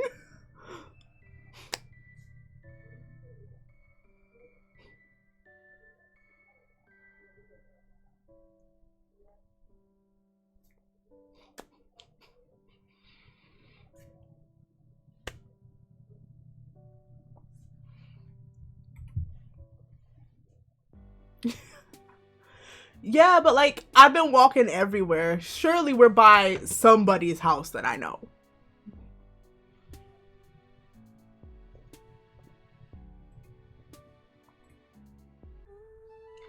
Ask Konyyl if she works on spec. Ugh, what? I don't work on spec. I need to stop. Yeah, like, do you hear what's happening to my voice? By the time I'm done with this one, my voice will be completely gone. I'm only licensed on Alternia. Just kidding, I don't have a license. License! Imagine if you had to get a license to kill on Alternia. You explain to Konyyl that working on spec means you're doing some work for free in hopes that you're going to be paid later. You say it's unlikely that the bandits only go after Lucai, that it would be totally ridiculous when there's so many other things in the world to steal. Like, money. They probably just have heaps of money in their hideout, and if she breaks in, she can have it all. She can, yeah, Skyla doesn't want it, she just wants to save the Lucai. You are so dang convincing that you almost convince yourself. I'm not so sure. Sounds like you might be trying to fuck me over. You let out a scandalized gasp to convey that what an untoward accusation that is. You are shocked. Shocked. Ugh. Fine. Anything to get away from this stupid bush. She kicks the prickly purple shrub so hard it uproots and sails across the street to land on the hood of someone's car. But you are coming with me. I'm gonna hold you to that. And if there's no money, then I'll hold you tighter and squeeze until your weirdly colored eyes pop out. Yikes. You believe it too. She could definitely do that. But here's your chance. You've got tons of success stories proving that the forced exposure is really the best way to get people to like you. Sounds just peachy, does it, Skylar? When do we leave? Did she just... Konyyl kicks at another bush. She seems to have an anger management problem. Well, you guess she's managing it. She's taking it out on the shrubbery instead of you or Skylar.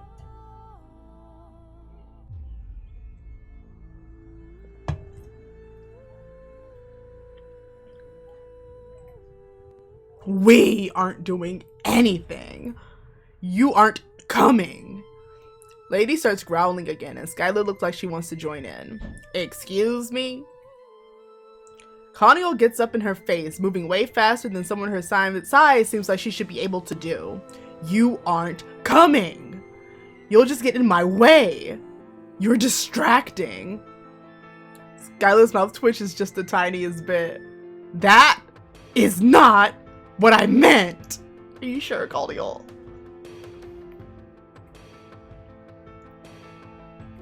Ugh! You keep tricking me.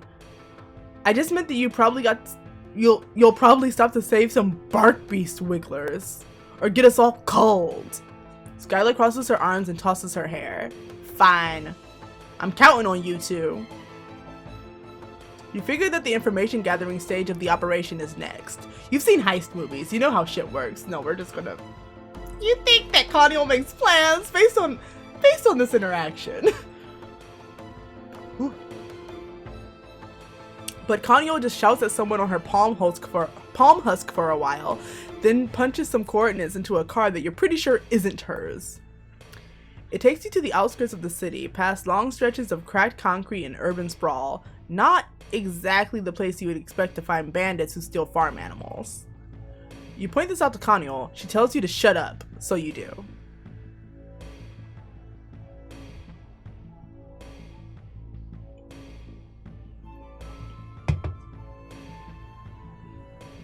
You leave the car and walk the last few blocks. The bandits' operation is honestly not super impressive. It's a long industrial structure that looks more like a manufacturing plant than a den of thieves. Beside it is something much more impressive, a sleek black spacecraft, not like yours. This is a Mercedes-Benz to your banged up Chevy Malibu. Even before you crash landed in that thing was a hunk of junk. Oh, holy shit. Is that an adult? A what? A who? A what? An Alternia? What, the ship? No, dingus. You follow her frenzied gaze and, oh right, the troll beside the ship is taller than anyone you've seen here. Her skin is a darker gray, her claws incredibly long. If everyone you met so far has been a kid, wow. They all deal with stuff that even adults on your planet don't. Routine, death, dismemberment, and like 4 different relationship dynamics. If there are really no mature trolls here, then what are they? Then where are they? Wait, hold up. You're saying where you're from you live with adults? Yeah? You live on the same planet? Sure do. Oh, well, maybe you're tougher than you look. Adults are terrifying. Come on, let's get closer. You and Konyyl sidle up close enough to the trolls to overhear them haggling over stolen goods. So far, the conversation is too general to tell if they mean the Lucii. Damn, they must have the globes of steel, talking back to an adult. I mean, I'm great at... Okay, nope, I'm stopping. No more yelling.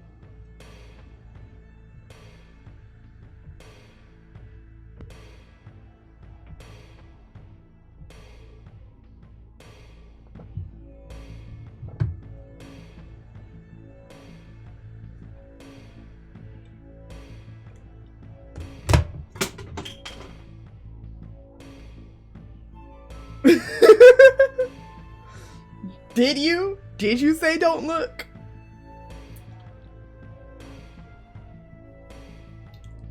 In a moment. I'm reading your your analysis of Alternian culture. Give me a second.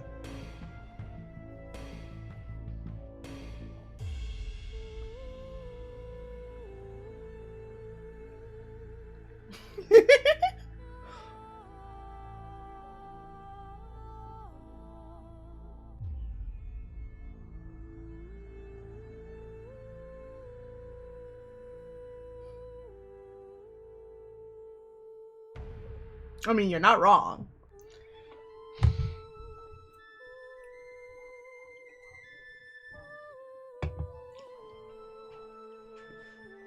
But yeah, I gotta stop the yelling when she yells, because like, it ain't good. Don't want me to lose my voice now. That'd be bad. I mean, I'm great at rushing in without giving any thought. Agnes rushes in. But I'm not a total moron. The two trolls appear to come to an agreement. They shake hands, heading back into the warehouse together. So what do you think? What should we do? Huh, you? Konyyl is the expert here. Yeah, no shit. For punching. I'm also good at slashing. But Azdaja always does the thinking and the planning. He's the one with the eye beams and the big think pan. Don't tell him I said that. Please. You assure her that you couldn't tell Azdaja anything at all because you don't know who he is. Oh, right. Azdaja is a frustrating bulge lord loser who sucks so bad. Also, he's my mate sprit and we have been together for sweeps. Your mate sprit.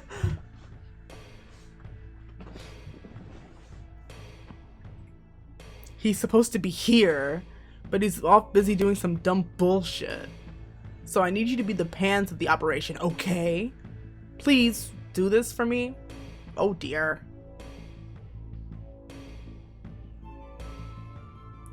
The spaceship is probably there, so like the warehouse is like, they're in the warehouse to steal stuff, so we go in their spaceship while they're stealing stuff, is what my brain is saying. So I say we're gonna search the spaceship. Let's see if that's smart.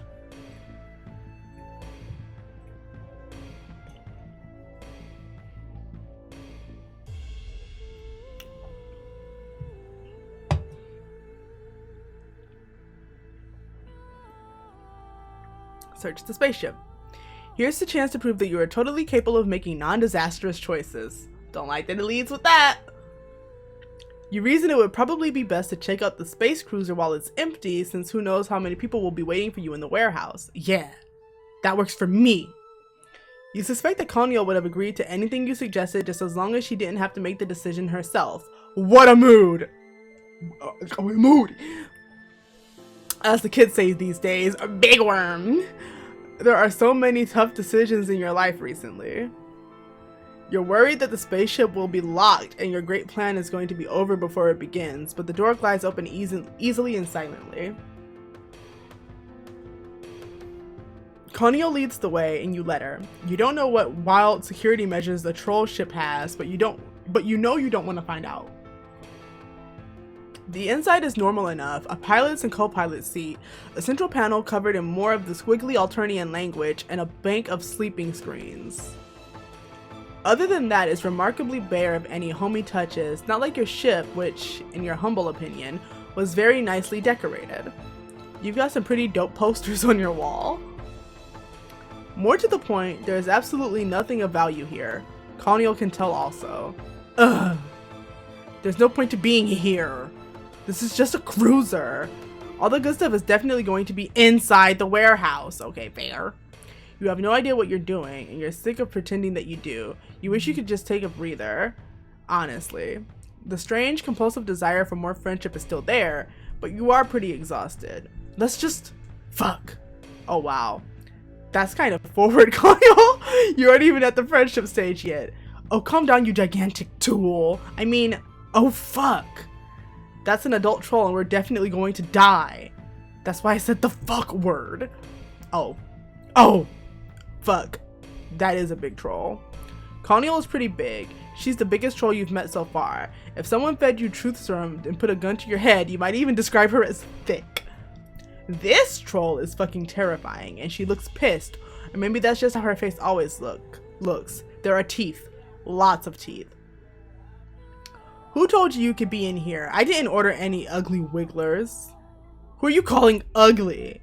Konyyl immediately slaps a clawed gauntlet over her mouth, apparently remembering who she's shouting at. Imagine. The adult troll growls, and you don't mean she sounds angry. It's not a husky, sexy metaphor. She really fucking growls, a deep, guttural animal noise. Staring into a pair of merciless cobalt eyes, you can experience a pulse of crystalline fear. Blank and cold, you're pretty much constantly braced for death, but that doesn't mean you're looking forward to it. Instead of springing forward and rending you to pieces, the adult just stares at you. Damn, adult monster troll, take a picture, it'll last longer. The last thing you remember is those blazing eyes, then everything fades and you slip away.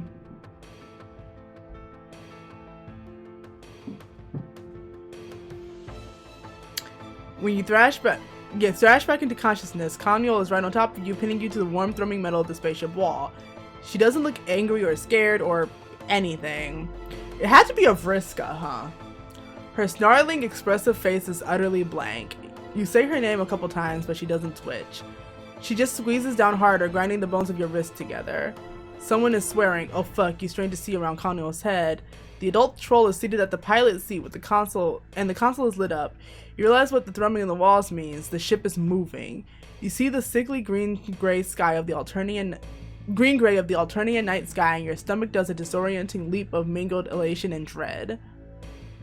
You can't believe you're actually going to space and finally heading somewhere besides this fucking hellhole of a planet. Buddy? Of course, that's how you felt when you were first leaving Earth. And you have no idea where this troll is bringing you, and your new prospective friend is just sitting there like she's hypnotized. She only reacts when you struggle, and then only to slam you back against the wall. You just randomly fell asleep, didn't you? Oh yeah. Ceruleans can only put us to sleep, right? Yeah. Yeah. How the heck did that happen? Wait a minute. Ooh. Ardata is really, I didn't think about that before. Ardata definitely mind controlled me to do stuff. So Ardata is strong as hell, huh?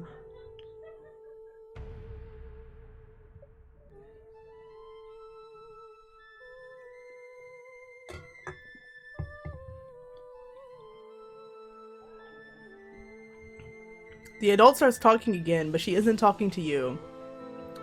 No, I'm on my way. No more delays, I promise. The Lucite shipment is on schedule. No, don't worry. Everything is... Sirens scream and screens flash. The ship bucks wildly like a sailboat hit by a wave. The adult troll's fingers fly over the consoles. No, what the hell? I don't know. It's like I've lost all control of the damn thing. Fuck. Konyyl's grip on you loosens. She pulls away and shakes her head back and forth, shaggy hair flopping into her eyes. What? What the hell? Where are we? She sounds small and lost. The adult troll doesn't turn around and she's too busy yelling.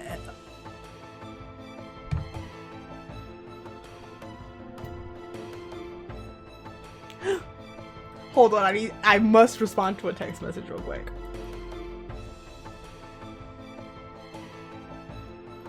I think my phone just got service back.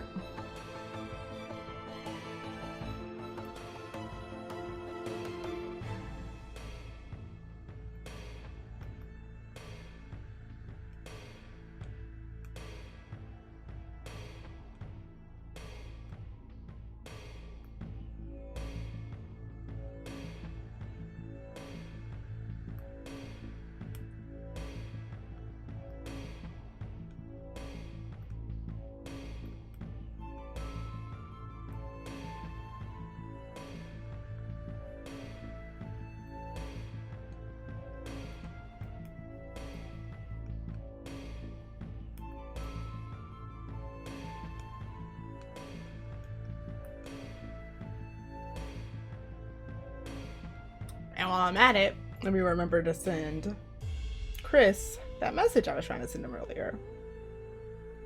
All right.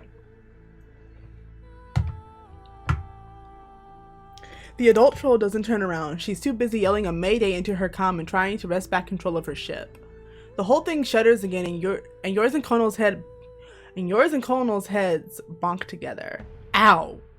The ship bucks again. It feels less like an engine failure and more like a gigantic baby is shaking it like a rattle. And you're scared, sure, but you're also awash in a sudden and unexpected flare of understanding and competency, because this isn't the first time this has happened to you. Apparently that text was sent 3 hours ago.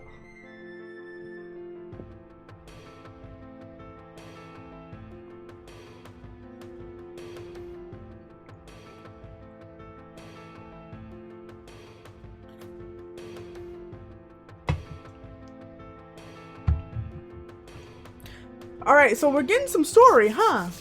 So far what I know, MSPA Reader has a tragic backstory, whatever it is. MSPA Reader is an orphan. MSPA Reader hated life on Earth. MSPA Reader stole the spaceship. And I guess now we're gonna find out how it crashed.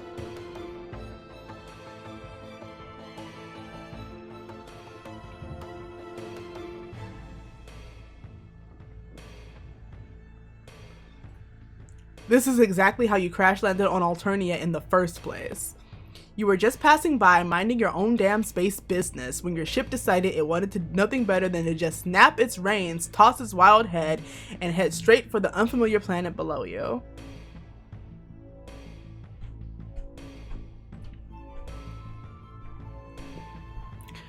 You push yourself to your feet, trying to tame your nausea as the ship rolls. You grab Konyyl's hand and pull her across the compartment to a glowing green sigil on the wall. You don't know much, but you do know absconding when everything starts falling to shit. Hey, what are you? Ugh, let go of me. Absolutely not. If you do that, you will not be able to be friends with her because she'll be dead. With the strength born of desperation, you pull her into the escape pod with you. Ugh, we won't fit. You will, you do, but it's uncomfortable as hell. Craning your neck at a very uncomfortable angle, you manage to reach around Konyyl and press the big red button on the wall. An alarm sounds and you hear the adults say, "What the?" before the door slams shut and the escape pod rockets out into space. You shudder back down toward Alternia, Konyyl's weight crushing your delicate rib cage. My poor... Literally the next words are poor rib cage, but literally, no, yes, my poor rib cage at this point. You're surprised it hasn't sued you for damages yet. Wow, that sure was a shit show. Hardships bring people together, don't they? That's def a thing. Look at her angry face. Unfortunately, you judge from Konnyyl's swearing and muttered death threats that this is not one of those times.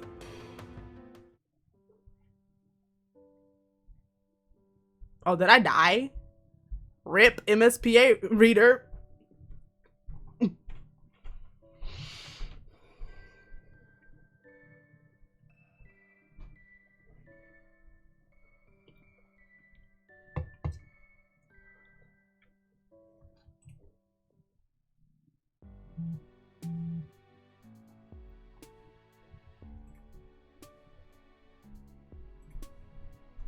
Alright, well, we're gonna go into the warehouse. See, it's because I assumed wrong. I assumed that this was a warehouse they were stealing things from, but it's the warehouse where they keep things. Got it. Follow the pirate into the warehouse. You decide to follow them into the warehouse. That way, at least you won't be trapped in a confined space if anyone comes back to check out the ship.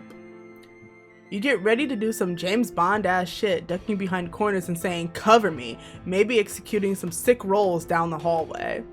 You can't really do any gymnastics even when you aren't healing from broken ribs, but fantasy James Bond you sure can. Konyyl doesn't bother with any of that. She just stomps down the hallway towards the first door. Damn, she really hadn't been joking when she said she was more into the straightforward approach. You pick up speed and try to get the door before she does, just to prevent her from charging in there and getting you both caught immediately. Good thing too. Through the window of the door, you see what looks like some kind of break room. A couple of trolls are messing around on their palm husks, and a few more are sitting at a table and playing some kind of game that involves cards, dice, and little colorful shells. Oh, come on. There aren't even that many. We can take them. Ugh.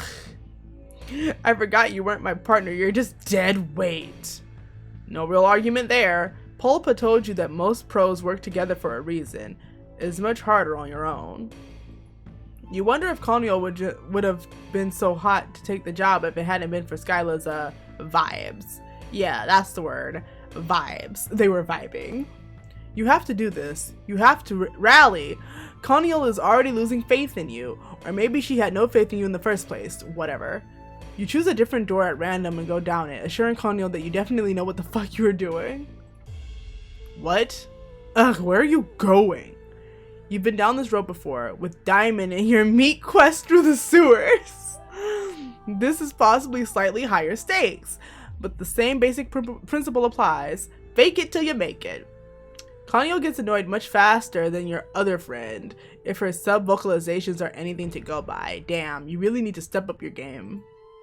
You think back on all the heist and infiltration movies you've seen. Maybe you can find a locker room or a troll laundry room and find one of those SWAT hazmat suits? Yeah, that would be the best plan. Just put on a disguise and wander around like a sneaky fucking oh goddammit. You are so busy focusing on your brilliant plan that you open a door without thinking and find yourself looking at the trolls playing the card game. The same door, huh?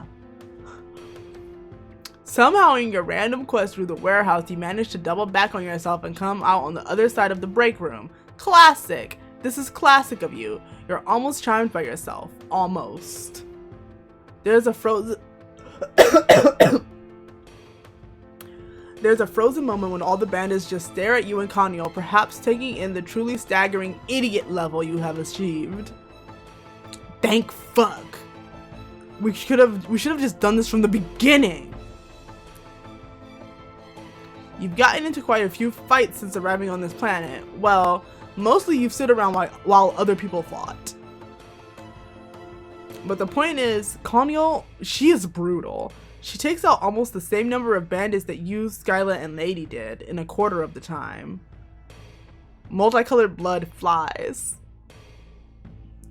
And God, you know these are bad guys? They've been stealing Lucii and selling them, which sucks. But right now, they're kind of just a bunch of kids getting massacred. You don't feel great about it?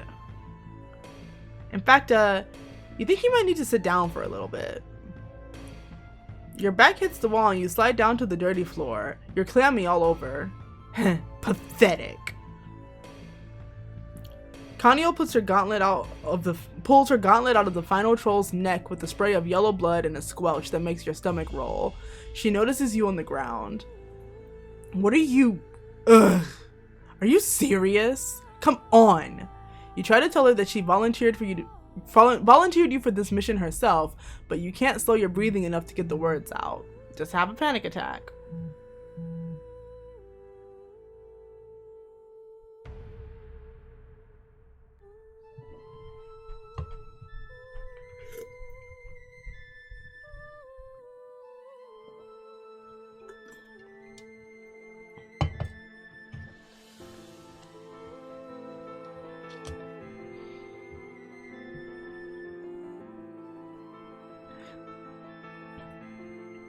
You aren't sure why now is the time you finally freak out. Maybe it's the close quarters, or maybe you've been on Alternia long enough for this multicolored mess to finally start registering as blood. Maybe you've reached your horror saturation point. Whatever. If you learned anything from this experience, is the why of things doesn't actually matter. Konyyl looms over you, raising a gauntlet. She's gonna kill you. At least, if you're dead, you can't puke on yourself. But instead of a brutal stabbing, you feel a steady pressure on the back of your neck. Konyyl pushes your head down until it's between your knees. Take slower breaths, idiot. You follow her instructions, too lightheaded to dwell on the absurdity of being coached through a panic attack by a girl who just murdered like 10 dudes. She's surprisingly good at this. Heh. Daja freaked out his first fight, too. Wasn't even bloody. The little wiggler passed out. I guess some blood casts really are better built for violence. She sits down beside you and pats you on the back. You kind of wish she'd taken the bloody gauntlet off first, but you appreciate the gesture. You're having a hard time reconciling this Konyyl with the one who has snarled at Skyla for being too nice. I'm multifaceted! Also, fuck her. Which reminds me, she pulls her phone out of her pocket, smearing a little olive blood across the screen. Kuriga, I got your bandits. She talks a lot louder on the phone than she does in real life. So there's still like a whole adult cerulean somewhere. Yeah, no shit. Well, of course I work fast. Especially when I don't have anyone to slow me down with a bunch of tactics and plans. Ugh! Save it for your kiss me, sis. She hangs up and glares at the phone. You tell her she really seems to hate Skyla. Konnyyl's face goes a fierce shade of green. Now we know. At this point, now come on, MSPA reader. You learned about troll romance. Don't be stupid. I barely know her. You don't press the issue. You also don't point out the kind of obvious point that these probably aren't the only trolls in the facility. The one who had been haggling with the adult isn't here, for instance.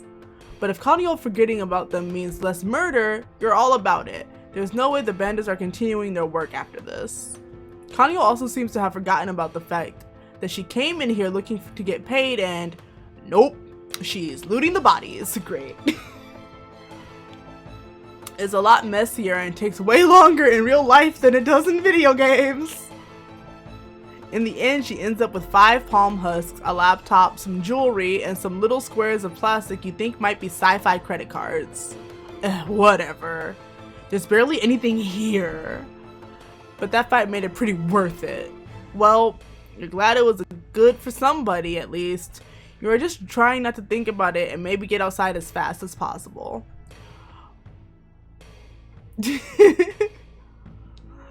Do we expect anything different? Whatever Konnyl wants to do with your outstanding debt at that point, well, you can square up out there. Yeah, don't worry about that. I'm not actually going to squeeze you. That would be too easy. Like squishing a march bug. Fuck yes, saved by being pitiful. I doubt you have any money anyway. I mean, you're wearing an ablution robe. True. I'm still wearing this bathrobe. Can I get new clothes? Konnyl helps you to your feet. You kind of want to ask if you're friends now, even though the only bonding activity you've done together is combined murdering and comforting, with her doing both of these things and you standing there like a dumbass. But really, you've made friends with worse people for worse reasons. Oh, here. Why don't you take one of these? She hands you one of the palm husks. Thankfully, it only has a little bit of blood on it. Actually, it might be mustard, like the actual condiment. But she's giving you a phone. Why? Because we couldn't call our friends. You don't have one, right?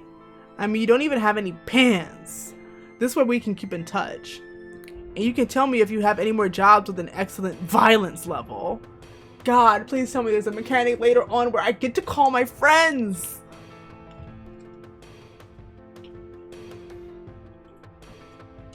Like this one. Here, let's exchange info. Palm husks are really useful. You can use them to call people and everything. You aren't sure if she's making a joke. Possibly she just thinks you're an idiot. That's okay, you can deal with that. Because not only did you make a friend today, you got a gift today. Holy shit, you killed it. Write my number. New friend. And a cell phone. All right.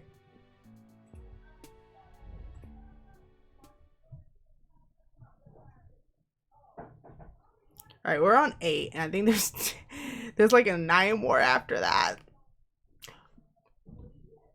Oh yeah, that was 100% blood. I don't think they even have mustard. And this one, whatever this is, I'm pretty sure it's only going to be one thing, and it's going to be talking to.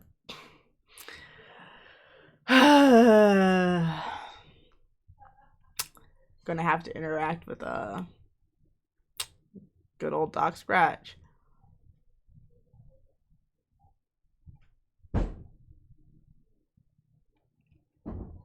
Eight.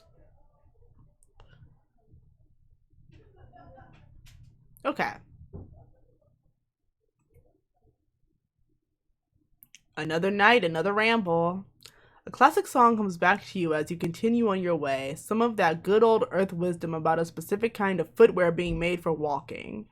You wish you had that kind of footwear right now in this current chapter of your life, or any footwear for that matter. You know what? No, that doesn't make sense. This is the past. I was trying to figure out, like, what universe, because clearly Earth is not. We got spaceships that you can steal, but like I was thinking maybe it was the alpha kids Earth, but that doesn't track because by the time, like, unless does Alternia just like exist in our universe too with trolls and whatnot? I got questions. Anyway, we'll find out, I hope. You've definitely learned your lesson about getting overexcited at the prospect of new friends and running out in nothing but a bathrobe. Oh, who are you kidding? Maybe not in that particular bathrobe anyway. Maybe not in that particular bathrobe way, but chances are high that wasn't the last time you'll fly off in the buoyant afterglow of an intense friendgasm. Oh no, oh.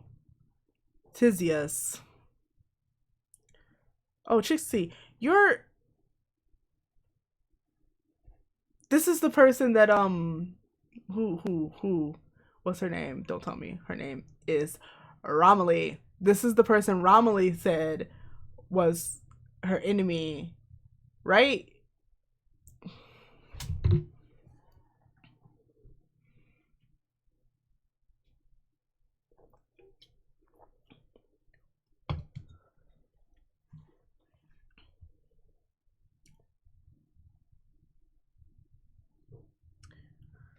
Well,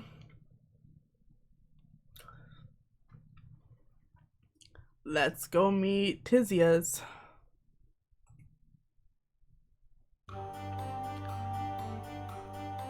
Just up ahead, you see a troll leave her hive, muttering to herself. She's holding an unstable mountain of papers and books with one arm, using her free arm to hold a mug steady. She isn't paying attention to you, which is fine.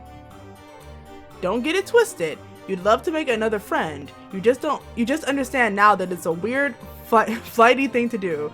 Some trolls you mesh with, some you don't. You smile at her just in case, but when she walks right by you without stopping, you shrug. This planet is chock full of friendable weirdos. You'll live. You only take a few more steps before the sound of her absolutely eating shit on the sidewalk makes you turn.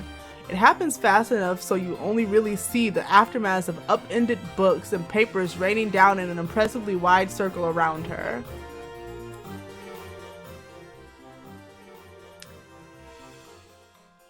Ah, globes. Damn ass rock. She sits up, but that's as far as she bothers to get. After taking a sip from her mug, which somehow must have stayed level in her grip during her fall, she sighs and gets to work gathering it all back up with her free hand. Yeah, this checks out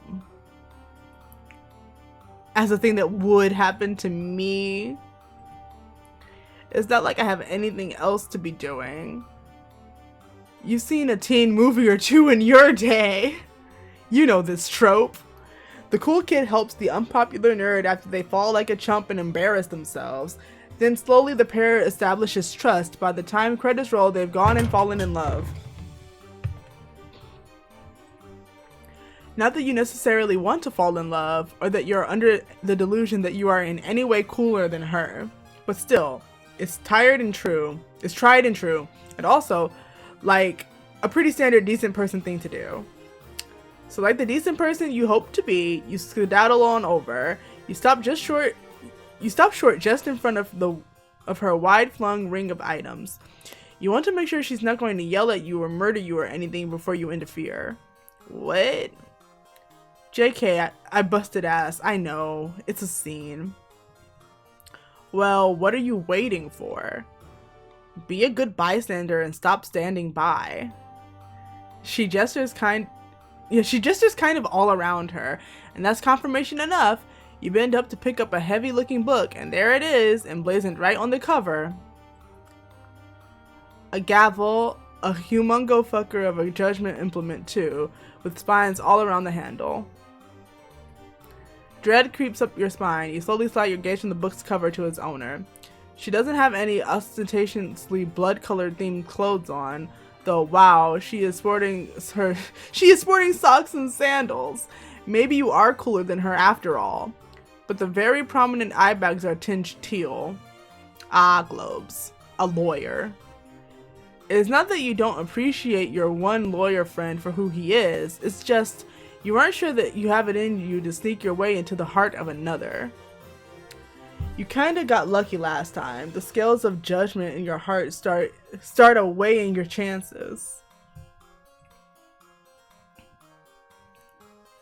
We're gonna pick up more papers.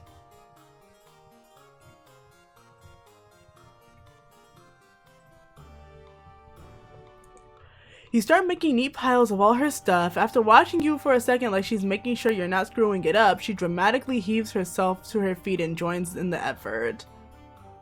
Ugh, I don't have time for this shit. Make sure to keep the B-34s together in my red folder. You look down at your current pile. B. That's the one with the little hook on top, right? Or is that G? Sweat prickles at your temples. You picked up a little bit of written Alternian here and there, but you're still not anywhere near competent at it. Shifting through the papers, you search for anything familiar. You make out a few words, but there are just a lot of those little guys on these papers. You've got performance anxiety. Oh, right. You probably still can't read. You look up at her, startled. How can she tell? Well, I mean, you don't look much like a troll. It isn't exactly a gargantuan mental leap to assume you're not from around here. But also, I've heard about you. You straighten up. Any press is good press when it comes to friends discussing you, right? Teals talk. Oh, unfortunately. Oh. She puts her mug down on the ground and picks up a fallen book, taking it as she flips to whatever page she's looking for. That little asshole is going to have even more unfortunate crap to say to me when he finds out I set us all back by dropping half our group project in a ditch. She paces in flustered circles until she finds a bookmark among the debris. Flicking a wet leaf off it, she shoves it in the open spine of the book and slams it closed. Ugh, whatever. I can't think about that yet. I gotta get all this back in order first. Right, yeah, the ordering of stuff. You keep at it, doing the best you can to keep similar looking things together. You can feel her eyes on your back and you turn to face judgment. You've basically got it right, actually. He did say you were quick at the draw. I'm Tyzias, by the way. She doesn't so much smile at you as grimace. It looks mostly pleased as the exhausted expressions go. This is good friendship building material as any other. You've certainly started with worse than being complimented. The breeze plays at the end of her frizzy hair, ruffling a few pages while it's at it. Now that you aren't frantically trying to prove your helpfulness and have a moment to think, you don't know if the sidewalk is the best place to be starting from scratch with a whole filing system. You open your mouth to tell her as much when a huge Papa gust follows in Breeze Jr.'s wake, blowing the neat stacks back into chaos. Mother grubbing. She sinks slowly back down to the snow globe of paper, takes a long sip from her mug sitting next to her, and then tilts her head back and unleashes a single deep gut holler. You scuttle around, catching documents out of the air until the gust is gone. It's not that Tyzias doesn't seem capable, it's just that she seems a bit burnt out. You know what it's like to feel like you're at the end of your rope. So now that you have half a swinging grab at a handle of things here, you feel like it's your turn to do the heavy friendship lifting.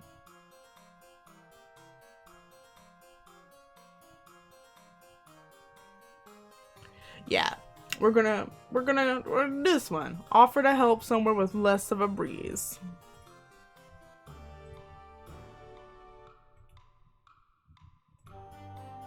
Hey, your night is pretty wide open. You wouldn't mind having this operation, moving this operation to a less windy location and getting it together for real.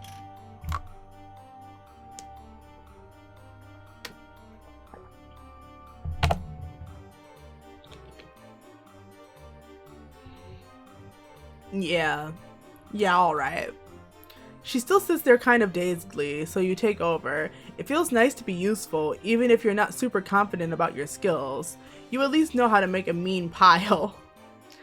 After you make a handful of them, she moves back to join in the effort. So you swish her back down. You're a helpful make help person, and you have got it. She makes a non-committal noise and watches you work. You try not to feel too bad when she winces at a few of your sorting decisions. She doesn't stop you, at least. She scrunches up her face and yawns, which catches you off guard. Man, she really is wiped. You look away from her to the paper you were about to grab, but it's not there. Maybe it blew into another stack? Or you picked it up already and forgot? Yeah, that's probably right. Anyway, she had her eyes closed so she didn't notice. It'll be fine. No, look for the paper. Oh no. Once you have everything kinda together, you help her to her feet. You're pretty sure that was her hive she just walked out of, so you ask if you should go there. No, I was headed to the book hive. I can take you there. She seems to rally a bit now that it's her turn to lead the way. She picks up a hefty stack of her things, balances her mug on top of it all, and starts walking. Move it or lose it. It being the opportunity to engage in some really tedious micromanagement. There's no choice to be had, really. You move it. I'm upset that we were just like, one of the papers is gone. That's alright. The book hive is an imposing building, and inside are a series of rooms opening off a central atrium. You walk past one open set of double doors showing off a room full of weird statues and display cases, and another one bright with the light of dozens of display screens and humming with electricity. Further around the curve of the room, you pass a room full of brains in jars? It really looks like brains in jars. There's another still, a windowless one, ostentatiously secured with multiple padlocks and what looks like a retina scanner. There are a bunch of trolls in each room, and as you keep passing doors, you realize they're almost all teal bloods.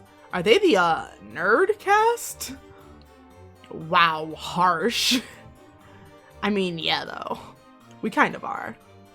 I know plenty of gold bloods who spend their nerd energy ruining the internet from their basements, and blue bloods usually have their own personal jerk-off book hives.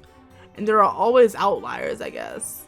But yeah, between us and the Jades, the book hive is blue-green dweeb city. Tyzias keeps moving like this is nothing new. To her, you guess it isn't. She pushes a creaky wooden door open to reveal a large study room full of bookshelves and furniture. There are even a few weird-looking ferns decorating the place. In here are a bunch of trolls, some reading, many on their computers. You dump the stuff you lugged here onto one of the tables. The sound echoes in here, and a handful of trolls look your way. Yikes! You hope your presence won't be too conspicuous. You're probably fine. Unless anyone gets horny for acting grown and wants a bounty. But you're with me, so they probably won't mess with you. You're a little surprised by that. Tyzias, who has slumped down in a chair, is stolidly reorganizing her piles, doesn't exactly give off a brawler aura. No, like they know I'll talk them out of it.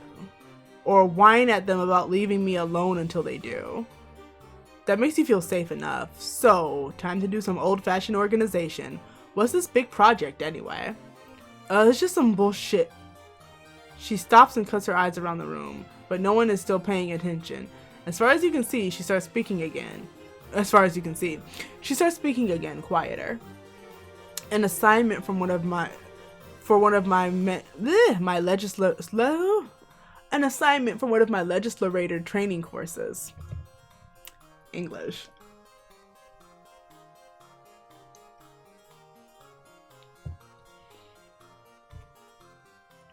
We're supposed to choose a prosecutable offense from the scrolls of evisceration and list all potential. She must be able to sense your eyes glazing over at the idea of another long and not parsable legal jargon ramble, because she cuts herself off there. It's barely worth describing. Grub school level, honestly, but it's extremely fucking tedious to research and then annotate. Especially when you can't find sources that haven't been scrubbed nice and fuchsia. Anyway, as long as we get things right, as long as we get things in the right folders in the right order, we should be good for now. Well, there's one missing. Is one missing, and I was just like, that's cool.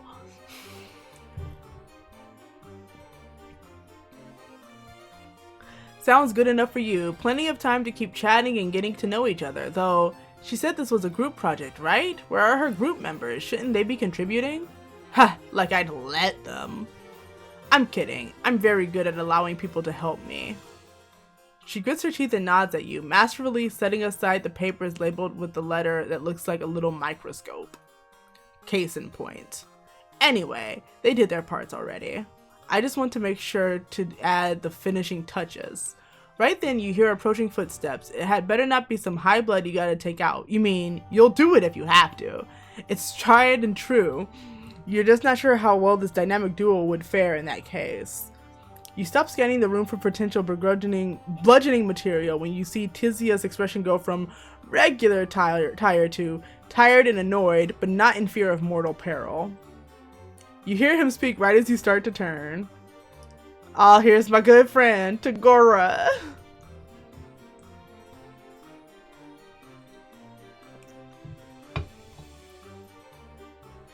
How the mighty fall, and into a mud puddle, it seems. At least my associate seems to be picking up after you fairly efficiently. Fuck off, Sorgor. We'll have it together in time. You sure you don't require any assistance? I'd have to raise my rates from my original offer, but you know it still stands. You did your part already. So spare me both your sales pitch and your company before you give me a second acid tube ulcer. Alright, you need to do those final edits of yours. Subtextual anti-establishment agendas don't insert themselves, after all. Suit yourself. See you in class. They give each other an identical but inscrutable hand signal. If the huff of perturbation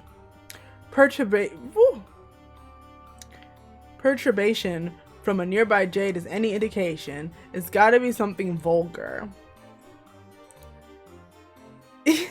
Perish! Oh!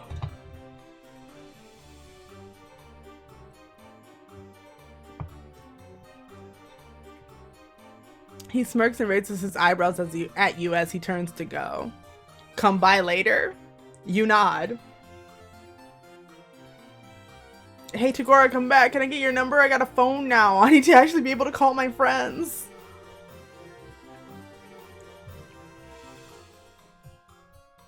You open your mouth to be nosy, but Tyzias sees it coming a mile away. What, you never had a class friend? Someone who does good work but is miserable to hang out with? I don't have time to waste on more than one quadrant or lying to you. So don't blow a brain gasket. Just when you think you have all the troll dynamics down, you gotta make room for that cursed bastard nuance. Anyway, you guess it makes sense.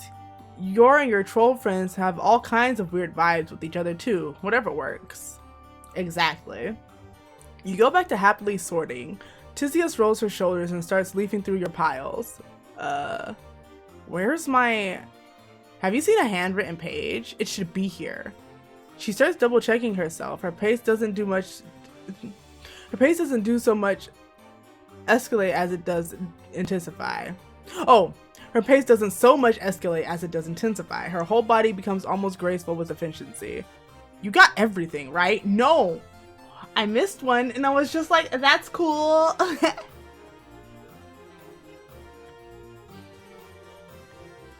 I thought I watched where it all went. I could have sworn I saw it land. You can help her redo a lost page. It shouldn't be hard to recreate it. That doesn't help. She glares at you and starts forcefully whispering, still double-checking piles without looking, like she knows them by touch. You don't understand. Those were my personal notes on an extremely sensitive topic I discovered while researching. I was only planning to use it to inform my stance, not to turn it in with the rest. It's not here. She stops her futile search, downs the rest of whatever's in her mug, and holds her head in her hands. I'm fucked. I might as well lay down right here until moss grows on my desiccated body. That's dramatic. You don't want to blame her or anything, especially since it's probably sort of your fault it's lost, but you still want to give her hope. Maybe next time you can use Gorgle Docs. It won't blow away with it. And it has collaboration settings. You use them with... Her head pops back up, her features slack. I can't use Gorgle Docs for this. Are you listening? That was the whole point. You know who owns that, right? Every document is monitored. Analog is the only way to do anything unless you know how to get me back onto the dark web, which I fucking doubt. If someone found it, if my handwriting is recognized, I'm dead. Then I'll never be able to... She trails off, just sort of slumped in her seat, staring into the void. Shit, you really fucked up. You admit to her that you may have allowed one page to blow away when you weren't paying attention. Maybe we should have just said that when it happened. And that it could possibly have been that one. Great. I can't believe I was stupid enough to let someone else handle things. I was just so tired. Her shoulders start to shake a bit. Oh no. She doesn't cry, but you almost wish she would. The way she just keeps blinking back her tears and hiding her face with her arm is worse. It feels invasive to watch, and thankfully it doesn't last. She sniffs once, clears her throat, and wipes her face with her sleeve. Silently, she stacks all of her things back in a pile. Okay, I need to retrace my steps. Maybe it hasn't been spotted yet. Maybe it'll be okay. It won't, but oh well. You reach to help, desperate to fix the situation, but she gingerly picks your hand off one of her books and drops it in your lap. Your stomach sinks to join it. No. Don't worry. I've got it. Bye! She wrestles it all into a precarious heap in her arms. It wobbles once as she makes her way steadily to the door, but she catches it herself. Head high, she keeps walking, and she doesn't look back.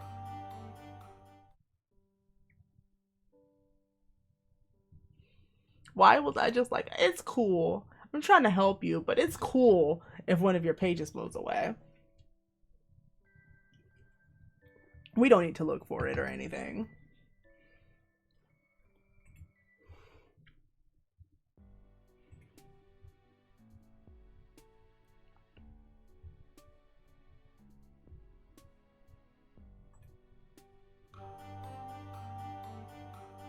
Suggested a small breather might help. You know a breaking point when you see one. You weren't expecting it so early in a potential friendship encounter, but still, it's clear that this troll needs some time to chill. This is a mess, yeah?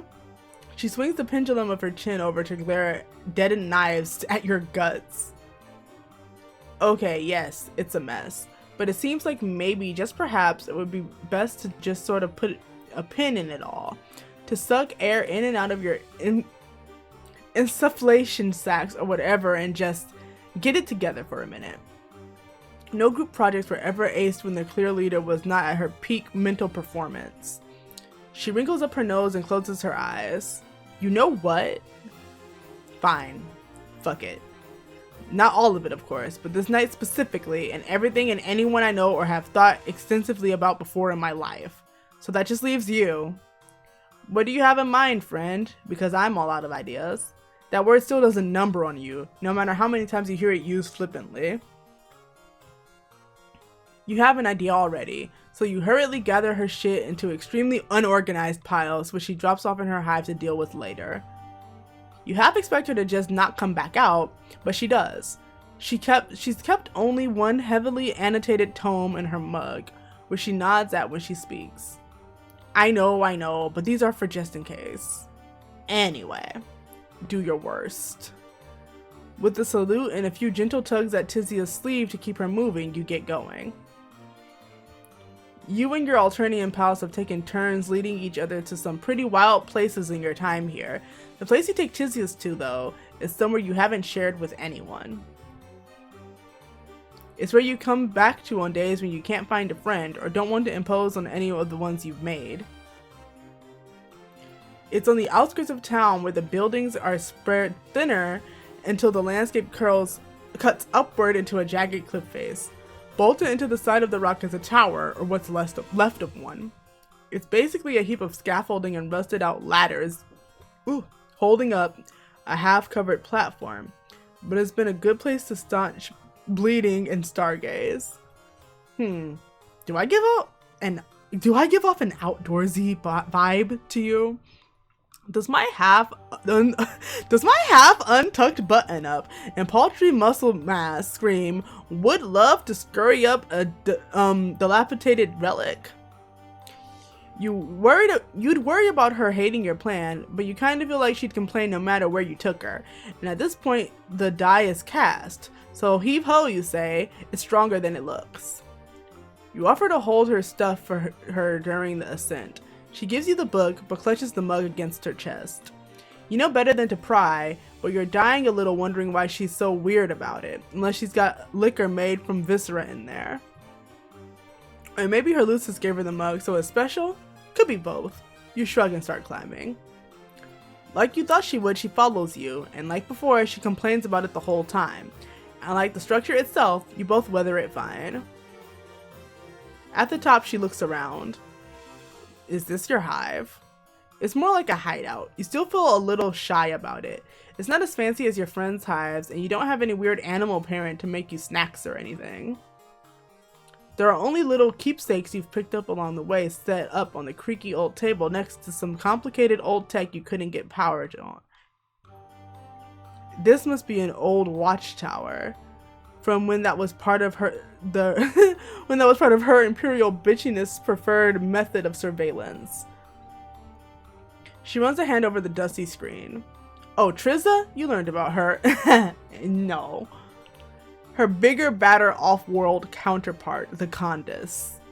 Ah. You look at the rusted barrel of some terrifying weapon mounted on the corner, and then over to the landscape and sprawling town. In the distance, smoke rises from a freshly demolished hive, glinting in the moonlight. Drones circle it like buzzards.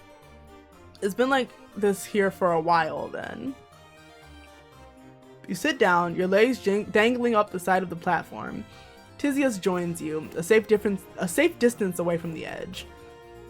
That's one hell of an understatement. But yeah, we've got a time-honored status quo in operation here. Streamlined. Efficient. Brutal. Tyzias looks miserable. That's not what you were going for.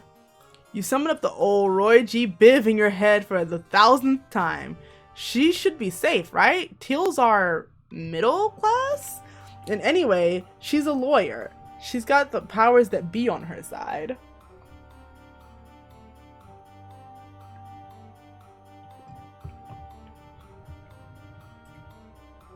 Saying so doesn't seem to cheer her up at all. I mean, you're not wrong, but being in a position to benefit from the system doesn't make the system more morally palatable. And if I'm being real about it, it's more me being forced to uphold it than anything else. She nods towards the book in your hands. Oh, right. How does this all work anyway? Can she just not be a lawyer? Aren't there good ones? And aren't there good ones? Yeah, I can quit if I want to get cold. There's always a choice. She sighs. It's not like I expect suffering to ever stop completely. It just seems like an awful lot of work to do to make sure it keeps happening. That's just the entire job of a legislator. Unless you're purple enough to get away with it, you're just guilty no matter what. And just a matter of going through all the fanfare of a trial, all for the same results. It's sick, but it's so normal by now that no one knows how to begin questioning it. She looks more exhausted now than she did during the paper explosion. Like when you used up all your sadness and all you have is deep, broken fatigue. This isn't exactly the rejuvenating getaway you envisioned. There's just so much injustice. You continue to try to be positive. Are there not political parties? Some secret underground movements or anything? Sure, most lowbloods you've met have a healthy, fatalistic nonchalance about their situations, but there's gotta be something else out there. There were a few people who tried to stir shit up back in the day. It's all kind of hushed up and hard to find any information on the history of them, though. Definitely not the kind of thing they teach you in legislature training. One was a mutant blood, and the other had wings. So I guess they didn't have much of a chance anyway. You can't imagine the story having a happy ending, but you still want to know more. There's the subtlest shift in her tone of voice now that she's doing more than only complaining. It draws you in. One of them seems to have gathered enough of a following to have become a kind of religious figure, from what little I can find about him. The other one led a military revolt. They were both killed, along with their attempts at change. I don't know what happened to their compatriots. She stops to squint at you. I don't know how you got me talking like this, but the fuck it spirit of the night, I'ma just keep going. If it wasn't clear, I'm telling you things that can get me extremely cold. So like, please be chill. You're so chill, the chillest, and also probably pretty gullible yourself. Good point. She squints at you a little longer and then stares out into the night. Her jaw muscle clenches a few times before she speaks. I have some ideas. She's still not looking at you, but she sits up a little straighter. You feel your own spine following suit almost on its own. All of us training to be legislators like to practice throwing our weight around. Some of us more than others, which I guess you have first-hand experience with. But we don't have much real power yet.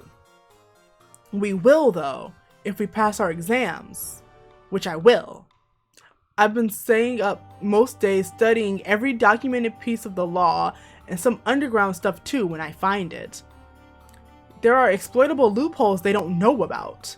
If I can establish myself as a major player, I might have a chance to change things. Some things you can only take apart from the inside out. By now, she's built up a fevered energy even with the sluggish way she talks. When you shift in your seat, she kind of snaps out of it. Oh, sorry. I guess I got a little worked up. I don't exactly get to talk about this very often.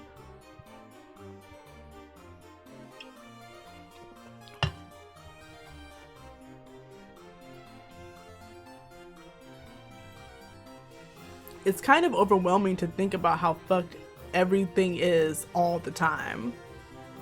Hi, hi Nat! Welcome to Homestuck. Welcome to Homestuck, Nat!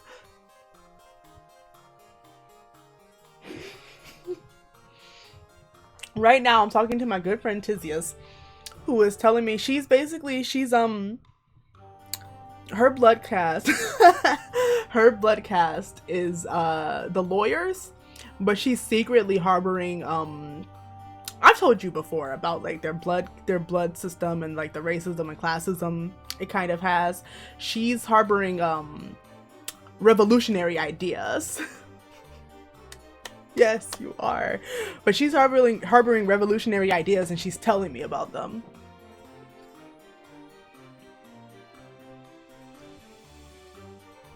But now I can see it clearly. I can't not do something.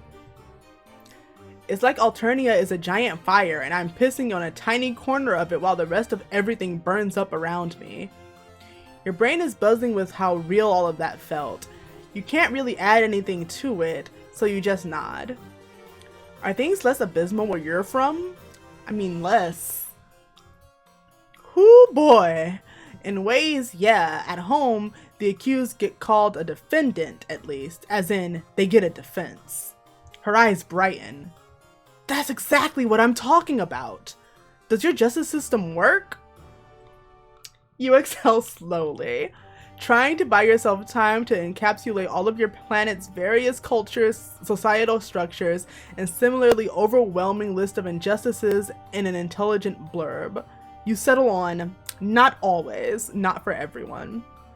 Her laugh is short and hollow. So much for enlightened life forms existing somewhere in the universe. You guess until a more kind and just alien life form comes to take over, you'll just have to make do with each other. Yeah, you're not so bad. I take on an impressive regime with you anytime. She gives your arm an awkward tap with her fist. Ugh, don't know what I was gonna say, but it wasn't fist. I just, words.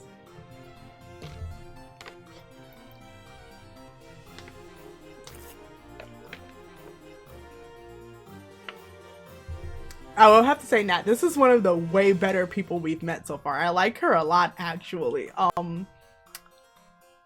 Some of these people, I'm still mad at you, Charisse, for making me go and find the good route with Zebruh.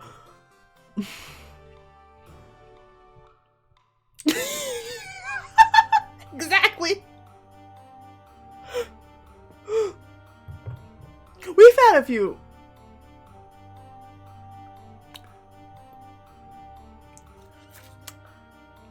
A hotep is a very particular kind of fuckboy that exists within the black community. And that's all I'm gonna say. Please don't make me, 1, don't make me explain it. 2, Charisse, don't you explain it. 3, I'm talking like my good friend Bronia now. No.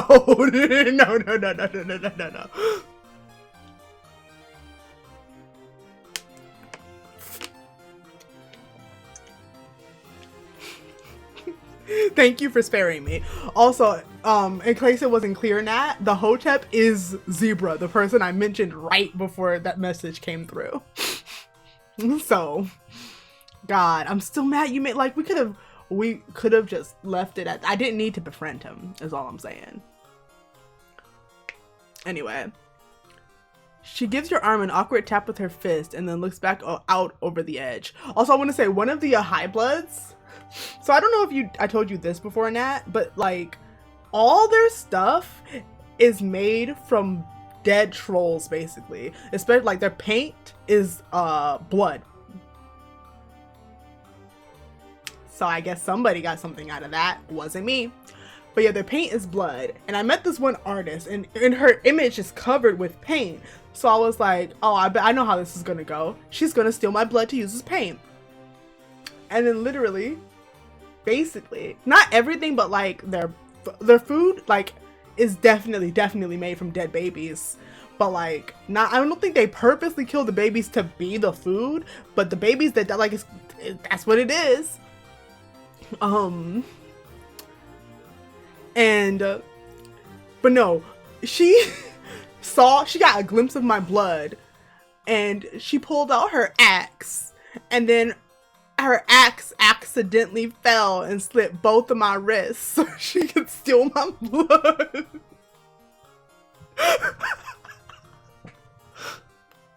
Alternia is great. Anyway, I'm no religious figure or military strategist.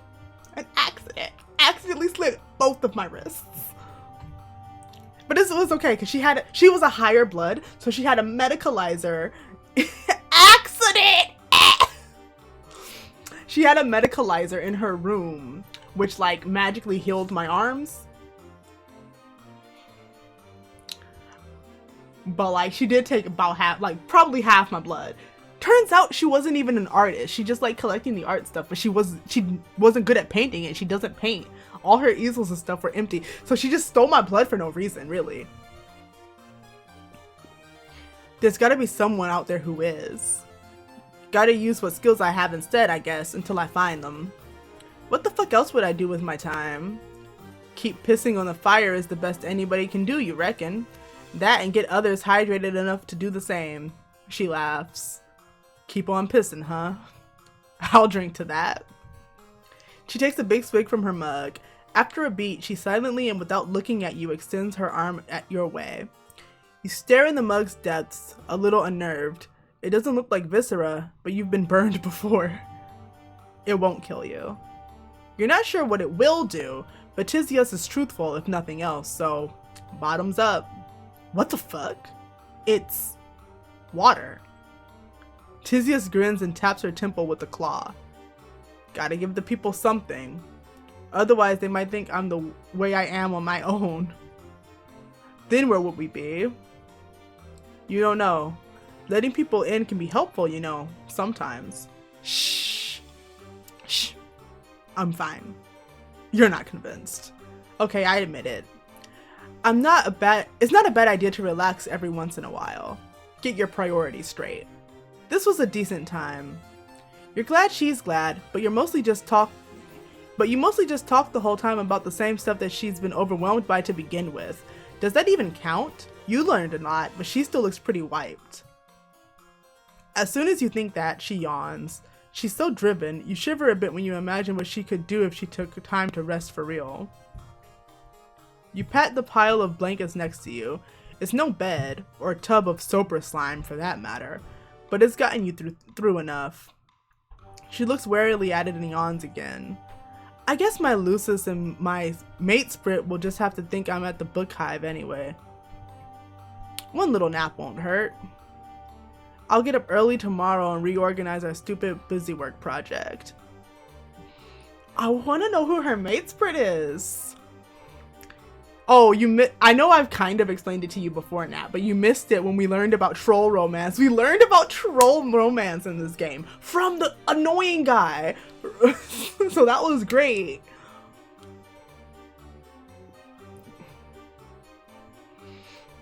She tentatively lowers herself down onto the blankets. Her eyes close for a brief second before they snap open again, glaring at you with full force. Don't doubt me either. I really love the way her tired face looks peeking above the text box right now. I've got it under control. Oh, you have zero doubts in her abilities, you say. She curls back up against herself, and a small rattle of contentedness shakes in her throat. Out in the distance. Imagine how it's been for MSPA reader, which is the name of the character I am, by the way. Like knowing nothing about before it was explained, there were so many times where people were saying things. I'm just like, oh, you poor sweet summer child, you don't know what that means. Out in the distance, the blaze has dimmed into a thin plume of smoke. You hope whoever's hive it was is okay. You're not sleepy, so you'll keep watch to make sure she gets up by sunrise. You tilt your head back and look up at the unfamiliar constellations. Your head feels full. It's intense, and not exactly what you'd call happy, but you know you're feeling it with her, and that's far from nothing. Friend, get! Let me introduce you to my friends. And also these ones, I have not met any of these ones. I don't know why they are like... It was adorable. I don't know why these ones are lit like I've befriended them, because I definitely haven't. But all these ones are my friends. Oh, our data. Tyzias is very good. Okay, let's go through in fact, it's easier for me to look at it. Wait, I want to see what it says. A much needed nap. Stay hydrated. Oh yeah, I have a phone now, don't I? But let's play so I can show you. I don't think you did. Did you? Am I still on that one? Oh, well, we can see in a second. She sucked. Okay. Most of the characters I say sucked. I still like them as characters. I'll say the only one so far that I don't like as a character is there he is, right there. Him. Awful. I hate him. Literally everyone else I like so far. But anyway, she sucked. He was cool, but I killed him in one route, and the other route was just weird, so there was that. She sucked. They're great. They're great. Sarava's good. She's good. She's good. He sucks, but I like him. He sucks less than those two. These two tried to kill me. He just tried to, like, charge me a lot. He's interesting. Oh, yeah, this is my Moirail. I'm pretty sure I'm Moirails with this one now. I know you don't know what that means, Nat. He obvious sucks and I hate him. She's good, they're good. She's good, she's good. And Tyzias. And now we get to meet this one, who is apparently the, like, artistic enemy of this one. I'm pretty sure that's who mentioned this person. I know this person was meant.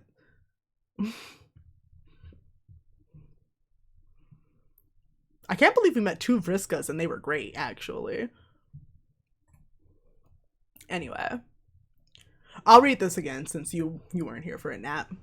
Another night, another ramble. A classic song comes back to you as you continue on your way. When I say Vriska, I mean the cerulean blood, like the same blood caste as her. So far, I've met 3 Vriskas. And 2 out of the 3 were surprisingly good. We did commit a murder. We did commit a murder with one of them, but I wasn't hurt. And the murder was to protect me. So I think it went great. A classic song comes back to you as you continue on your way. Some of that good old earth wisdom about a specific kind of footwear being made for walking. You wish you had that kind of footwear right now in this current chapter of your life, or any footwear for that matter. You definitely learned your lesson about getting overexcited at the prospect of new friends and running about in nothing but a bathrobe. Oh, who are you kidding? Maybe not in that particular bathrobe way, but chances are high that wasn't the last time you'll fly off in the buoyant afterglow of an intense friendgasm. Alright. That's how you spelled it, right? Oh, it's a Z instead of an S. You almost spelled it right.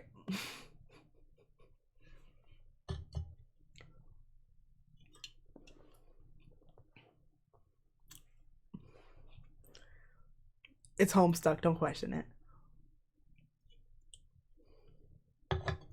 I'm very happy Tyzias was good. Time to go meet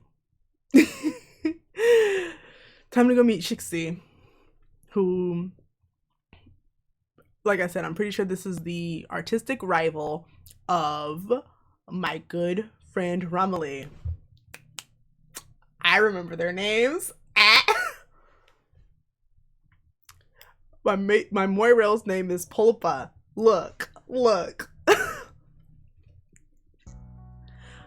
Your point is, you need a wardrobe change. Can I please not be wearing this bathrobe anymore? You should have asked Elwurd for one of her rad leather jackets. You could really make one of those work. Geez, this is kind of a crummy neighborhood. And there you go again, making snap judgments. Get a little alien culture into you and suddenly you're an expert. Looks like you found the Alternian nightlife. Well, technically all the life here is nightlife. If people are nocturnal here, shouldn't nightclubs be called day clubs? Maybe the lure of dancing and getting smashed with strangers is not enough to get people to brave the blistering sun. You doubt you'll brave a stiff breeze for it. You aren't much of a partier. But recently, you're all about new experiences. You'll try anything once. A long line of people snakes along the side of a building. It doesn't appear to be moving. The club must not be open yet. You consider getting in the line, but there's so many people here, you really are more of a one-on-one friendship type. You go around the back and said, this is a different artwork of an alley. Look at the Alternian moons in the sky. I like this artwork. To your old friend, the back alley and the dumpster. Distantly, you hear music. It comes on every few seconds and then drops off. Maybe a soundtrack? Ah! You hear something else. Ah! A musical sigh comes up from ahead. You turn a corner to find a girl standing alone outside the back entrance. A heavy door is propped open with a chunk of concrete, like someone had gouged it out of the street. The girl has on a sweater dress and leg warmers, a bronze sign splashed across her chest. You wonder if you should consider painting a sign onto your own clothes just to make yourself seem more normal. Can anybody please? I was this close to getting a troll disguise from Remele. I really feel like I should have a troll disguise. I feel like things would be going better.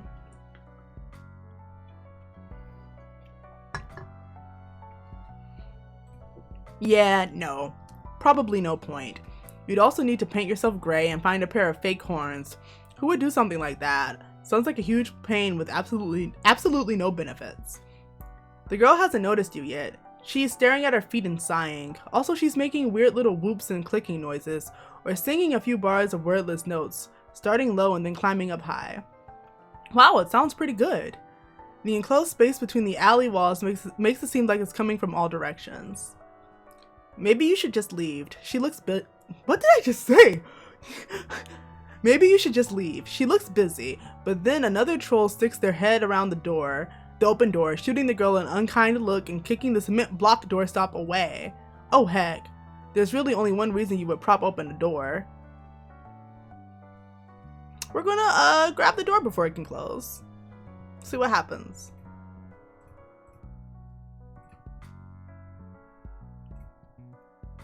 Displaying the dexterity of someone far healthier and far less distressed in a slinky bathrobe, you grab the door before it can slam closed. Hey, are my ribs still bruised? My what? My ribs. Are my ribs still bruised? And also, I know the answer has to be yes, because literally every other route, my ribs are getting hurt again. The bronze blood girl's attention snaps up and she breaks off mid-note. She takes in the misplaced concrete and you holding the door. Oh, thanks for catching that. I would have had to go all the way around the front. It must have been the wind. Just what sort of wind do they have here that could pick up a chunk of rock the size of a turtle? Unless wind is the urban slang for some rude douchebag. She gives you a quick little smile and darts through the door, letting it close behind her with a solid click. Yep, locked.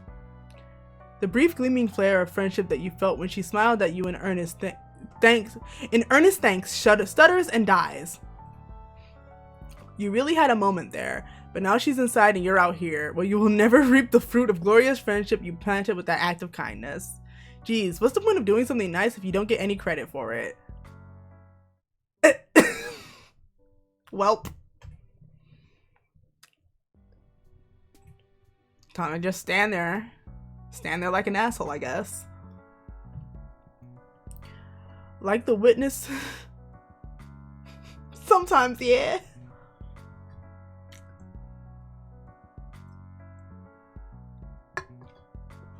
And this is one of those times. Like the witness to a disastrous car accident, you stand there and watch as the girl notices the door closing and lets out a squeak, jumping for the handle. She misses it and smacks her knee against the metal frame. Ouch! Damn it! She has a soft musical voice, even when she's swearing. You ask if she's okay. She stops rubbing at her knee and looks up at you. You're quite a bit taller than her, but she looks older than some of the other trolls you've hung out with. No worries. Well, at least not about my leg. If you want something to worry about, I'm sure I can come up with some ideas without much trouble. You assure her that you've had plenty to worry about recently, though you appreciate the offer. She gives a fruitless tug on the back door. She knocks. Nobody comes. She knocks again. Still nothing. You tell her that someone kicked her doorstep out of the way. She looks disappointed but not surprised. Oh well. I'll just have to go back around to the front. Could be worse. Would you care to join me? Oh my god, you thought she'd never ask. This is working out perfectly. You're so glad she got locked out back here with you and the rest of the garbage. I'm Chixie Roxmer, although I'm sure you've already know that. I've definitely heard your name before. I don't think you're an idiot or anything. You know, meet and greets are usually after the show, but you seem nice. You aren't sure how she figures that, since all you've done is stand around. It's true though, so you don't protest. You are nice. Super nice. You might be the nicest son of a bitch on this whole dang planet. I mean, that might be true just simply based on how Alternians are socialized. You ask her if she's performing here tonight. Of course. Why else would I be warming up in a dirty back alley? You tell her you've seen people do far weirder things. She laughs. You aren't wrong. People around here will do anything for attention nowadays. For instance, you are walking around in an ablution robe. You cough delicately. True. Very true. She's got you there. If you come inside with me, I can give you an autograph. I don't have anything to write with back here. Chixie seems to think that you're a fan who managed to get past security to accost her in person. She doesn't seem too upset though, more like delighted.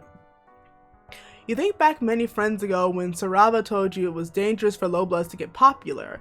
You wonder if Chixie trusts you because she thinks you're also a low blood, or maybe she's just not that popular.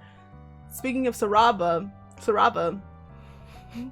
like, I still don't get why we ever left his house, because that was the safest place I had been by far, especially at that point. You follow her back to the front of the club, past the line of trolls waiting to get inside. A guy whistles at her and she gives him a flirty little wave, along with a flat smile, a customer service smile. She shows the bouncer something on her palm husk and he lifts up the velvet rope. They're with me, they're my +1. Wow, you've never been anybody's +1 before. A bunch of people in the line look annoyed, but Chixie ignores them. You follow her, tripping a little on the hem of your robe. Be careful, huh? You don't want to twist an ankle. Can I have clothes, please? I've been in this bathrobe since I met Tagora. Like, that's so long ago. Chixie speaks with the lit, like a character in a musical getting ready to burst into song. You hope you aren't supposed to participate if she does. You're a little too busted for impromptu dance numbers, and you're also liable to flash someone in this robe. You hear music chatter from down the hall, but Chixie pulls you into another direction, towards the dressing rooms. You pass several closed doors, stopping in front of one that seems to be in the process of being cleared out. You are right. Barefoot on Alternia, which I feel like is probably way worse than being barefoot on Earth in a bathrobe. A bunch of shit is spilling out into the hall, clothes trailing out of suitcases, a microphone cord seems to be slithering slowly among the Tyzias. I can speak. Charming. God, I can't do anything without someone messing me around, locking me out, and now this? Who did this? I'm seriously out for blood tonight. Looks like someone commandeered her dressing room while she was out, as well as tossed all her shit out into the hall. I have to deal with this. I'll be right back. You can borrow some clothes if you want, please. In fact, I insist. She leaves you in the cramped little room. It's dark in the hall, but everywhere in Alternia is kept darker than is comfortable for you. You're getting used to it though. You imagine humans used to have to deal with this all the time back before electricity, provided they didn't die immediately of like dysentery. You flick on the outline of white bulbs around the mirror. Oh wow. Even in the soft, flattering light, you look like an A-grade free-range disaster. Tagora's expensive rainbow drinker serum has rubbed off and now you're mostly just dusty. You wade through a couple of Chixie's suitcases, but everything here is too small for you. There's a couple sweater dresses and a hoodie that might fit, but without a pair of pants, that's going to get real scandalous real fast.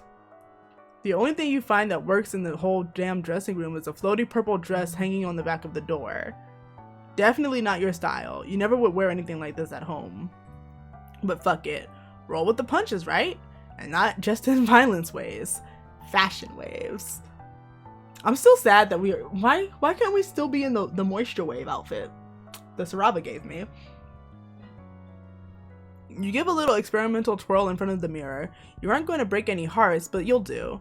You actually kind of dig it. You are busy admiring yourself when Chixie comes back. She sniffles sharply and there are tear tracks on her face, but she isn't crying anymore. In fact, she looks mad as hell. Oh damn, is she mad at you? Did you manage to fuck something up without even being there? You've got mad fuck up skills. I mean, the purple dress was hanging on the back of the door. That's like clearly meant she was probably finna wear it. But anyway. Aw. I got bumped. They kicked me off the lineup. I was supposed to be the opening, but some new band came in and they have a purple blood drummer, so the club owner let them take my place. Of course, this is how it always goes. God, she looks so sad. Time to break out your finely tuned comforting muscles. But before you can get those guns out, someone oozes up to the two of you, someone you recognize. Oh, another friend? I had to sneeze, but it's going away. I'm really living for when my friends show up on other friends' routes. This is great.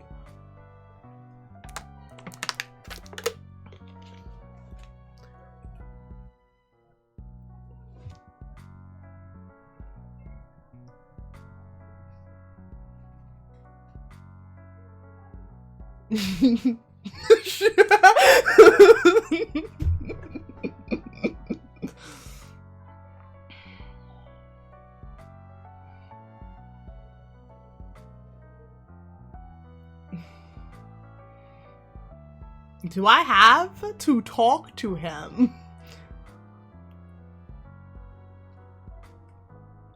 This face right here? Big mood, Chixie. Big mood. Oh, incredible, Miss Roxmer. He's my friend. Yay.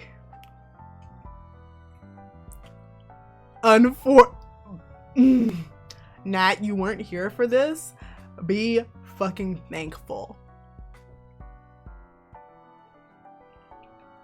What are the odds? It must be fate. Well, you tripped that you were coming to the show, so I guess the odds were pretty good? Zebruh doesn't let this dim his sparkle. Wait, no, Zebrah's the one who mentioned her, isn't he? He asked me if I knew any of her music. I probably wouldn't though, because I didn't look like I had a refined music palette. I was like, oh, I know this name. It must have been somebody I like who said it. I really blocked that interaction out of my mind.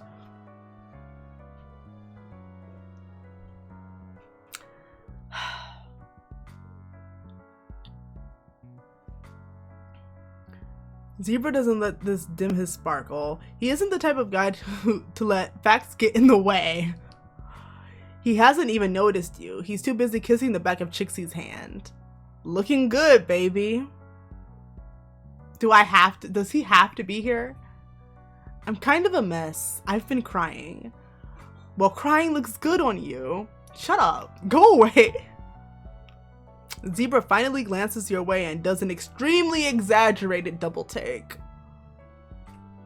Wow, damn. I didn't even recognize you. Oh no. Oh no. Oh no. You clean up really nice, you know? Oh, you think this is bad? You think this is bad? You think this is bad? You be very happy you weren't here for his route. You haven't cleaned up at all, really. You haven't bathed since Tagora's fancy abolition trap. All you've done is put on a slinky dress. It's not like you aren't happy to... Are you sure? Who said that? It's not like you aren't happy to see Zebruh. You are. He's just one of your many success stories. He's one of your many success stories. He's just, you know, the kind of friend you want to think back on fondly from time to time, remembering all the good times.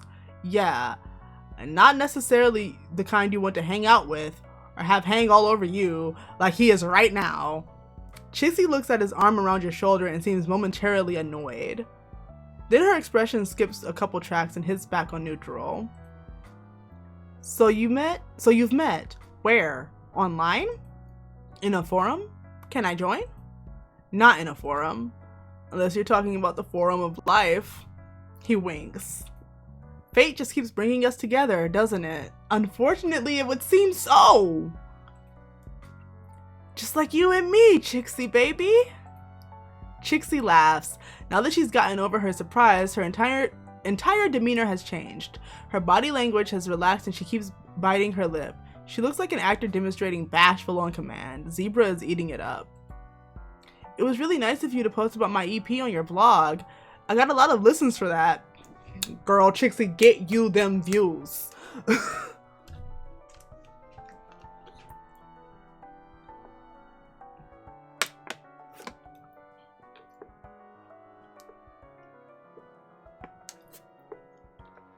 Either that or she's getting her them views, them likes, them clicks.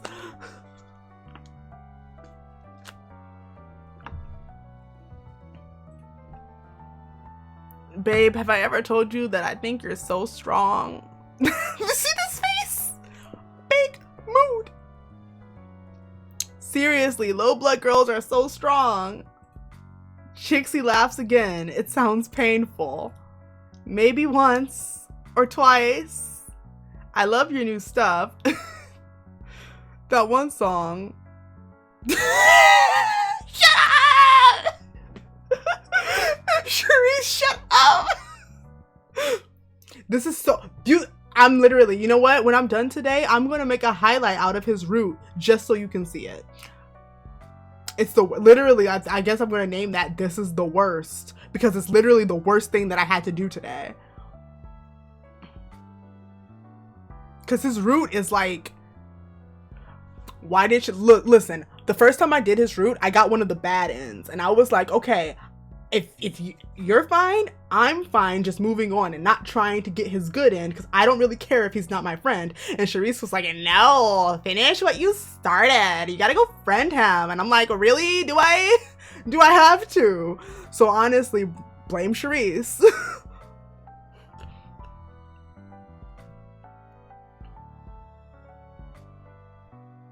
I love your new stuff. That one song, Poisonous Moon or whatever. Bloody Sun. Right, yeah, exactly. Real good stuff, sweetheart. Can't wait to hear more tonight. Oh, right. He doesn't know Chixie got bumped. Chixie meets your eyes. She seems to be trying to communicate something entirely using her eyebrows.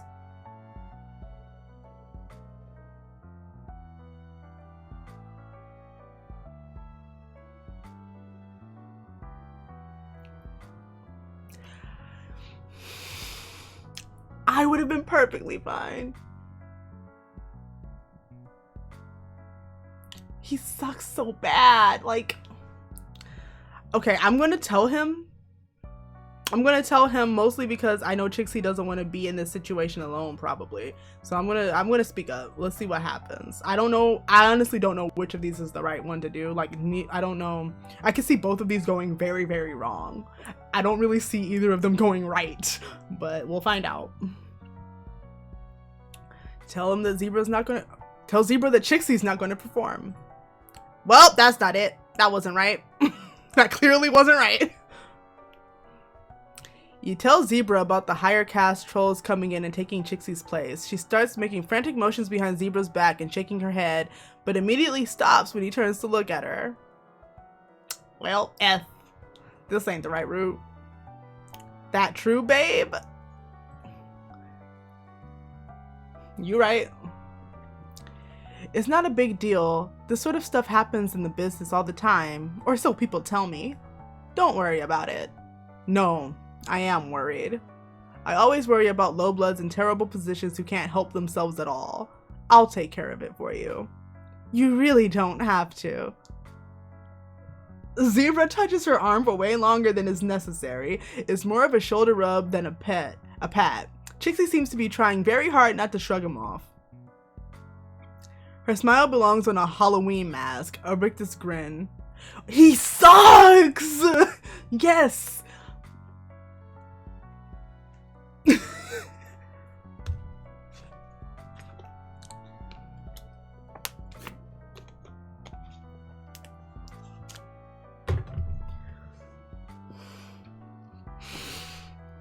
I can't believe I got excited at the prospect of one of my friends showing up in Zebruh. Yeah.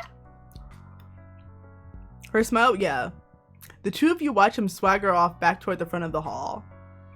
Chixie lets out a breath. I wish you hadn't done that. He's got a really popular music blog, and he's an indigo, so I have to be polite. One bad review from him and it's over for my career. But I try to interact with him as little as possible. You hadn't realized that Zebruh was a musician. Oh, he's not. He just reviews albums and shows, stuff like that. He makes a lot of reposts, but he's got a ton of followers. Don't get me wrong, it's really nice to be noticed, but he's just a little pushy. Yeah. And I don't have time in my life right now for quadrants, you know what I mean? Oh, literally, Nat. Quadrants, that's a troll romance thing, if you don't know. Literally, I think maybe I think maybe the third or fourth thing he said to me at all was something about where my quadrants filled. You do. You so do. Does Zebruh try what he tried with you on every low blood he meets? You aren't sure if that makes you feel worse or better. Chixie talks about him like he's a natural disaster or tornado that she has to avoid just to keep from getting torn apart. Hey, speaking of natural disasters, Sharice, how's that going? Like, it's just an inevitability that people would treat her like she owed them something. I don't want to seem ungrateful. You tell her that she doesn't seem ungrateful from where you're standing. She doesn't seem to be doing anything wrong. She sighs, blowing a piece of hair out of her eyes.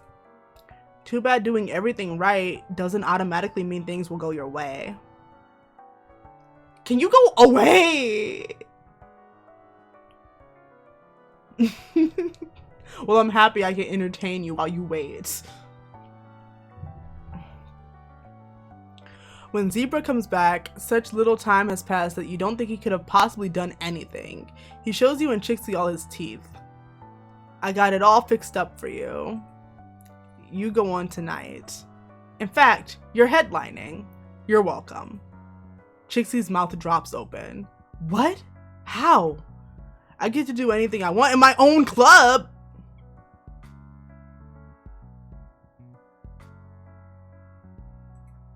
Wait. What? I bought it from the owner.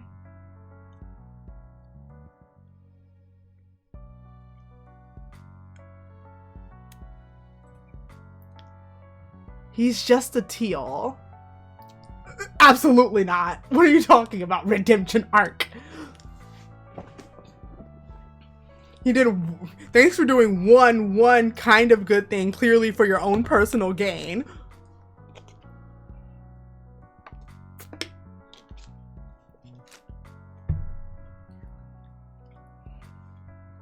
He's just a teal. Seriously, business ownership? A little ambitious for a mid-blood, isn't it? I convinced him that it would be easier for him and everybody else if a high blood took over.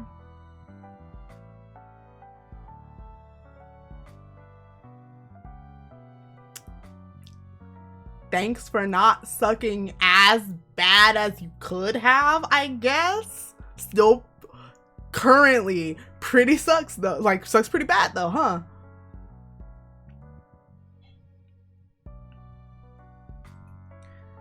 I'd been meaning to get into the club scene anyway. Now you'll always have somewhere to perform, provided you do everything I say all the time. He grins to show that that's just a joke, but there's also something in his smile you really don't like. You regret asking for his help. Yeah, this is where I thought it was going.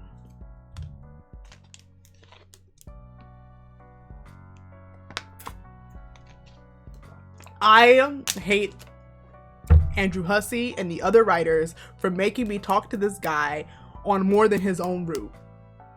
Like, of all the people to come back, why couldn't my good friend Sarava, my good friend Sarava come back, right? Like, or anyone else, really.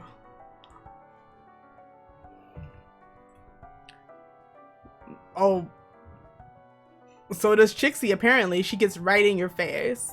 Nice work. Now I owe him even more than before. This is the only club around here that will let low blood solo acts perform. You can find your own way out, can't you? That really went bad.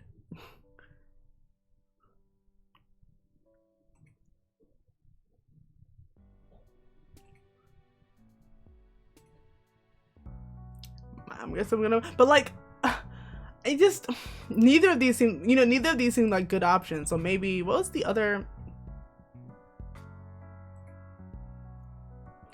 You follow Chixie's lead and don't say anything. Zebruh will find out pretty soon anyway when the show starts and Chixie doesn't get on stage.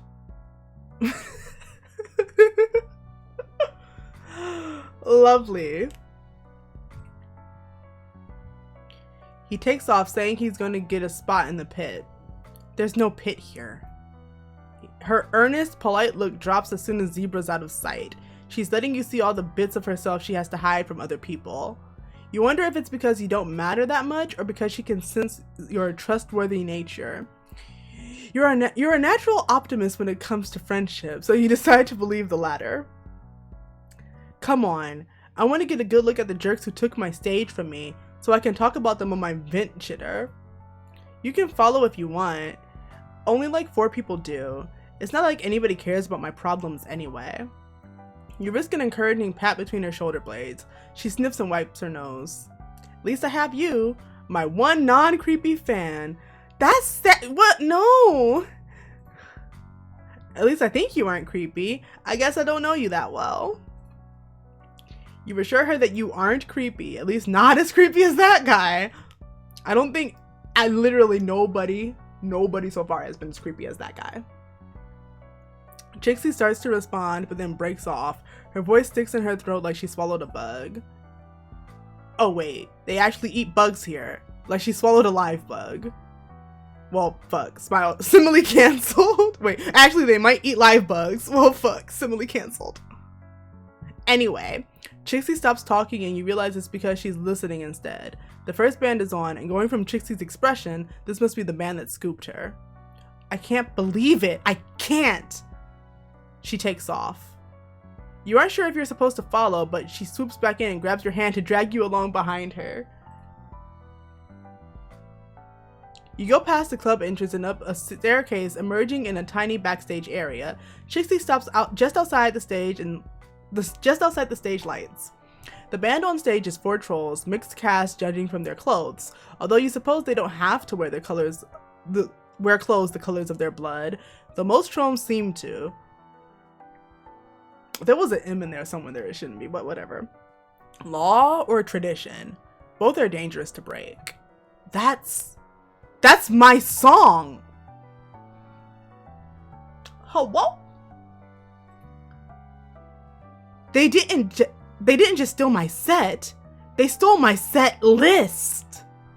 Her cheeks flush a ruddy brown and she shakes with rage. She begins singing along with them. Welcome to Alternia. The worst part is, as far as like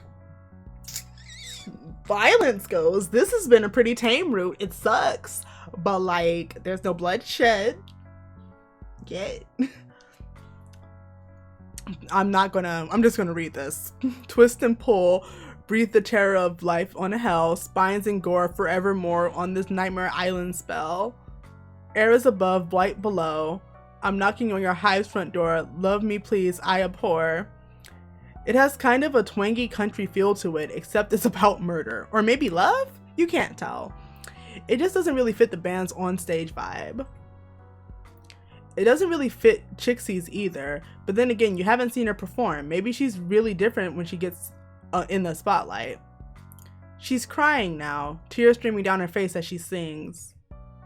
It's all over. Nobody's going to believe I wrote this music. Some little dirtblood country girl. You remember what Sarava... So they keep them mentioning, like, imagine if Sarava had walked into that dressing room instead of fucking Zebruh. Like, told you about High Blood stealing their music and acting like they wrote it. God, that's so unfair.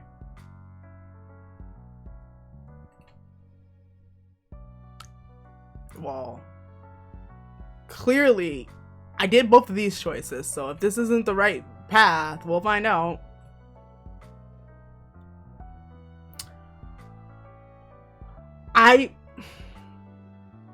Now here's the thing. I think we should do something, but also if we do something, there's a very, very, very high chance this ends with both of us murdered.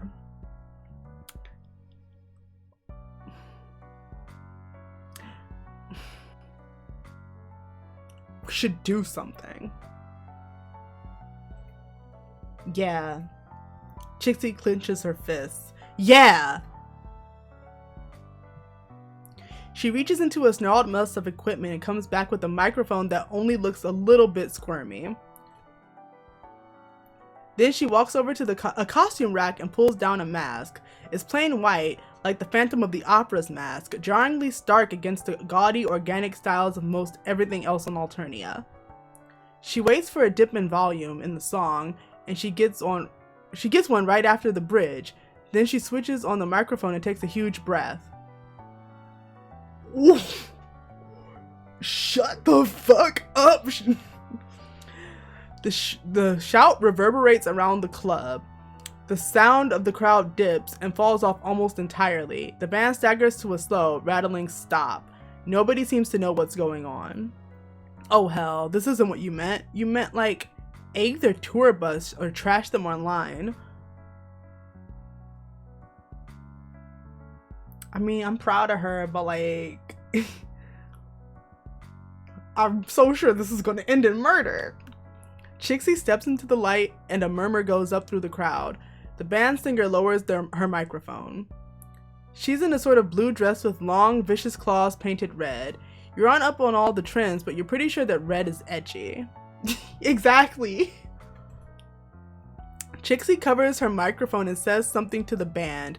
The cerulean stares at her for a few seconds before letting out a cascading spray of laughter. Sure, honey, okay. Condescending and sweet, like Chixie is a toddler who happened to wander on stage. She points her finger guns at the guy on the soundboard. Razor, give the lady a beat. You right? That is why I saved. Oh God. You know what this is. You see Chixie's face framed by the lights, focused and intent, all simpering gone. You like that? I wrote it. You hit that? I own rap battle. Hey! Coming in hot, trying to steal my spot. Oh Lord, is this a limerick? Just grab my bulge and deep throat it. A dirty limerick. Holy shit, she's really just doing this thing. A rap battle. Jesus. The cerulean girl spits some stuff back. It's kind of basic, just general insults about Chixie's blood color and her lyrics being stale. Considering she stole Chixie's song, that doesn't really fly.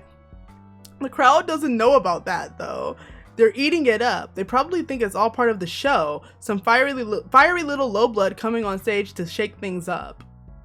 Paint your claws red, I paint your mouth brown. Acting like you know what it's like down here on the ground. The crowd whoops. This might be a high blood owned club, but there's definitely a lot of low bloods in the crowd. But it's imitation. I got no expectation. This is your final station. You aren't going to hit higher than this collaboration. You aren't like a rap expert or anything, but you can definitely tell that Chixie isn't either. She gets breathless toward the ends of lines and hits some words strangely, but the crowd is really feeling her. Definitely more than they're feeling the cerulean. But like, it's a cerulean. Like, if you don't know that, nah. Cerulean is the Vriska color, and the Vriska colored ones can mind control people. So there's that.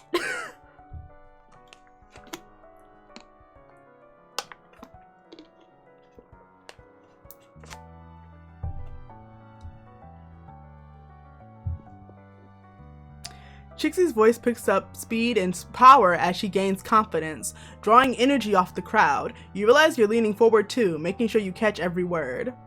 She goes through a whole list of the band's shortcomings, including their fashion sense, their talent level, their interpersonal clusterfuck. They are apparently a pretty well-known group online. She throws in some stuff about them stealing her music, and the crowd oohs like this is a middle school cafeteria. So kill me. Call me. I mean, don't they call the drums? I mean, but like, it won't change a bit of what they all know. When you're a thief, what do you expect?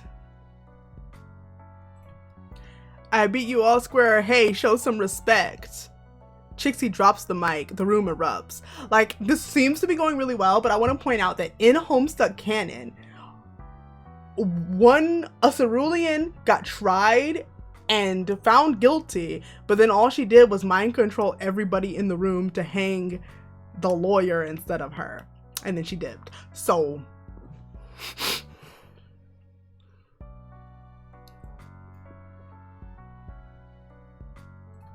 Holy shit, that was awesome. She just came up with all that on the fly. The cerulean looks furious, and another troll runs onto the stage to try and get the crowd under control. They're all chanting, "Mask, mask, mask!" Chixie runs back off stage, chucking both the mask and the microphone back where she found them. She grabs you and you run all the way back out to the alley where you met, letting the door close behind you. Guess you're done with that club. Chixie's eyes are round and shell-shocked. I just did that. Yeah, she really did. I just told a bunch of high bloods to eat my bulge. You don't know what a bulge is, but fuck. They liked me, didn't they? They were cheering for me. You say, yeah, you're pretty sure they were. Holy shit, I'm going to be cold. Did you hear all that stuff I said? You can't just say stuff like that. You remind her that she was wearing a mask when she did it. Oh, right, nobody will know who I am. I'm safe. Is this your symbol? Hey, Chixie, is this just your symbol?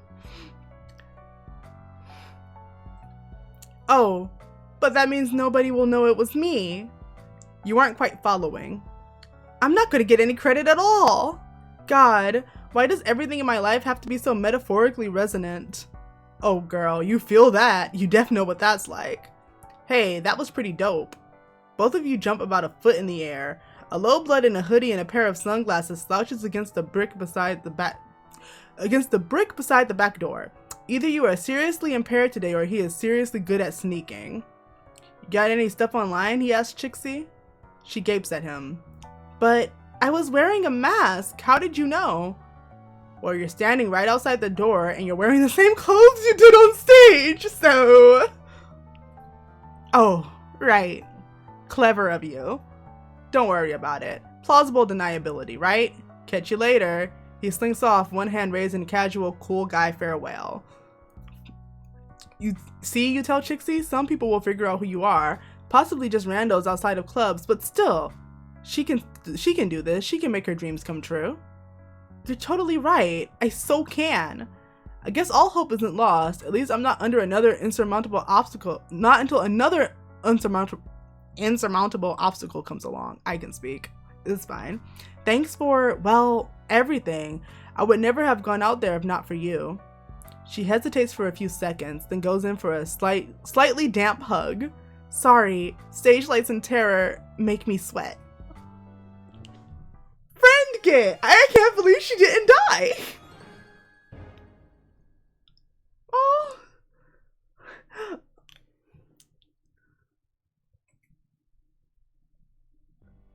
And I have new clothes. Okay, well, it's 9:17. So I'm gonna stop. But real quick, let me look. Okay. Let me look. We just finished up 8. And I have all of these. So I am going to stream some tomorrow. But I don't know if it'll be a full 6. Hello? Hello? Hello? Friendsim? Oh, okay. I don't know if I'll do a full 6 hours tomorrow. I'll figure it out today. But yeah, so I'm gonna definitely stream at least some tomorrow. Cause like I said, I wanna be able to finish this game and then start Pester Quest, on Wednesday when it comes out. But it's only gonna be 2 routes. So really, I just need to plan for having 2 routes, like for having enough of this and 2 routes left to last 6 hours. So we'll figure it out. Okay.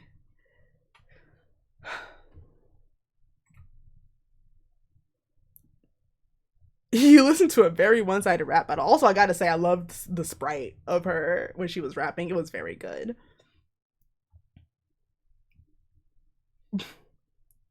Like a true artiste, God. Okay, wait. Let's see how many names I can remember. Ardata, Diamond.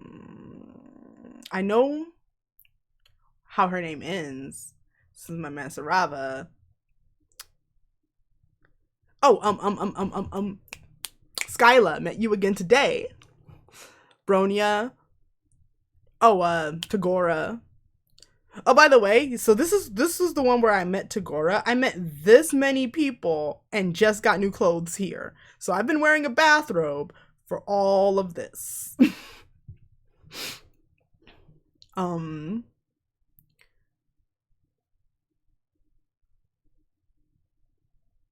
I do not remember this man's name. Oh, my Polypa. My my Moirel. Ugh. So there's Zebruh. Fake date. Fake date. I went on 2 fake dates, by the way. But Elwurd. Folykl, and it's got U's in it. One of their names is Folykl. This is two fake dates. I want a fake date with her and her.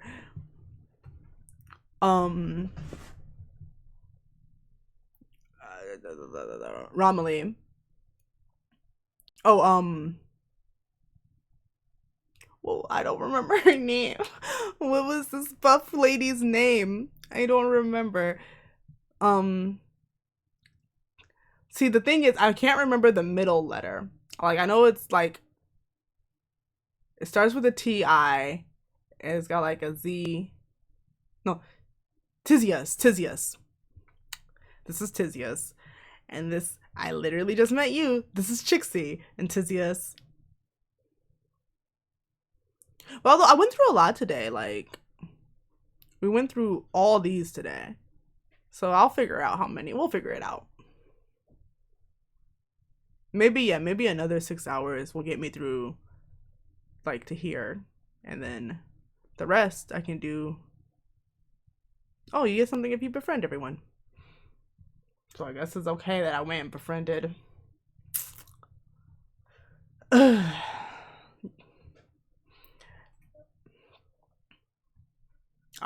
that's gonna be it.